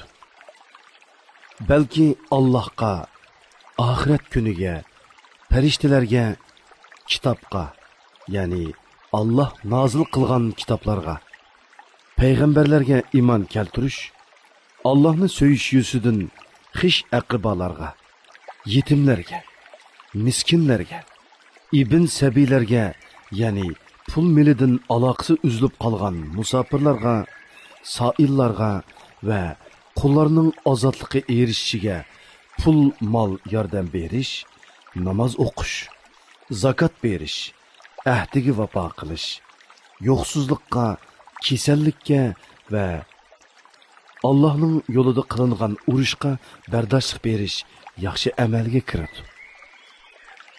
Ani shular, ya'ni yuqorqi sifatlarga ega kishilar imonida rostchil odamlardir. Ani shular taqvodor odamlardir. Ey mo'minlar, o'ltirilganlar uchun qisos elish sizlarga farz qilindi. Hur odam uchun hur odamdan, qul uchun quldan, ayol uchun ayoldan qisos elinadi. Qotil uchun dinni qarindishi tarafidan bir narsa kechirim qilinsa, ya'ni o'ltirilguchining egisi qotildan diyat elishga rozi bo'lib qisos elishdan voz kechsa, u jinoyatchidan diyatni chiroyliqcha talab qilishi lozim. Jinoyatchimi diyatni yaxshilikcha, ya'ni kechiktirmasdan, kemaytivatmasdan to'liq berishi lozim. Bu hukm Parvardigoringlar tarafidan sizlarga berilgan yeniklatishdir va rahmatdir. Shuningdan keyin, ya'ni diyatni qabul qilgandan keyin chekidan eshib ketgan, ya'ni qotilni o'ltirgan odam qattiq azobga duchor bo'ladi. Ey aql egilari, sizlarga qisosda hayotlik bor. Ya'ni kishi birovni o'ltirgan taqdirda o'zining o'ltirilganligini bilsa, u odam o'ltirishdan yanadi. Shuning bilan uning o'zimi, u o'ltirmoqchi bo'lgan odammi o'lishdan saqlanib qoladi. Nahaq qon to'kishdan saqlanishinglar uchun qisos yo'lga qo'yildi. Agar sizlardan biraylan o'lish oldida ko'p mol qoldirsa, uning ota-onasiga va xish aqribolarga odillik bilan vasiyat qilishi taqvodorlarning o'tashga tegishlik burchi sifatida farz qilindi. Vasiyatni anglagandan keyin kimiki uni o'zgartirdikan, uning gunohi o'zgartganlarga yuklanadi. Allah haqiqatan hammani anglab turg'uchidir, hammani bilib turg'uchidir. Kimiki vasiyat qilg'uchining savanligi yoki qasdan noto'g'ri qilganligini bilib, ularning, ya'ni vasiyat qilg'uchilar bilan vasiyat qiling'uchilarning orasini tuzab qo'ysa, uningga hech gunoh bo'lmaydi. Allah haqiqatan mag'firat qilg'uchidir, nihoyatda mehribondir. Ey mo'minlar, gunohlardan saqlanishinglar uchun sizlardan ilgirkilarga, ya'ni ilgirki ummatlarga ro'za farz qilingandek, sizlarga Ramazon ro'zasi farz qilindi. Bu farz qilingan ro'za sanoqli kunlardir. Sizlardan kimiki kasal yoki safar ustida bo'lib ro'za tutmagan bo'lsa, tutmagan kunlarni, ya'ni qazosini boshqa kunlarda tutsin. Ro'zini qiyirliq yoki ojizlik tufaylidan mushaqqat bilan oron tutadigan kishilar tutmasa, kunligi uchun bir miskin to'yg'idek tamoq fidya berishi lozim. Kimiki fidyani belgilangan miqdordan ortiq bersa, bu o'zi uchun yaxshidir. Agar bilsanglar, ro'za tutish sizlar uchun eg'iz ochiq yurishdan va fidya berishdan yaxshidir. Ramazon oyida Qur'on nozil bo'lishga boshladi. Qur'on insonlarga yetakchidir. Hidoyat qilg'uchi va haq bilan nohaqni ayirg'uchi ro'shan oyatlardir. Sizlardan kimiki Ramazon oyida hozir bo'lsa, Ramazon ro'zasini tutsin. Kimiki kasal yoki safar ustida, ya'ni musofir bo'lib tutmagan bo'lsa, tutmagan kunlar uchun boshqa kunlarda tutsin. Allah sizlarga osonlikni xohlaydi, taslikni xohlamaydi. ağzınlar ochiq yurgan kunlarning qazosini qilish bilan Ramzan ro'zasining sonini to'ldirishinglarni, sizlarni hidoyat qilganligiga Allohni ulug'lashinglarni, uning in'omlariga shukr qilishinglarni xohlaydi.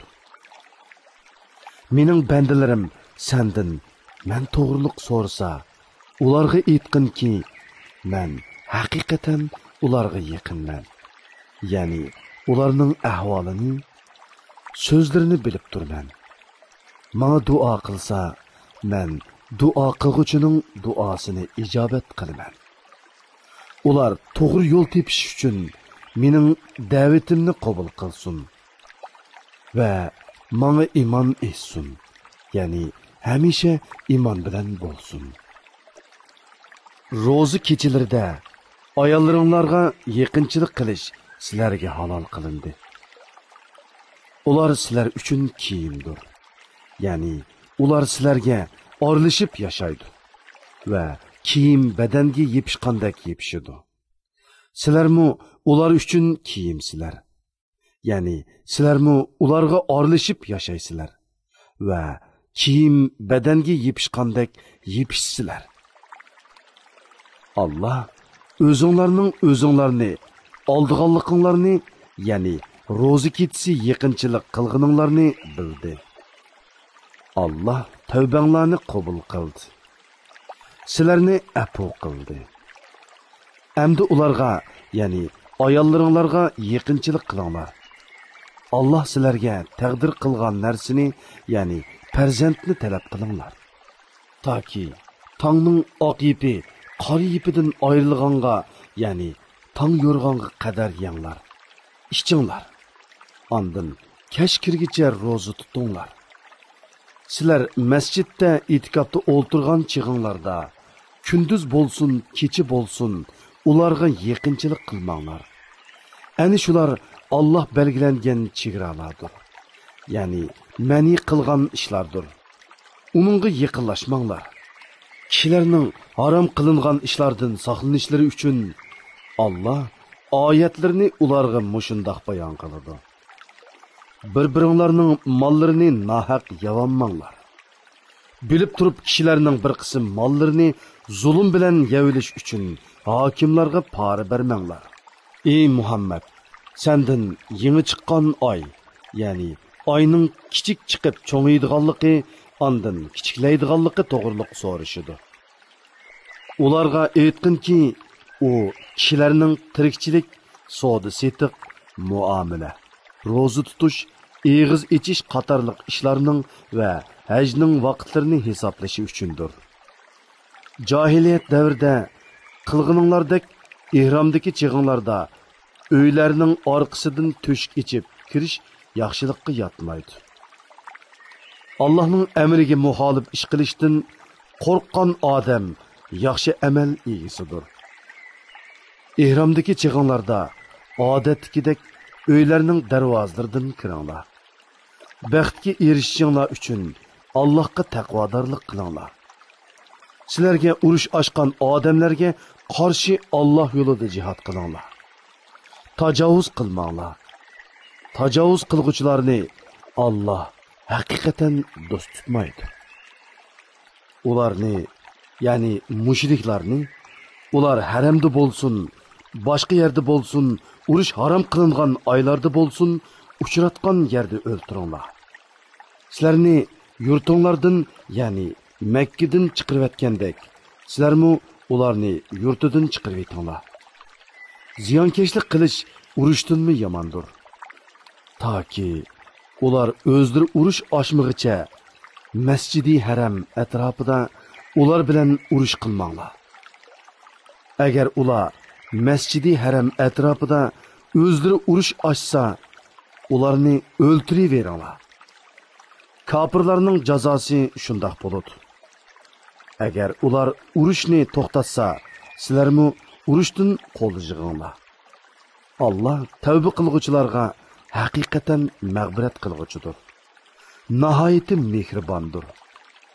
Toki ziyonkashlik tugagan va Allah'ның dini yo'lga qo'yilganiga qadar ular bilan urushinglar. Agar ular urushni to'xtatsa, zulm qilg'uvchilardan boshqalarga dushmanlik qilishga bo'lmaydi. Urush harom qilingan oy, urush harom qilingan oyga tangdir.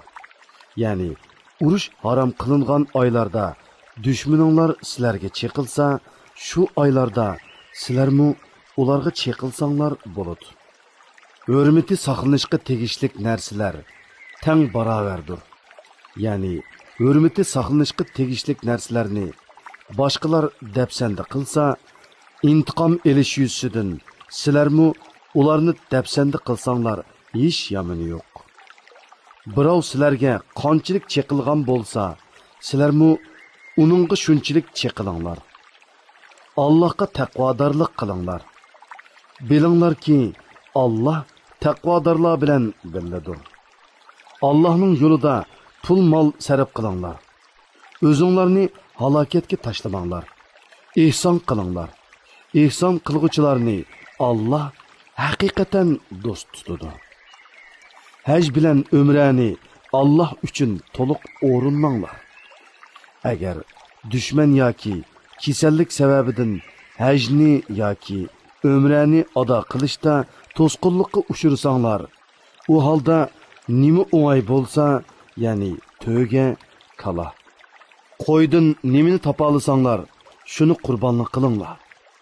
Qurbonlik qilinadigan mol joyiga, ya'ni belgilangan joyiga yetmagicha beshinglarni tushirmanglar.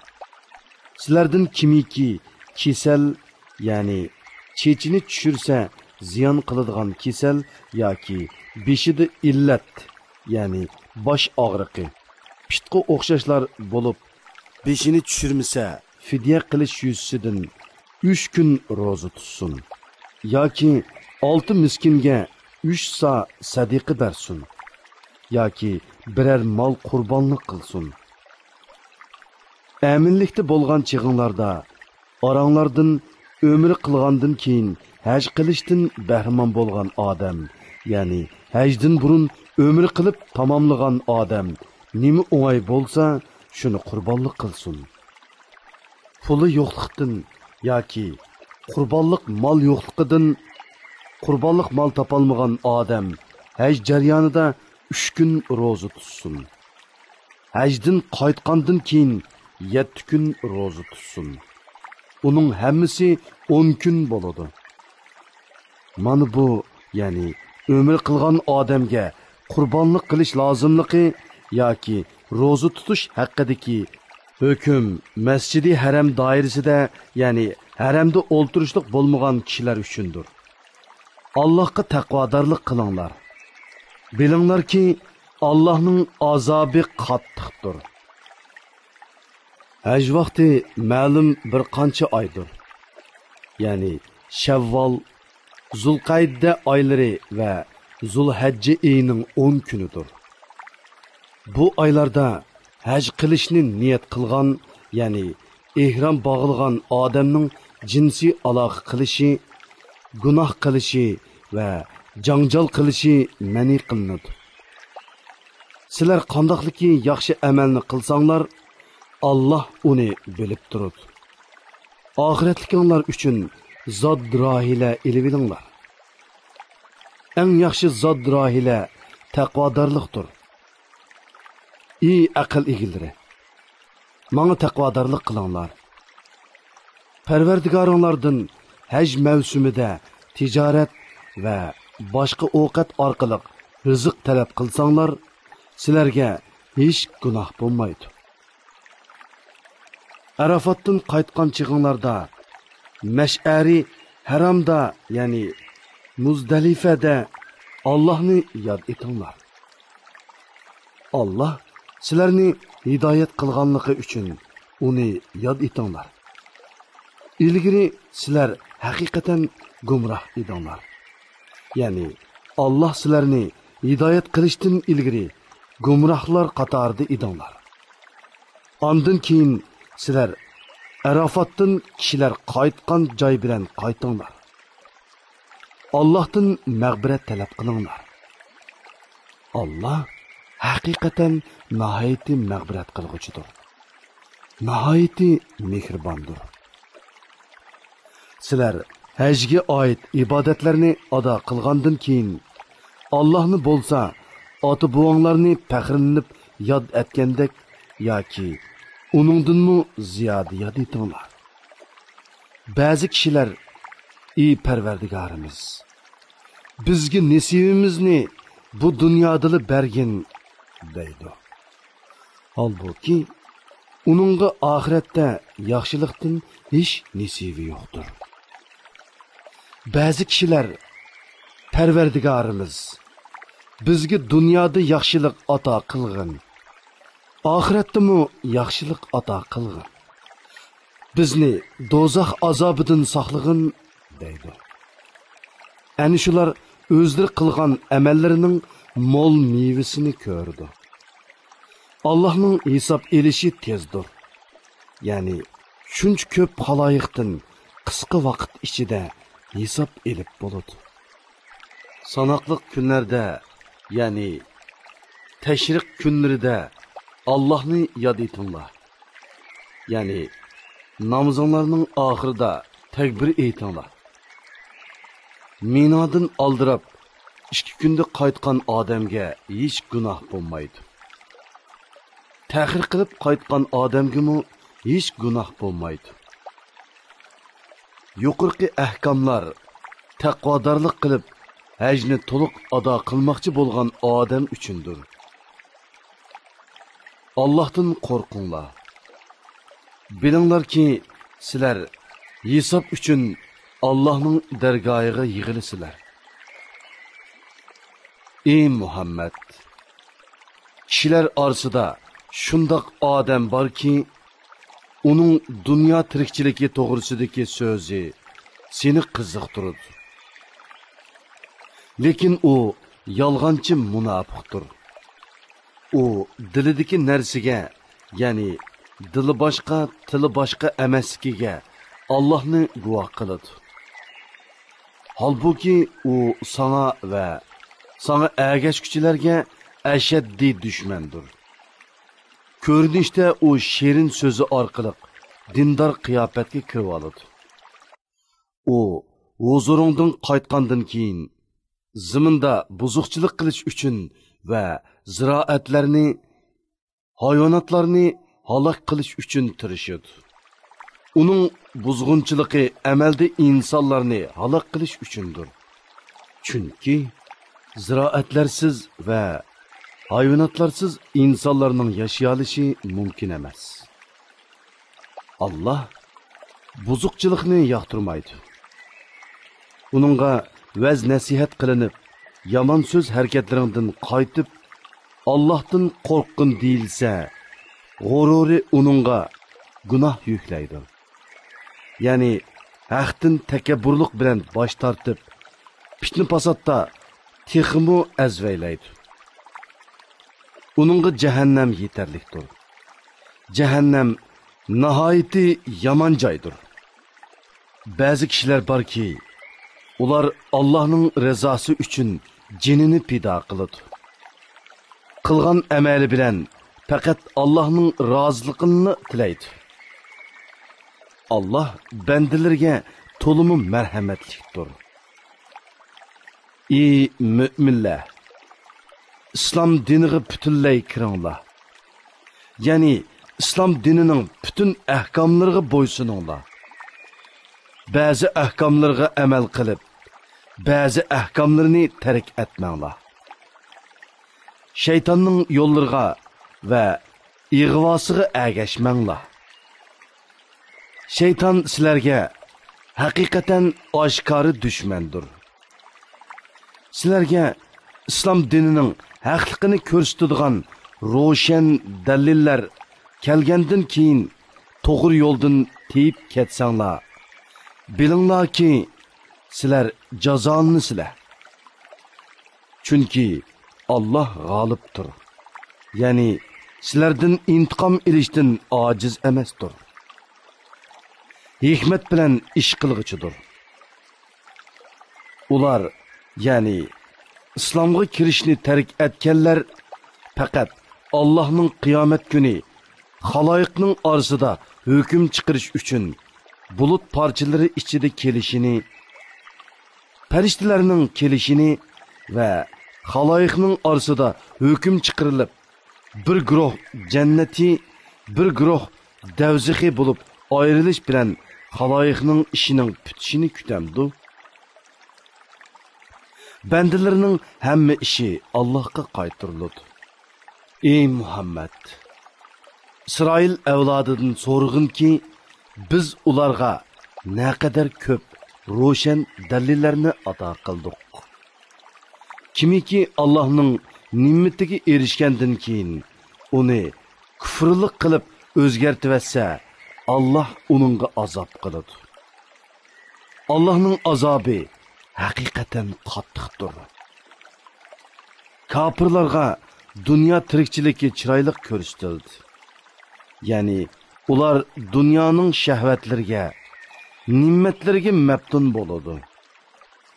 Müminlarni masxir qiladi. Halbuki qiyomat kuni taqvodorlar ulardan daraja jihatda ustun turadi.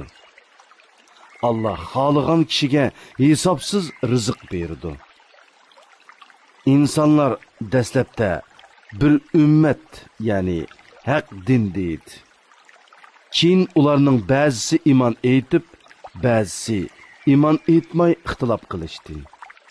Allah müminlarga jannat bilan xush xabar berguchi, kuffarlarni do'zaxdan ogohlantiruvchi payg'ambarlarni avatdi. Allah kishilarning ixtilof qilishgan narsalari ustida hukm chiqarish uchun ularga haq kitobni nozil qildi. Faqat kitob berilgan kishilarla o'zlariga ro'shan dalillar kelgandan keyin o'zaro hasad qilishib, ya'ni kafirlar müminlarga hasad qilib, kitob to'g'risida ixtilof qilishdi. Allah o'z irodasi bo'yicha müminlarni ular, ya'ni gumrohlar ixtilof qilishgan haqiqatga hidoyat qildi. Allah xohlagan kishini to'g'ri yo'lga boshlaydi. Sizlar texi ilgirkilar uchirgan kulpatlarga uchirmay turib, jannatga kirishni o'ylamsizlar? Sizlardan ilgiri o'tgan müminlar eg'irchiliklarga, kulpatlarga uchirgan va cho'chitib yutilgan edi. Hatto payg'ambar va müminlar Allohning bizga va'da qilgan yordami qachon keladi degan edi. Bilinglarki, Allohning yordami haqiqatan yaqindir. Ey Muhammad, senden mallarını qandaq sarf qilsa bo'ladiganligini so'raydi. Aytqinki, mal mulkinglardan nimani sarf qilmanglar, uni ota-onanglarga, xish aqrabolaringlarga, miskinlarga va ibn sabiylarga sarf qilsanglar bo'ladi. Yaxshilikdan nimani qilmanglar, Allah uni bilib turadi. Sizlarga jihad farz qilindi. Halbuki sizlar uni yoqtirmaysizlar. Sizlar biror narsani yoqtirmasliginglar mumkin, ammo u sizlar uchun foydalidir. Sizlar biror narsani yoqtirishinglar mumkin, ammo u sizlar uchun ziyonlidir. Sizlarga nimaning foydali ekanligini Allah biladi. Sizlar bilmaysizlar. Shuning uchun Allah buyurganga aldiranglar. Ey Muhammad, ular sendan haram qilingan oyda urush qilishga bo'lamdi deb so'raydi. Aytqinki, bu oyda urush qilish cho'ng gunohdir. Allohning yo'lidan to'sish, Allohga kufrlik qilish, Masjidi Haramda ibodat qilishdan to'sish va Masjidi Haramdan aholini haydab chiqarish Allohning dargohida texmi cho'ng gunohdir. Fitna, ya'ni mu'minlarga ziyondoshlik qilish, odam o'ldirishdanmi qattiq gunohdir. Ular, ya'ni kuffarlar qo'lidan kasla sizlarni dininglardan qaytirayotganga qadar sizlar bilan davomli urushadi. Sizlardan kimiki o'z dinidan qaytib kafir peti o'lsa, Uning amallari dunyo va oxiratda bekor bo'lib ketadi. Bundoq odamlar ahli do'zaxdir. Ular do'zaxda mangu qolg'uchilardir. Shubhisizki, iymon etganlar, hijrat qilganlar va Allohning yo'lida jihad qilganlar ana shundoq kishilar Allohning rahmatini umid qiladi. Allah nihoyatda mag'firat qilg'uchidir. Nihoyatda mehribondir. Ey Muhammad, senden haroq va qimor to'g'risida so'rashidi. Sen ularga buning har ikkisida cho'ng gunoh va kishilarga ozg'ini moddiy foydami bor. Lekin ulardagi gunoh foydaga qaraganda texmi cho'ng degin. Ular senden nimani sadiqa qilish to'g'riliq so'raydi. Ehtiyojdan ortiqini sadiqa qilinglar degin. Dunyo va oxiratning ishlarini tafakkur qilishinglar uchun Allah o'z oyatlarini sizlarga shundoq bayon qiladi. Ey Muhammad, ular senden yetimlar to'g'riliq so'rashadi. Aytqinki, tarbiyalash, mollarini o'stirib, ularni tuzash yaxshidir. Ular bilan ularga foydali bo'lgan ravishda orlashib yashasanglar, u chaqda, ya'ni ularga qarindoshlarcha muomala qilinglar. Ular sizlarning dinni qarindoshlaringlardir. Allah yetimlarning ishlarini buzg'uchi va tuzigichini bilib turdi. Agar Allah xolisa, sizlarni qiyin ishga taklif qilish bilan cho'qim jafoga salatdi. Allah haqiqatan g'olibdir. Hikmat bilan ish qilguchidir. Ey musulmonlar, mushrik ayollar iymon etmag'icha ularni nikohinglarga olmanglar. Hur mushrik ayol husn jamoli va meli bilan sizlarni maftun qilgan taqdirdimi, mu'min dedek albatta uningdan ortiqdir. Mushrik erlar iymon etmag'icha mu'min ayollarni ularga yotliq qilmanglar. Hur mushrik sizlarni maftun qilgan taqdirdimi, mu'min qul albatta uningdan ortiqdir. Ani shular, ya'ni mushrik va ayollar sizlarni do'zaxga chaqirdi.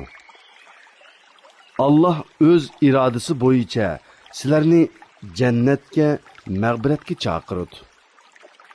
Kishilar pand nasihat olsun deb Allah ularga o'z oyatlarini bayon qiladi. Ey Muhammad, ular senden hayiz to'g'riliq, ya'ni hayizdor ayol bilan jinsiy aloqa qilishning durustligi yoki durust emasligi to'g'riliq so'raydi. Aytqinki, hayiz ziyonliqdir. Ya'ni hayiz mezgilida jinsiy aloqa qilish er-xotin har ikkisiga ziyonliqdir. Hayiz mezgilida ayollaringlardan neri turinglar. Hayizdan pok bo'lguncha ularga yaqinchilik qilmanglar. Pok bo'lganda ularga Allah buyurgan joydan yaqinchilik qilinglar. Allah haqiqatan tavba qilguvchilarni do'st tutadi. Haromdan va nijozatdan pok bo'lguvchilarni haqiqatan do'st tutadi. Ayollaringlar sizlar uchun xuddi ekinzorliqdir.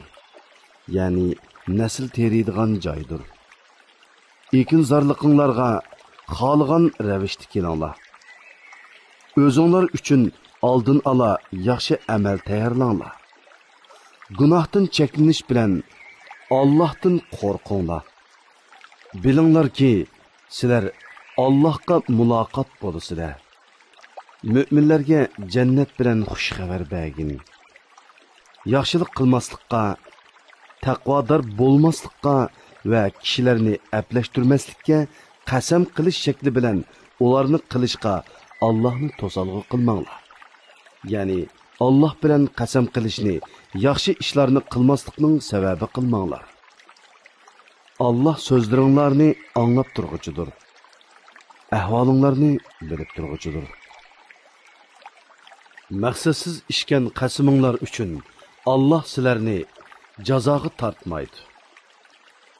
Qasdan ishgan qasaminglar uchun Allah sizlarni jazoga tortadi. Allah mag'firat qilg'uchidir. Halimidir. Ya'ni bandalarni jazolashga oldirib ketmaydi. Ayollarga yaqinchilik qilmaslikqa qasam ishgan kishilar 4 oy kutadi. Agar ular bu muddat ichida ayollarga yaqinchilik qilishga qaytsa, ayollarga yomonlik qilgan gunohini Allah haqiqatan mag'firat qilg'uchidir. Allah naiti mehribondir. Agar ular taloq qilish niyatiga kelsa, Allah haqiqatan ularning so'zlarini anglab turg'uchidir. Niyatlarini bilib turg'uchidir. Taloq qilingan ayollar 3 hayz o'tkicha iddat tutadi. Agar ular Allohga oxirat kuniga ishonadigan, bachchi donlardagi Allah yaratgan narsani, ya'ni bolani yoki hayzni yo'shirishi durust emas.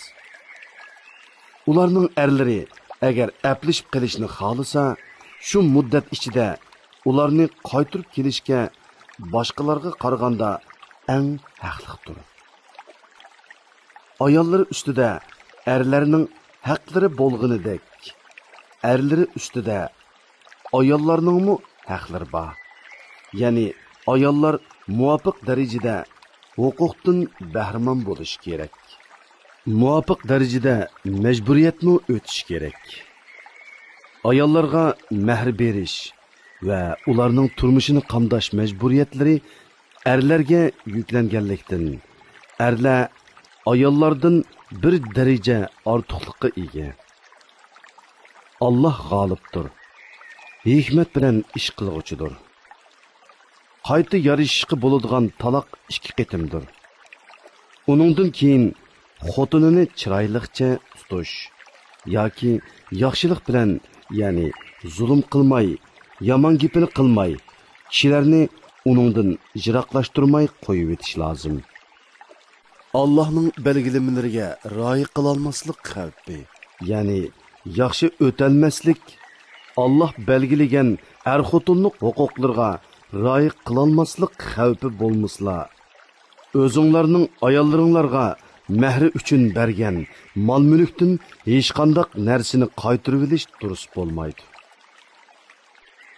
Agar sizlar ular, ya'ni er ayolning Allohning belgilamalariga rioya qila olmaslikdan qo'rqsanglar, xotinning taloq xetini elish maqsadida mol berganligi uchun u ikkisiga, ya'ni er xotinga gunoh bo'lmaydi. Ani shular Allohning belgilamalaridir. Uningga xiloflik qilmanglar. Allohning belgilamalariga xiloflik qilguvchilar zolimlardir. Agar uni, ya'ni xotinini 3 qitim taloq qilsa, xotin boshqa erga tegmigicha uningga durust bo'lmaydi. Keyingi er uni taloq qilgandan keyin iddatini to'shqizib, burunqi er bilan qayta yarashsa, ularga hech gunoh bo'lmaydi. Agar ular Allohning belgilamalariga rioya qila oladiganligini, ya'ni qayta yarashgandan keyin yaxshi o'talaydiganligini tasavvur qilsa, bu Allohning belgilamalaridirki, Allah uni biladigan, ya'ni ishning oqibatiga fahmi yetadigan qavm uchun bayon qiladi. Sizlar ayollarni taloq qilgan bo'lsanglar, ularning iddati to'shay deb qolgan bo'lsa, ular bilan chiroyliqcha yarishib, ularni nikohinglarda tutinglar yoki ularni yaxshilik bilan qo'yib etinglar. Zulm qilish maqsadida ziyon yetkazib, ularni tutib olmanglar. Kimiki shunda qiladi ekan, ya'ni kimiki chiroyliqcha uy tutish niyati bilan emas, balki iddatini uzartib zulm qilish niyatida xotini bilan yarishidi ekan, o'ziga o'zi zulm qilgan bo'ladi. Allohning oyatlarini kulk qilib olmanglar. Ya'ni Allohning ahkomlarini xiloflik qilish yo'li bilan masxir qilmanglar. Allohning sizlarga bergan ne'matini va sizlarga vaz nasihat qilish uchun nozil qilgan kitobini, hikmatini, ya'ni kitobidagi ahkomlarni yod etinglar. Allohga taqvodorlik qilinglar. Bilinglarki, Alloh har narsani bilguchidir. Agar sizlar ayollarni taloq qilgan bo'lib, ularning iddati to'shqan va qoida bo'yicha tegmoqchi bo'lgan eri bilan putishgan bo'lsa, ularni nikohlanishdan to'smanglar. Buning bilan ichinglardan Allohga va oxirat kuniga iymon keltirganlarga nasihat qilinadi. Bu, ya'ni vaz nasihat elish, Allohning amrlarini tutish sizlar uchun eng foydalidir va eng pokdir. Shariat ahkomlaridan sizlarga nimalar eng foydali ekanligini Alloh biladi. Sizlar bilmaysizlar. Onalar balalarni emitish muddatida to'liq emitmoqchi bo'lsa, to'liq 2 yil emitishi lozim. Otalar onalarni qoida bo'yicha yemak-ichmak va kiyim-kechak bilan ta'minlab turish kerak. Kishi faqat qo'lidan keladigan ish qilib taklif qilinadi. Onani balasi sabablik ziyon tatqizmaslik. Otini balasi sabablik ziyon tatqizmaslik lozim. Agar oti o'lib ketsa, uning varisi otiga o'xshash mas'uliyatni, ya'ni ona bo'lg'uchiga nafiqa berish va uning haqlariga rioya qilish qatorliqlarni o'z ustiga elish kerak. Agar ota-ona kengishib, balani 2 yil to'shmasdanla ayirib etmoqchi bo'lsa, ularga hech bir gunoh bo'lmaydi. Agar balalaringlarni inik onalarga emitmoqchi bo'lsanglar, qoida bo'yicha ularning haqqini bersanglarla, sizlarga hech gunoh bo'lmaydi. Allohdan, ya'ni Allohning amriga muxolifatchilik qilishdan qo'rqinglar. Bilinglarki, Alloh sizlarning qilgan amallaringlarni ko'rib turguchidir. İçinlarda o'zi vafot bo'lib, ayollari qolib qolgan kishilar bo'lsa, ayollari 4 oy 10 kun iddat tutishi lozim. İddati to'shqandan keyin o'zlari to'g'riliq qoida bo'yicha ish qilsa, sizlarga, ya'ni shu ayollarga igdorchilik qilguvchilarga hech gunoh bo'lmaydi. Alloh sizlarning qilgan amallaringlardan xabardordir. İddati to'shmagan ayollarga ularni oladiganliklarini puritib o'tsanglar yoki buni dilinglarda yoshirin tutsanglar, sizlarga hech gunoh bo'lmaydi. Ularga eg'iz ochadiganliklar Allohga ma'lumdir. Lekin ular bilan yoshirin va'dalashib qo'ymanglar. Faqat oshkora aytilsa, kishi xijil bo'lmaydigan muvofiq so'zni qilsanglar bo'ladi. İddati to'shmag'icha ularni nikohinglarga elishga bel bog'lamanglar. Bilinglarki, Alloh dilinglardikini bilib turadi. Uningdan, ya'ni Allohning amriga xiloflik qilib jazolanishdan hazar qilinglar. Bilinglarki, Alloh noiti mag'firat qilg'uchidir. Allohdan qo'rqib, gunohdan cheklanganlarga halimidir. Ya'ni osiylik qilganlarni jazolashga oldirib ketmaydi. Agar sizlar ayollaringlarga yaqinchilik qilmay yoki mahri tayinlamay turib, ularni taloq qilsanglar, ya'ni nikohinglarga olgan ayol bilan bir yerda bo'lmagan yoki mahrini muayyanlashtirmagan sharoitda uni qo'yib etsanglar, sizlarga hech gunoh bo'lmaydi. Lekin uningga mutaa, ya'ni belgilik miqdorda pul-mol berishinglar kerak. Ularga narsa beringlar. Boy o'z holiga yarasha, kambag'almi o'z holiga yarasha qoida bo'yicha bersin. Bu yaxshi odamlarning o'tashga tegishlik majburiyatidir. Agar sizlar ularga yaqinchilik qilishdan ilgari va mahri tayinlanib bo'lgandan keyin talaq qilsanglar, tayinlangan mahrining yerimini beringlar. Ammo ayollar o'tinsa, ya'ni mahridan voz kechib butunlay olmasa yoki nikohning tuguni o'z ilkida bo'lgan erlar o'tinsa, ya'ni tayinlangan mahrining hammasini bersa, shu bo'yicha bir taraf qilish lozim. Sizlar o'tinsanglar, o'tingan odam taqvodorlikqa eng yaqindir. O'zaro ihson qilishni unutmanglar.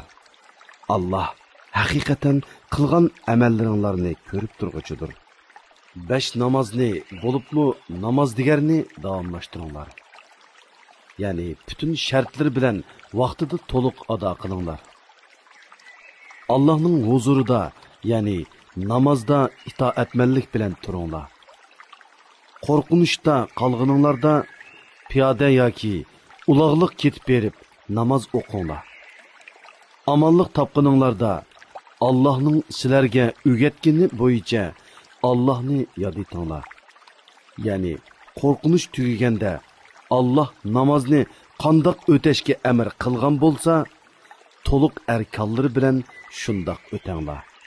Sizlarning ichinglarda o'zi vafot bo'lib, ayoli qilib qoladiganlar, ularning, ya'ni ayollarining bir yilgacha yemak-ichmak, kiyim-kechak bilan ta'minlanishini, uydan haydab chiqarilmasligini vasiyat qilsin.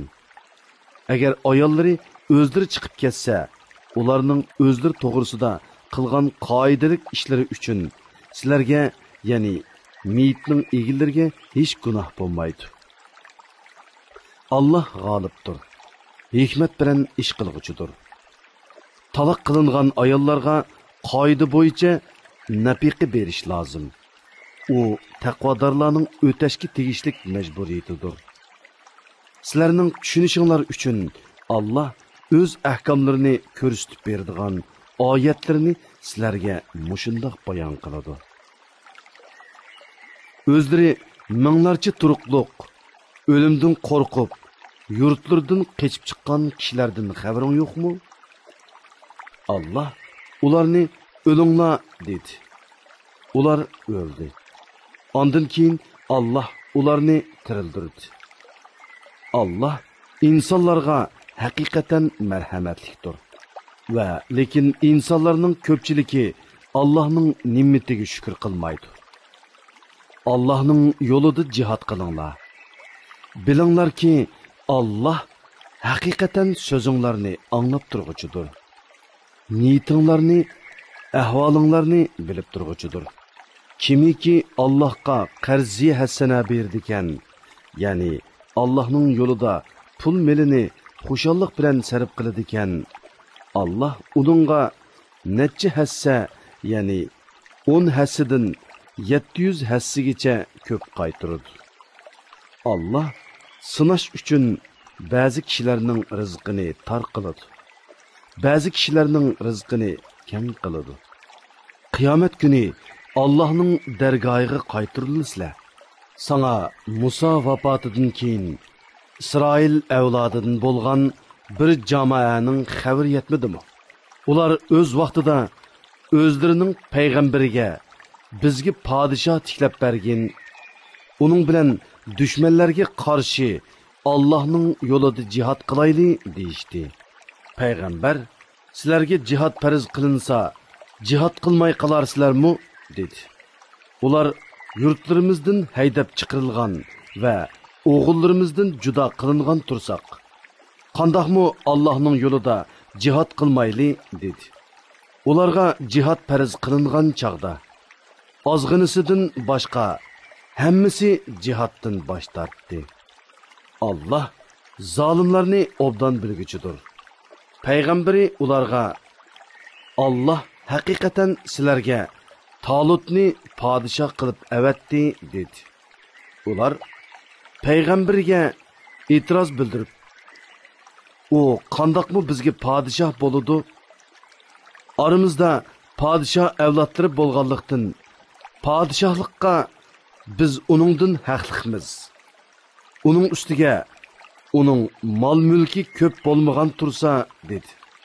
Payg'ambar, Allah haqiqatan sizlarga podshoh qilishga uni ixtiyor qildi. Uning ilmini ziyoda va badanini qobil qildi. Allah saltanatni xohlagan odamga berdi. Allohning fazli kengdir. Uningga kimning loyiq bo'ladiganligini obdan biladi dedi. Ularga payg'ambari aytdiki, uning podshohligining alomati shuki, sizlarga bir sanduq keladi.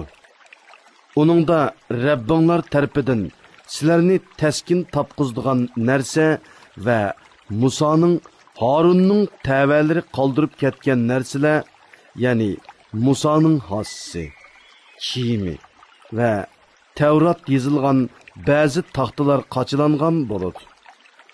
Uni farishtalar ko'tarib keladi. Agar Allohga va oxirat kuniga ishonadigan bo'lsanglar, buningda, ya'ni Tabutning nozil bo'lishida Allohning Talutni sizlarga podshohlikka tanlaganligiga albatta sizlar uchun ro'shan alomat bor. Talut askarlari bilan Baytul Muqaddasdan ayrilgan chaqda Allah sizlarni bir daryo bilan sinaydi. Kimiki uningdan ichidikan, u menga tava emas. Kimiki daryo suyini tetimaydikan, u haqiqatan menga tavadir. Uningdan ussuzlikni bir oz besish uchun ishkan odam buyruqqa xiloflik qilgan bo'lmaydi dedi. Ularning ichidagi ozg'ini kishidan boshqa hammasi uningdan ishdi. Talut va uningga iymon etgan kishilar daryodan o'tgan chaqda dushmanning ko'pligini ko'rib, qo'rqinishga tushib, ularning bir firqasi bugun biz Jalut va uning askarlari bilan urushga toqat keltirmaymiz dedi. Talutning tavalaridan Allohga muloqot bo'lishga e'tiqod qiladiganlar Allohning irodasi bilan oz jami, ko'p jami ustidan g'alaba qiladi dedi. Allah chidamliq ko'rsatkichlar bilan birladir.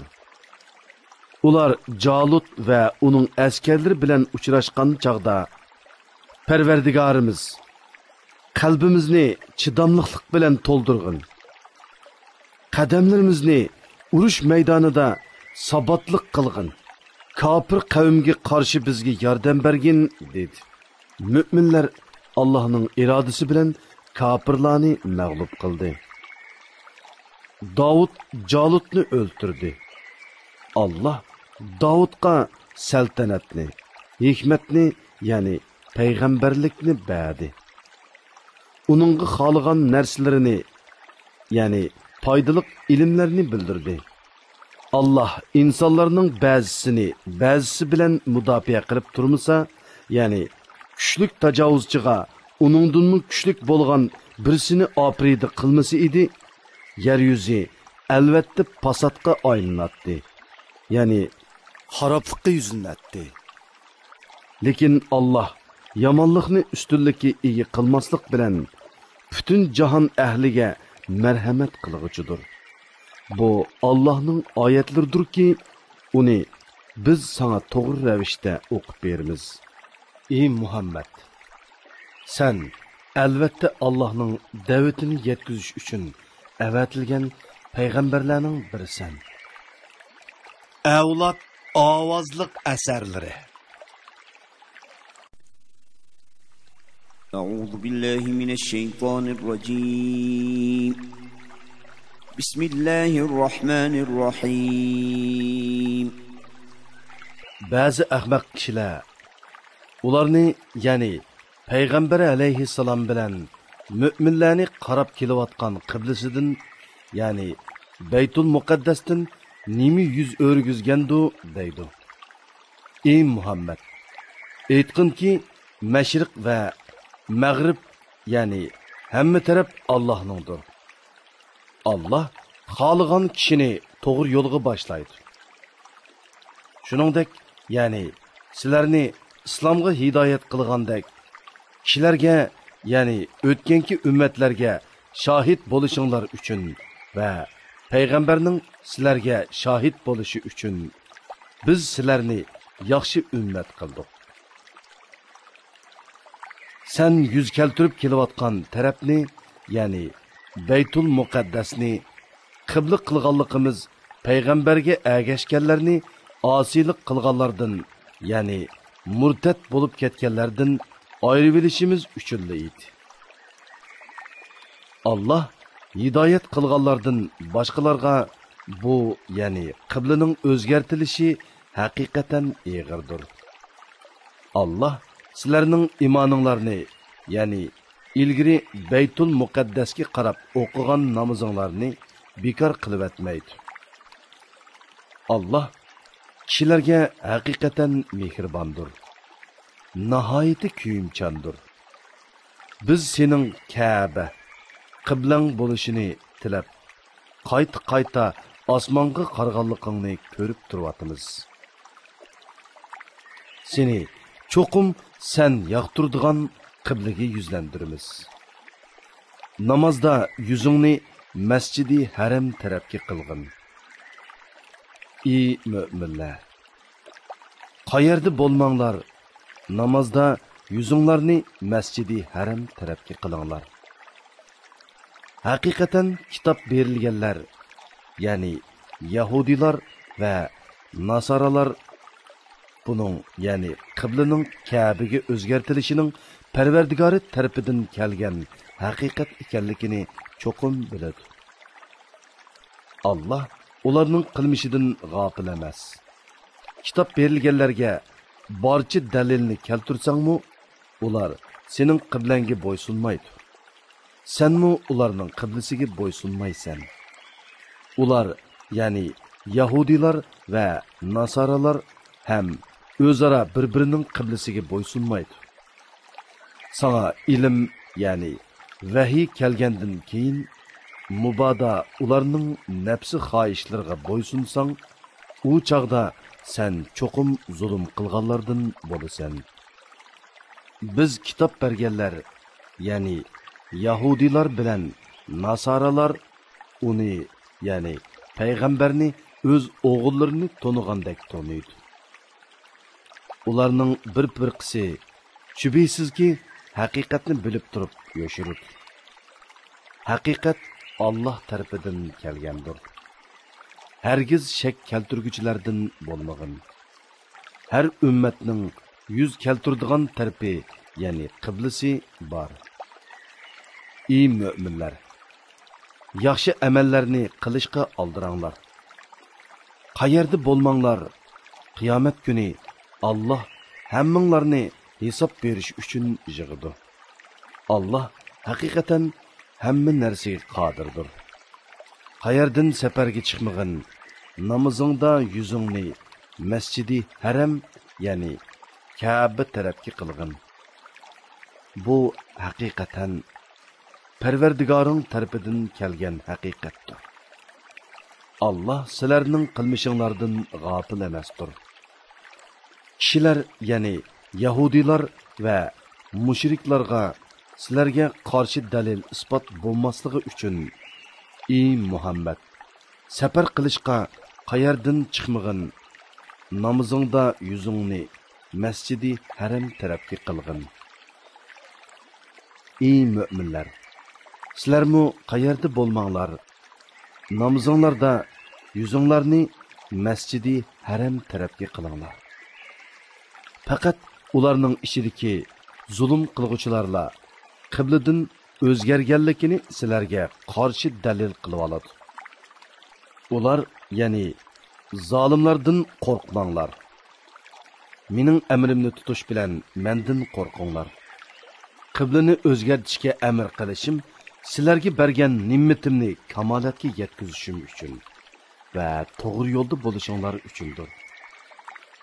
Shuningdek, ya'ni sizlarga bergan ne'matimni kamolatga yetkazganimdek, o'z ichinglardan sizlarga bizning oyatlarimizni tilovat qilib beradigan, sizlarni mushriklik va gunohdan pok qiladigan, sizlarga kitobni, ya'ni Qur'onni va hikmatni, ya'ni dinni ahkamlarni o'rgatadigan, sizlarga bilmaganinglarni bildiradigan, bir payg'ambar avatdik. Meni toat ibodat bilan yod etinglar. Meni yod etsanglar, menmu sizlarni savob berish bilan, mag'firat qilish bilan yod etaman. Menga shukr qilinglar. Noshukirlik qilmanglar. Ey mu'minlar, sabr orqali va namoz orqali yordam tilanglar. Allah haqiqatan sabr qilguvchilar bilan birlidir. Allah'ның yolida öldürülgenlerini, yani şehitlerini ölük demanglar. Belki ular tiriktir. Lekin sizlar bunu sezmeysizlar.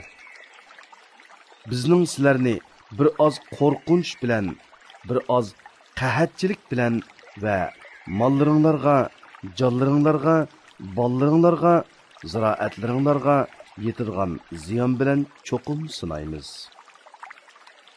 Beshingga kelgan musibat, ziyon zahmatlarga sabr qilguvchilarga jannat bilan xush xabar bergin. Ularga birer musibat kelgan chaqda, ular biz albatta Allohning igdorchiligimiz, ya'ni Allohning bandalarimiz, cho'qim Allohning dargohiga qaytimiz deydi. Ani shular Parvardigorning mag'firati va rahmatiga erishguchilardir. Ani shular hidoyat topquchilardir.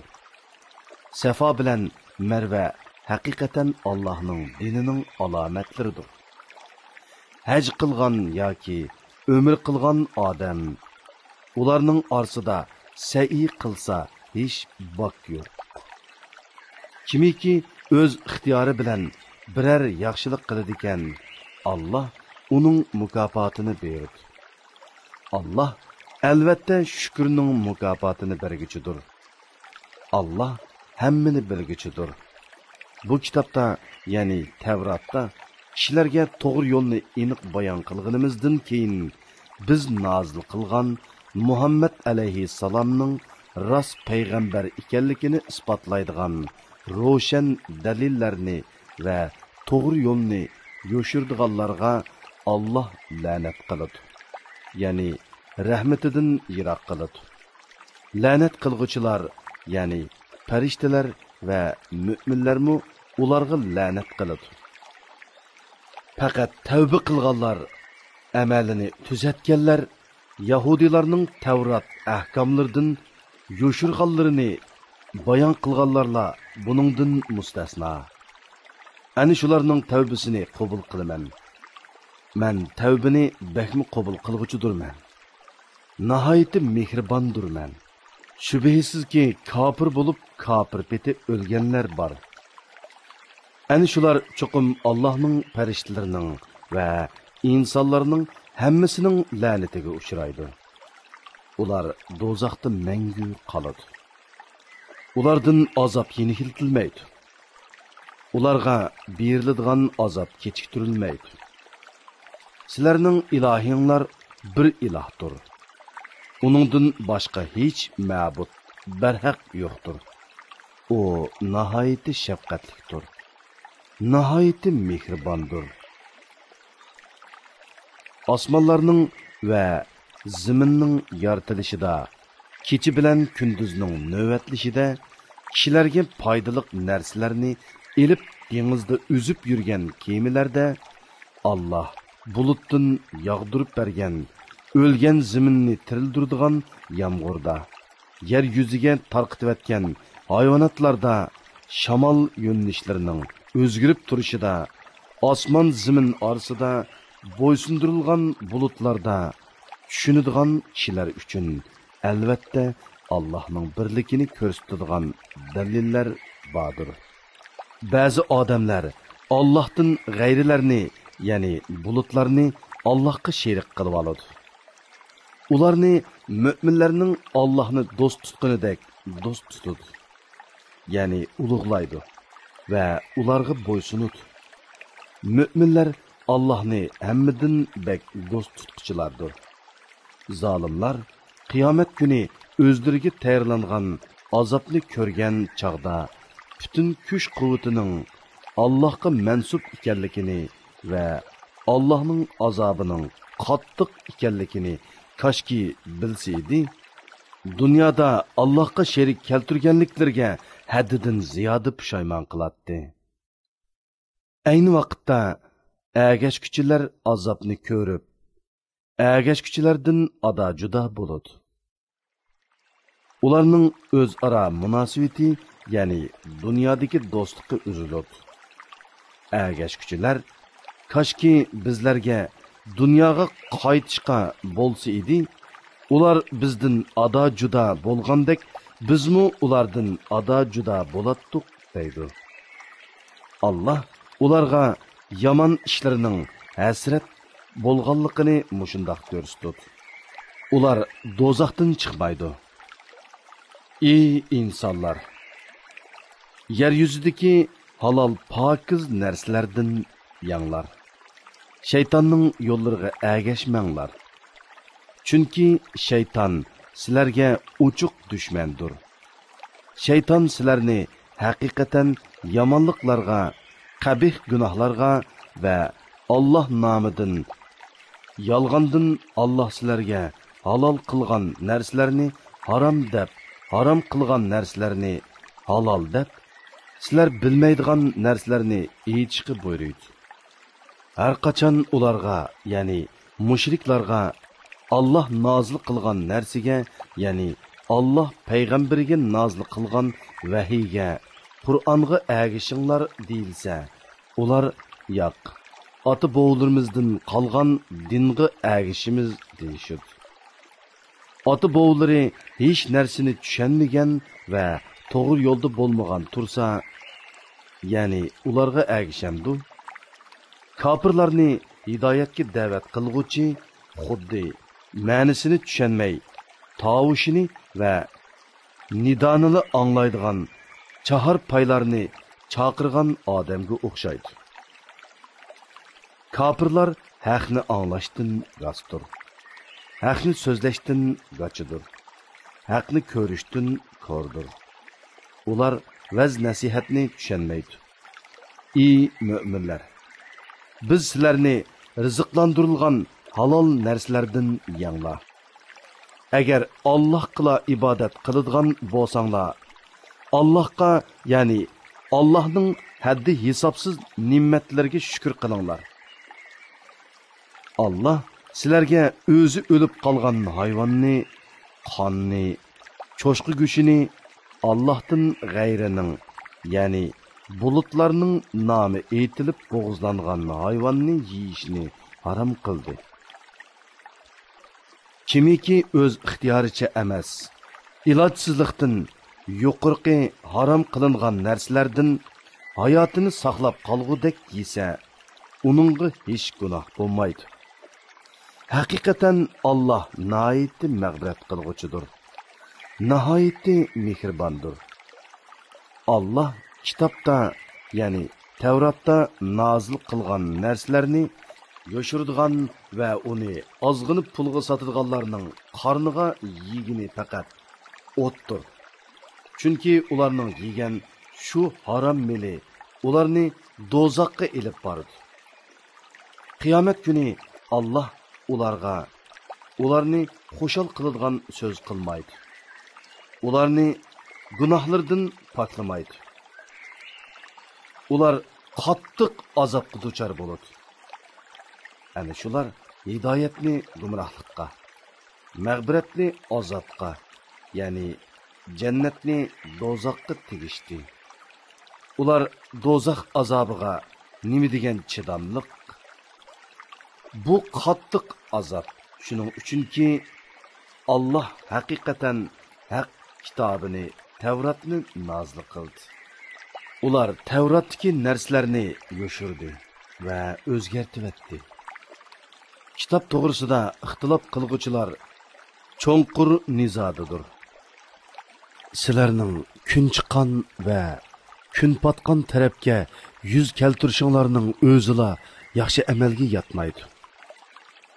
Balki Allohga, oxirat kuniga, farishtalarga, kitobga, ya'ni Allah nazil qilgan kitoblarga, payg'ambarlarga iymon keltirish, Allah'ni söyüş yüzüdün xish aqibalarga, yetimlarga, miskinlarga, ibn sabilarga, yani pul milidin aloqasi uzilib qolgan musafirlarga, saillarga va qullarning ozodligiga erishishiga pul mol yordam berish, namoz o'qish, zakot berish, ahdiga vafo qilish, yo'qsizlikqa, kasallikka va Allah'ның yolida qılınğan urushqa bardoshlik berish yaxshi amalga kiradi.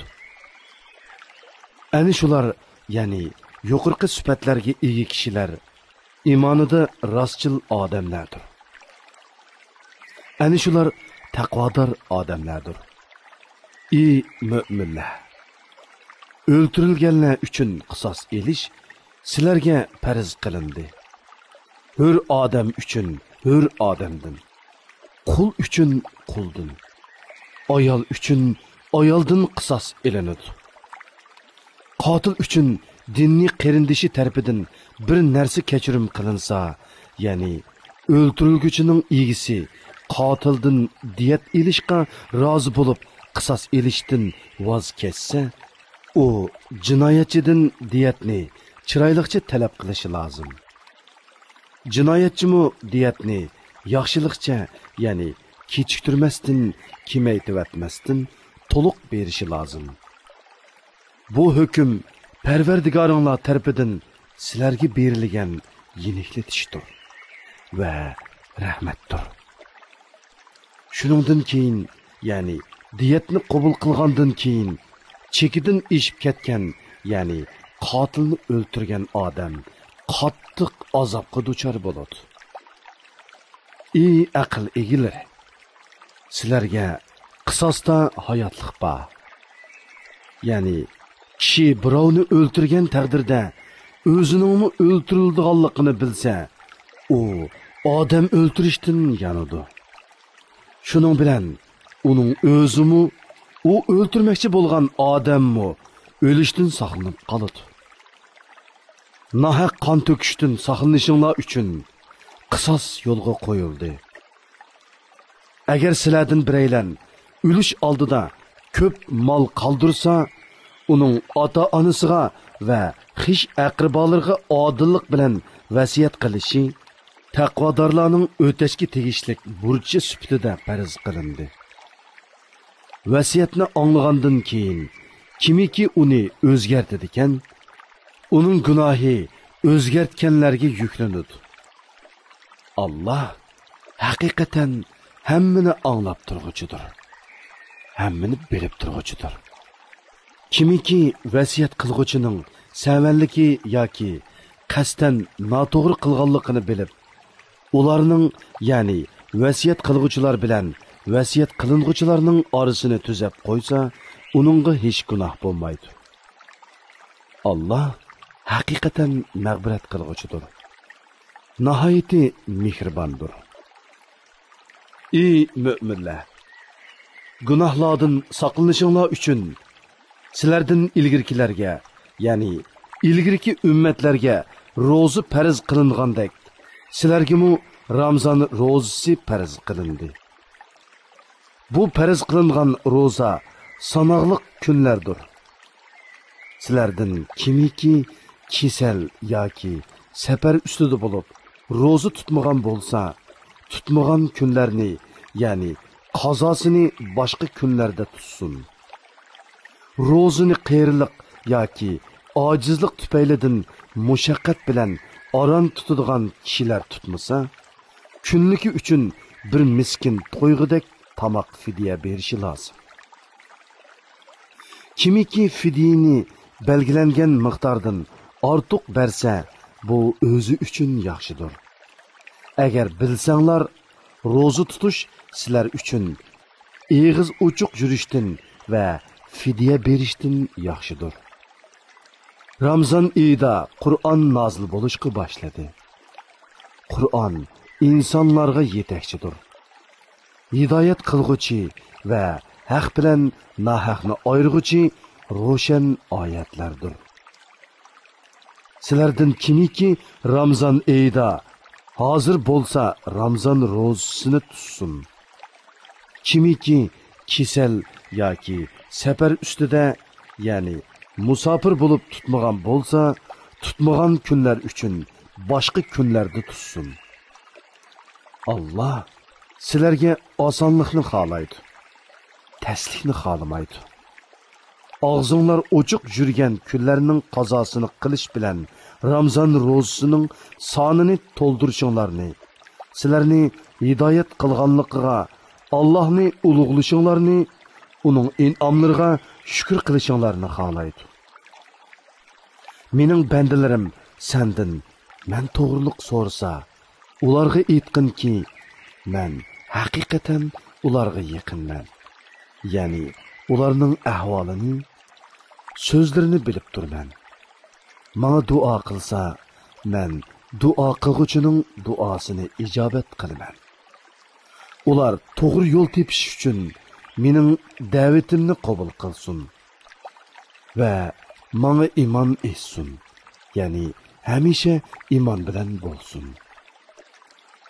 Ro'za kechalarida ayollaringlarga yaqinchilik qilish sizlarga halol qilindi. Ular sizlar uchun kiyimdir. Ya'ni ular sizlarga orlashib yashaydi va kiyim badanga yepishqandek yepishidi. Sizlarmi ular uchun kiyimsizlar.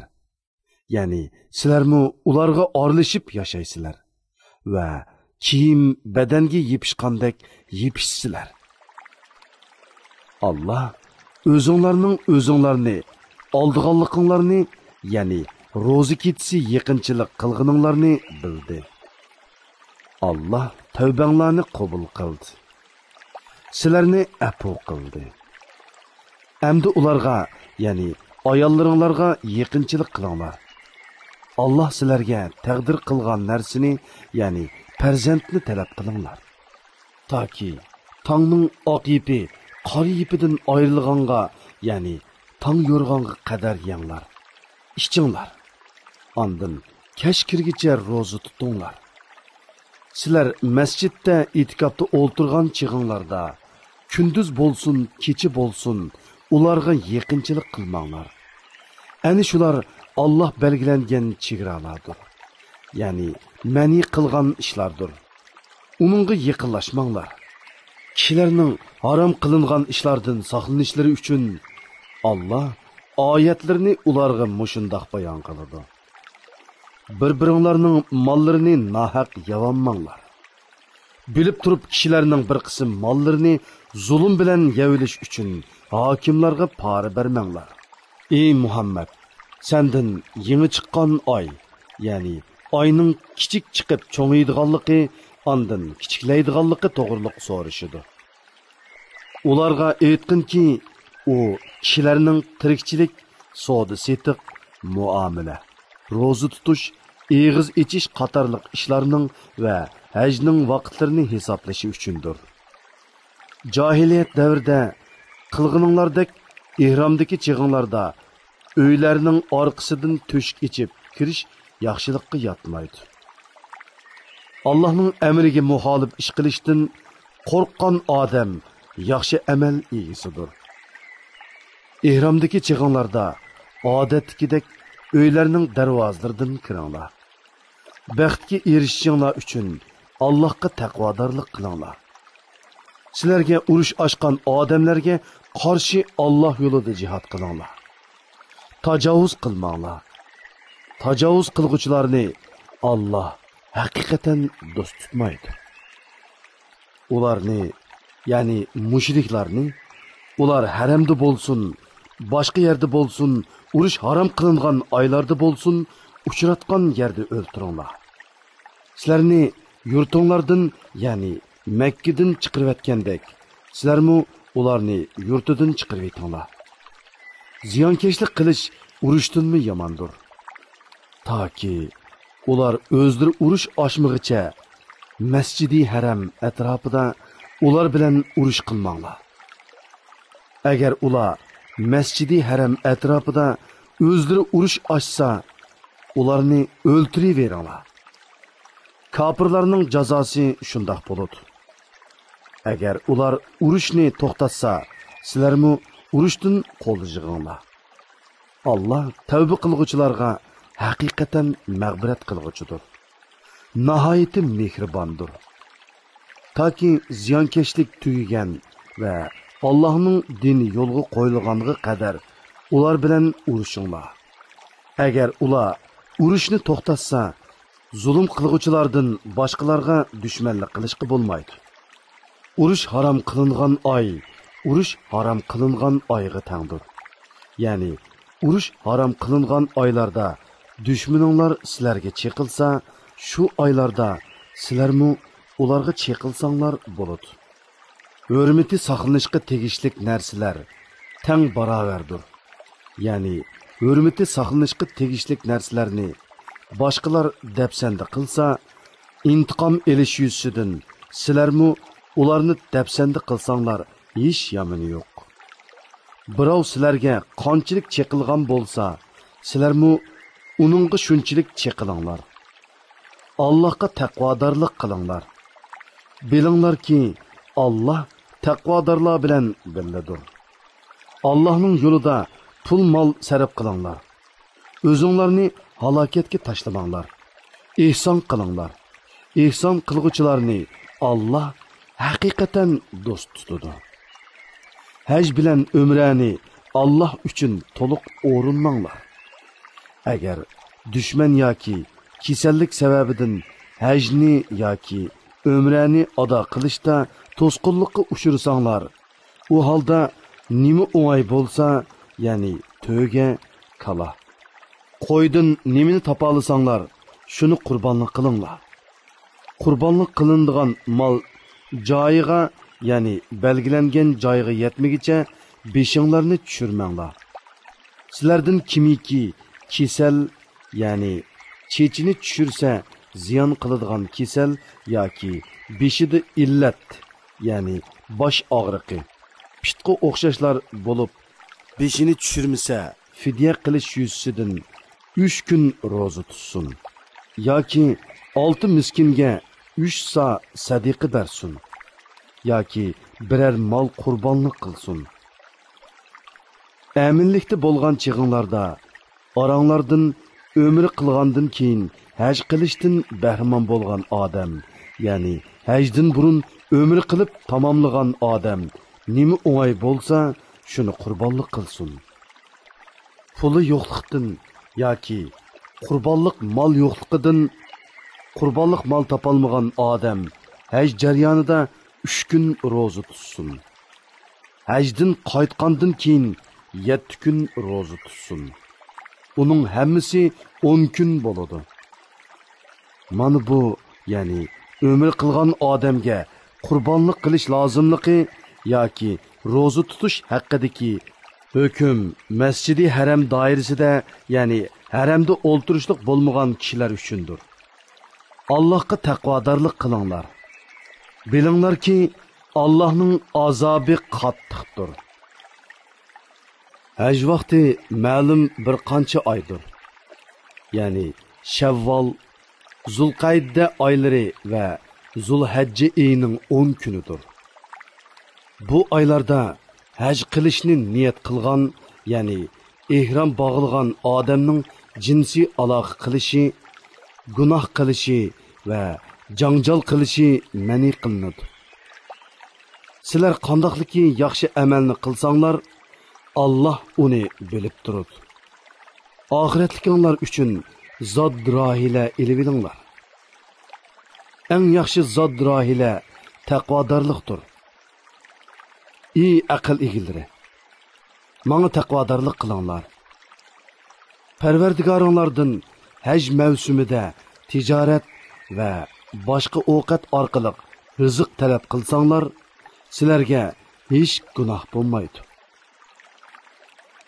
Arafatdan qaytgan chig'inglarda Mash'ari haramda, ya'ni Muzdalifada Allohni yod etinglar. Allah sizlarni hidoyat qilganligi uchun uni yod etinglar. Ilgari sizlar haqiqatan gumroh edinglar. ya'ni Allah sizlarni hidoyat qilishdan ilgari gumrohlar qatorida edinglar. Ondan keyin sizlar Arafatdan kishilar qaytgan joy bilan qaytinglar. Allohdan mag'firat talab qilinglar. Allah haqiqatan nihoyatda mag'firat qilg'uchidir.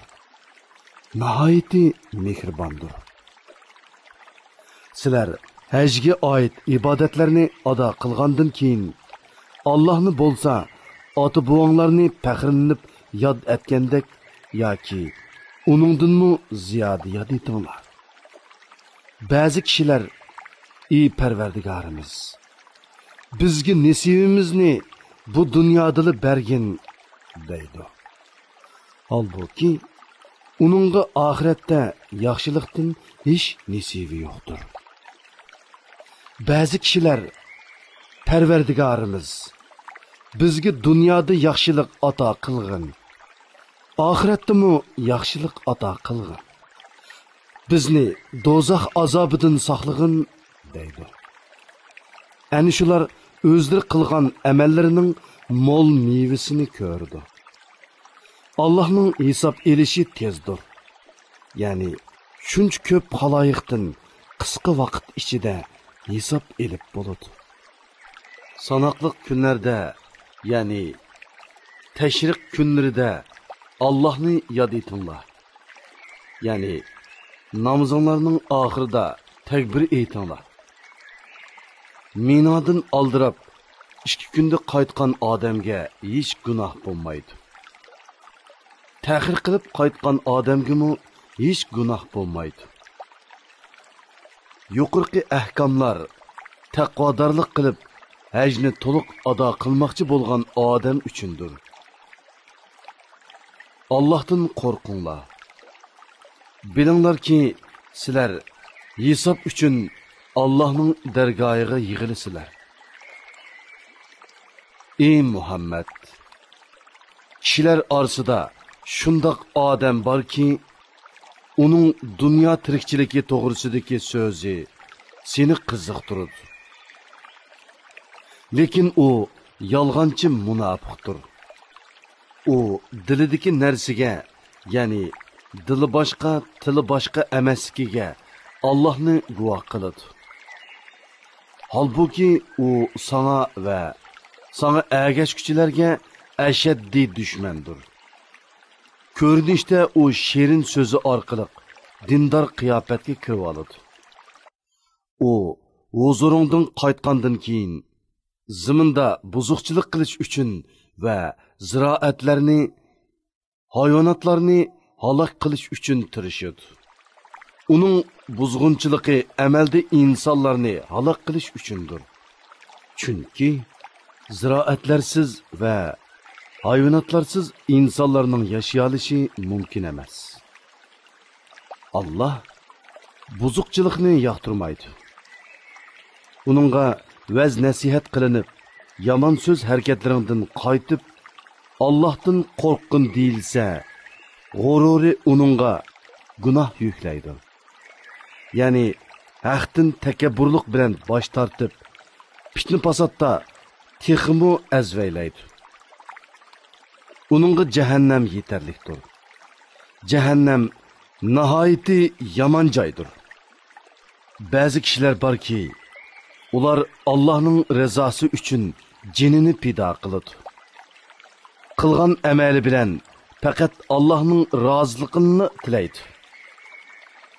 Allah bandalarga to'limi marhamatlidir.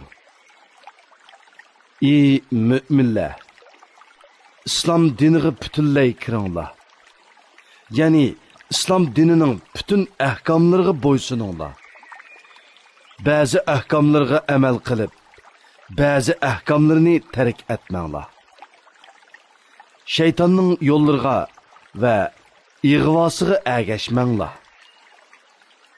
Şeytan sizlarga haqiqatan oshkori dushmandir.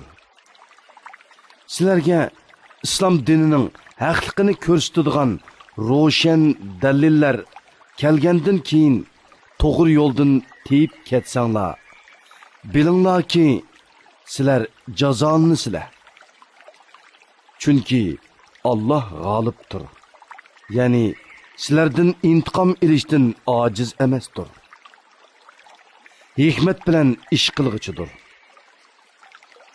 Ular, ya'ni islomga kirishni tark etganlar faqat Allohning qiyomat kuni xaloyiqning orasida hukm chiqarish uchun bulut parchalari ichida kelishini, farishtalarning kelishini va xaloyiqning orasida hukm chiqarilib, bir guruh jannati, bir guruh davzihi bo'lib ayrilish bilan xaloyiqning ishining bitishini kutamdi.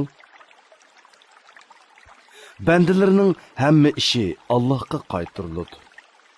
Ey Muhammad, İsrail avlodidan so'rg'inki, biz ularga naqadar ko'p ro'shan dalillarni ato qildik.